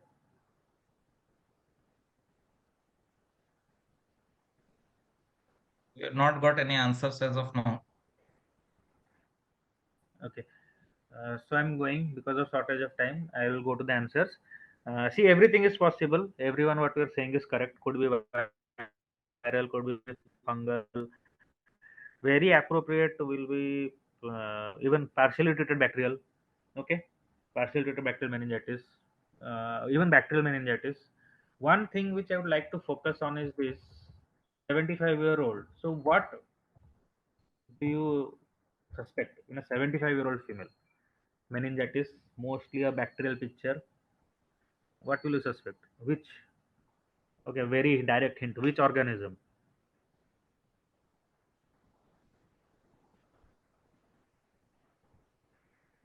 Listeria, one of them has Anybody told. answer? Listeria, Dr. R has told. Listeria. Very good. Excellent answer. Okay, extremes of age. Okay, kids or old age, bacterial meningitis or not bacterial, not viral, parasitic bacterial meningitis picture. Mostly it will be Listeria infection. Okay, always keep this in mind whenever an old age patient, more than 60-year-old with meningitis. Okay, always keep this in mind. Listeria meningitis infection. Okay, so MRI was done. Asymmetric areas of abnormal signal intensity appearing hypointense on T1, hyperintense on T2, patchy ill-defined enhancement involving predominantly the cerebellum and brainstem. So the clinching in Listeria is involving predominantly cerebellum and brainstem. Listeria seldomly involves supratentorial structures. Okay, cerebellum, brainstem. Okay, infratentorial structures involvement with abscesses, microabscesses. It is always Listeria. Okay, microabscesses why well-defined small sub-cm foci of restricted diffusion demonstrating ring of peripheral enhancement. So provisional diagnosis will be a Listeria. Whatever the differential diagnosis, anybody will go. Provisional diagnosis is Listeria. Okay, because of these findings, cerebellum, brainstem, well-defined abscesses. Okay, so this is Listeria. So provisional diagnosis is our Listeria. Differentials, anyone? Well-defined small sub-cm foci of restricted diffusion demonstrating ring of peripheral enhancement. Hint.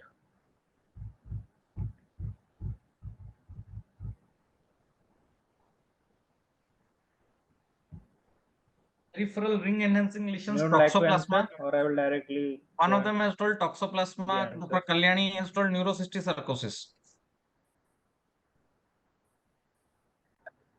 Okay, very good answers.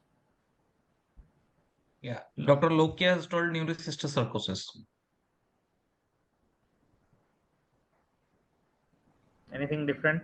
Anyone?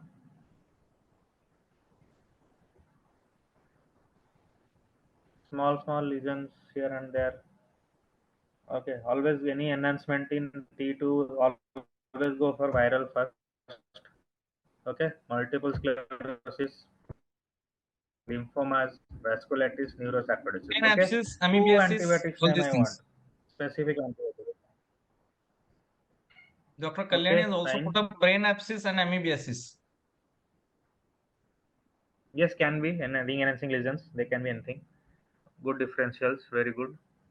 Now treatment directly antibiotic for Listeria. Which antibiotic?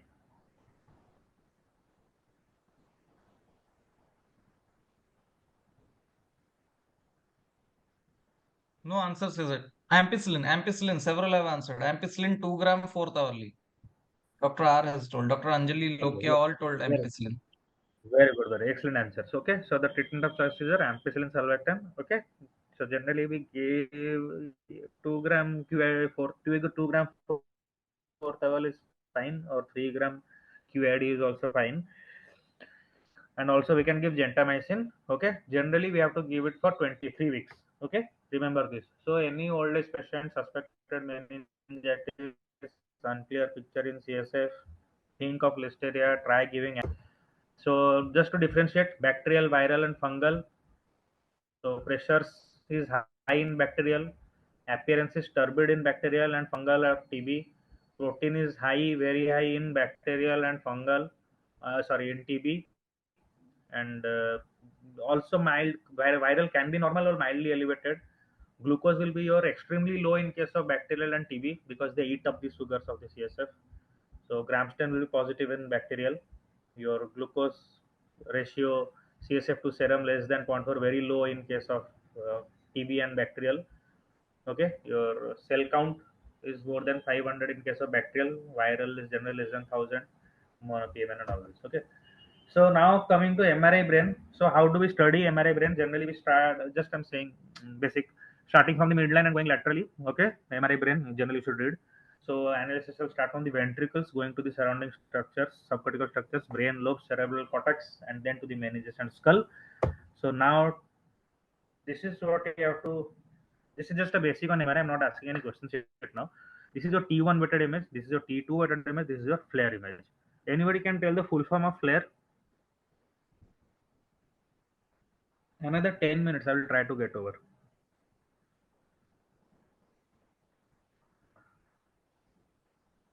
Difference between how to know which is a T1 image, how to know which is a T2 image, how to know which is a flare image.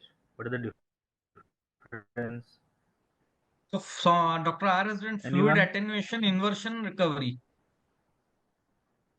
Fluid Okay, very attenuation, good. inversion, recovery. Yeah. Okay. So very good answer. So T1 is basically more or less similar to CT scan. T1. The T1 weighted image, your gray is white, gray is gray, CSF is black. Okay. T2 weighted is the opposite of T1. Okay. Now flare is T2 with CSF black. Okay. Everybody is seeing the difference. T1 weighted is more or less similar to CT scan. White matter is white, gray matter is gray, CSF is black. T2 is exactly opposite. Okay, white matter is gray, gray matter is white or light in color, and your CSF is bright. Flare is same as T2, only reversal of CSF. CSF becomes black. Everyone got it? So this is how you see the MRI and diagnose which is T1, which is T2, and which is flare. Okay. Again, see, means your this gray, and fat and inflammation is dark in T1, whatever. Okay. Main is to know whether it's T1, T2. Remember, CT scan is T1, T2 is opposite of T1. Flare is your T2 with only CSF normal black in color. Now, diffuse vectored image is what? Why it is good in diagnosing strokes? Okay, the diffusion vectored is what? Detect the random movements of water protons. So, movement of water molecules is completely restricted in intracellular. Inside the cell, water molecules don't have much space to move. Extracellular, it has huge space to move, and there is random movements. So, during ischemia, what happens? The sodium potassium pump shuts down. Okay, and sodium accumulates intracellularly. As the sodium accumulates intracellularly, water goes into the intercellular compartment. So intracellular water, and there is what, due to the osmotic gradient, intercellular water, there is restricted movement of the water, which results in an extremely bright signal on DW1. Why? Because DW1 shows the random movements of water protons. Okay, so in flare you see it is completely normal, but in diffuse vector we can see an infarct. Everyone, it is visible? My cursor?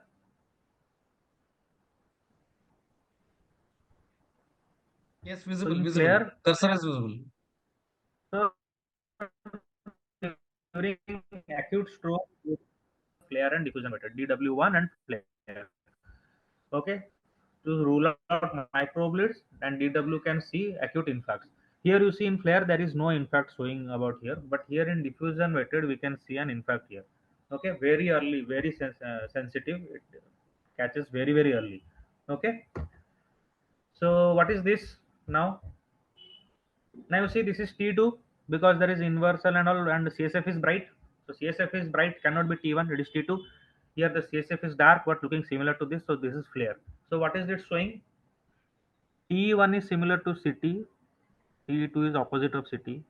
So here what lesion are we seeing? Bright color or dark colored? What is You just show the pointer. diagnosis here? Samir, can you just show pointer? Yes. So left side MCA Yes, infarct, left sided ischemic infarct. These are the answers.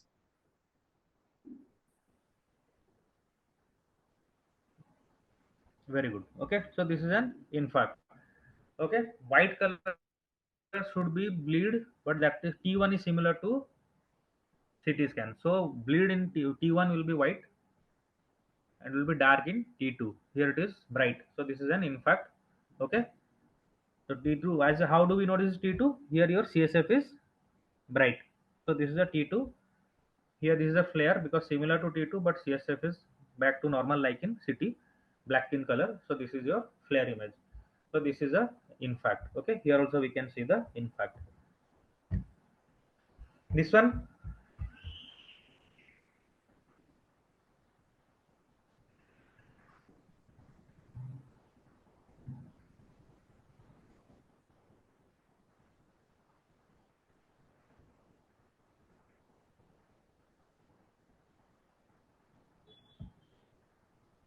Anybody answered?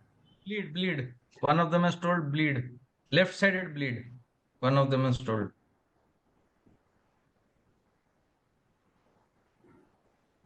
Can we give few more Okay. hints as So to this is a why bleed. this Okay. is?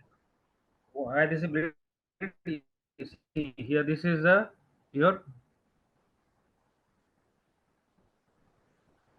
what? And anyone answering? Left-sided periventricular bleed, hypertensive bleed. These are the answers. Okay, hypertensive definitely. So this is T2. This looks dark in color, like an infarct. Okay. So this is your IC bleed. This is your CT scan clearly giving the view of a bleed. Okay. This one, anyone? Spot diagnosis. Can we just show pointer Samir on the two images and ask what image is this, T1, T2 or whatever that is? Can we left-sided, anyone can tell on your screen left side, what is that image first as an MRI? What image is this? Left and right, both. So one of them is called meningeal enhancement. Query. That is the answer. Meningeal enhancement, no. No.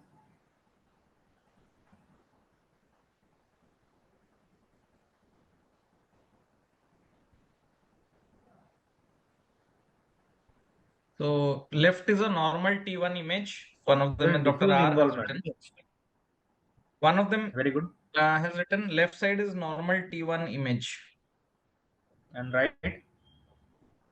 Right side, it is not mentioned. He is not mentioned.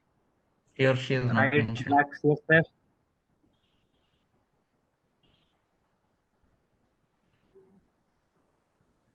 Okay. Again, No answers similar as yet. finding. Right is flare CSF is query. black. Second one. Right side Yes. is Yes, flare yes, is yes. what one of them has written. Okay. Then see there are diffuse changes present all over. Say some disease which has diffuse changes all over the brain. This one also same thing. This is again which one? D1. Okay. This is flare. This is D1. Okay. Diffuse and wetted. So which injury of brain can cause diffuse? Okay, anyways, they will be already very tired. It is hypoxic ischemic encephalopathy, both of them. Okay. Yes, one of them has written HIE. A lot of people answered HIE. Very good, very good. Excellent answer. Excellent. Very good. This one?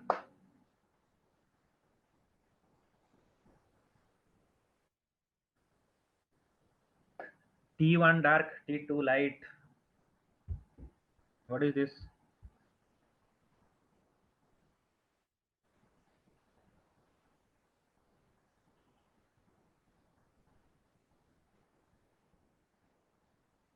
They have written. What is this?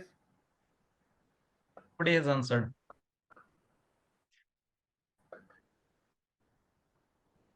Nobody. No, nobody has answered. T1 dark, T2 light. Who? Nobody has SOL. One of them has written query SOL, space occupying lesion.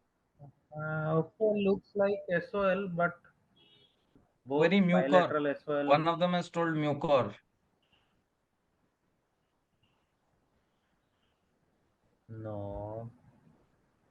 These are simple only. One of them has told Dr. Venkatachalam has written HSV. One of them, Infarct Dr. only, Lokia, has okay? written right-sided infarct. Very good answer. Who gave? Dr. Lokia has HSV? written right-sided infarct. HSV, Dr. Venkatachalam. Excellent answer. Okay.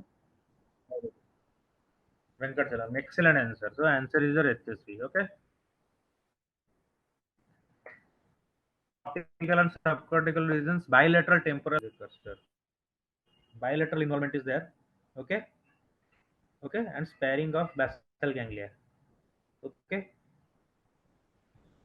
See, their involvement is there completely, but there is sparing of basal ganglia. All right. Classic herpes simplex encephalitis. Okay. Everyone clear? Once again, see the image. Bilateral involvement is there.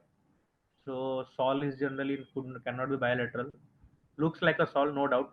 Here also there is diffuse involvement, but you see there is thalamic sparing. Okay, in T2. Okay, T1 it is not so much of visible. So this is a HSV encephalitis. Okay, everyone clear?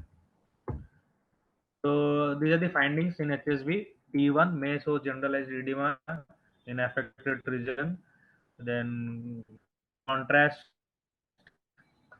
gyral enhancement and all this leptomeningeal enhancement can be seen in contrast. So T2 hyper intensity of affected white matter and cortex. So diffuse weighted more sensitive than T2. So this is the finding of HSV encephalitis. So these are the findings of the various encephalitis, HSV, MRI findings, MR findings, clinical findings, site HSV1, HSV2, HIV, Japanese, dengue, and varicella encephalitis. Okay. So what is this showing?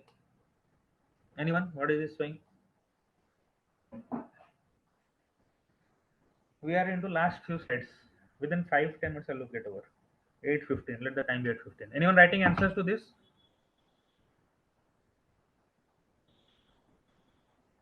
Nobody has it. We can give some hints. Infarct. One of them has written infarct. Okay. Just hints. If you see, one of them has written ADC map. What is that? ADC imaging and the map of ADC imaging, somebody is written like that. Some left-sided infarct is main answer that everyone is writing. So that is correct. What am I trying to show here? So hint to everyone, there is something called as mismatch written here. What is the meaning of that?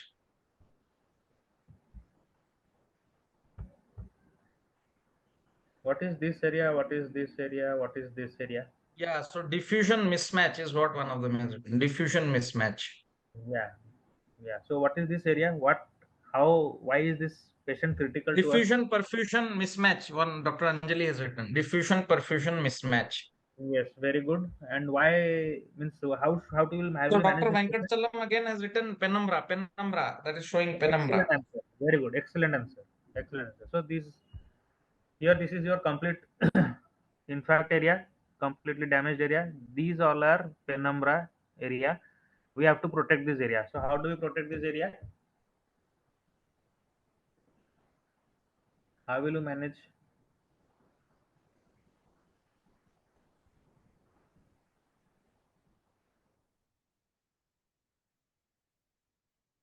How will you manage? Anyone writing? Nobody has put up anything. Means there is a vessel here. Can you just show that block of the vessel? Then they can get some hint. That vessel is blocked. So what to do now? BP control. One of them answered BP control. Dr. Lokia told Control BP means you control. want high or low or what? Control means what? You want high BP or you want low BP? Revascularization, thrombectomy. Dr. Rashmi wrote thrombectomy or thrombolysis. And Dr. R wrote neuroprotection, prevent secondary brain injury. All these answers have come. Yeah, okay, Dr. fine. Lokia told high BP to be maintained. High to be Very maintained. good. Very good. Yes, high BP is to be maintained. Why high BP? To No abrupt corrections is what he's writing also. no abrupt correction, but we need a BP on the higher side. Okay. Yeah, to maintain cerebral perfusion pressure, BP is needed higher side. Okay, so that the ICP doesn't increase a lot because cerebral perfusion pressure has to be maintained. So that is why we need a higher side BP. We can go for definitive treatments like thrombectomy. And okay, if it is within 24 hours, you can go for thrombectomy. Beyond 4.5 hours, if it is within 4.5 hours, you can go for thrombolysis. If it is beyond 4.45 hours, you can go for thrombectomy. Okay. So this is spinal cord T1 and T2. So CSF is dark in T1, we know. T2 CSF is white. Okay. Okay, CSF is white, bright in T2, dark in T1. These are the color changes. So thank you everyone. Any doubts, anyone?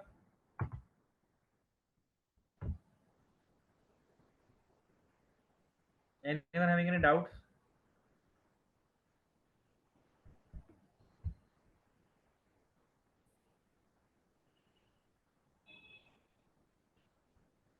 Yeah, nobody's written anything as of now.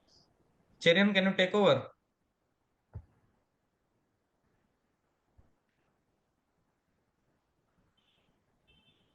We have got some good comments from Anjali, Dr. Anjali, that it is good session.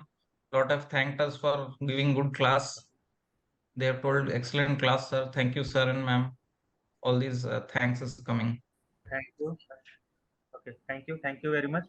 Uh, see, you all are present in the group, no? So whatever you have doubts or whatever you want us to improve for tomorrow or next week. Tomorrow, actually, we have already prepared the slides and everything. So from next week, if you want any changes or anything, you please let us know. Means if these sessions are okay for you, you are getting to know what you expected to come here. Means what you expected to know and learn. If those are being met, or you want something different, so just write in the group.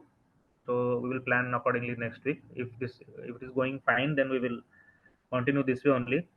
As in the beginning it was told, we are not going into details of us all. Okay, some part you have to do yourself, read somewhat. We will just tell the basic points which should not be missed. Okay, so if you want any suggestion, if you want any if you have any recommendations, please write in the WhatsApp group. Okay, WhatsApp group is open for all to write, no, or only admins can write?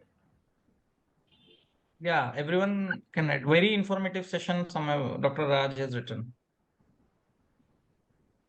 Okay, thank you very much. So we'll end for today. Whatever you want from us, you please write in the group, WhatsApp group. Okay, so good night for today. So we'll stop. Cherian and everyone, we'll stop today's session. Yes, we'll stop it now. Rohit? Thank you, Samir, for this nice session in the Yeah. end. We Thank you, crossed Dr. time Rohit. limits, but it was very helpful. Yeah. Thank you for Yeah. Okay, assisting bye me through this. everyone. Good night. Thank you. Bye. Good night. Please write in the WhatsApp group whatever you want.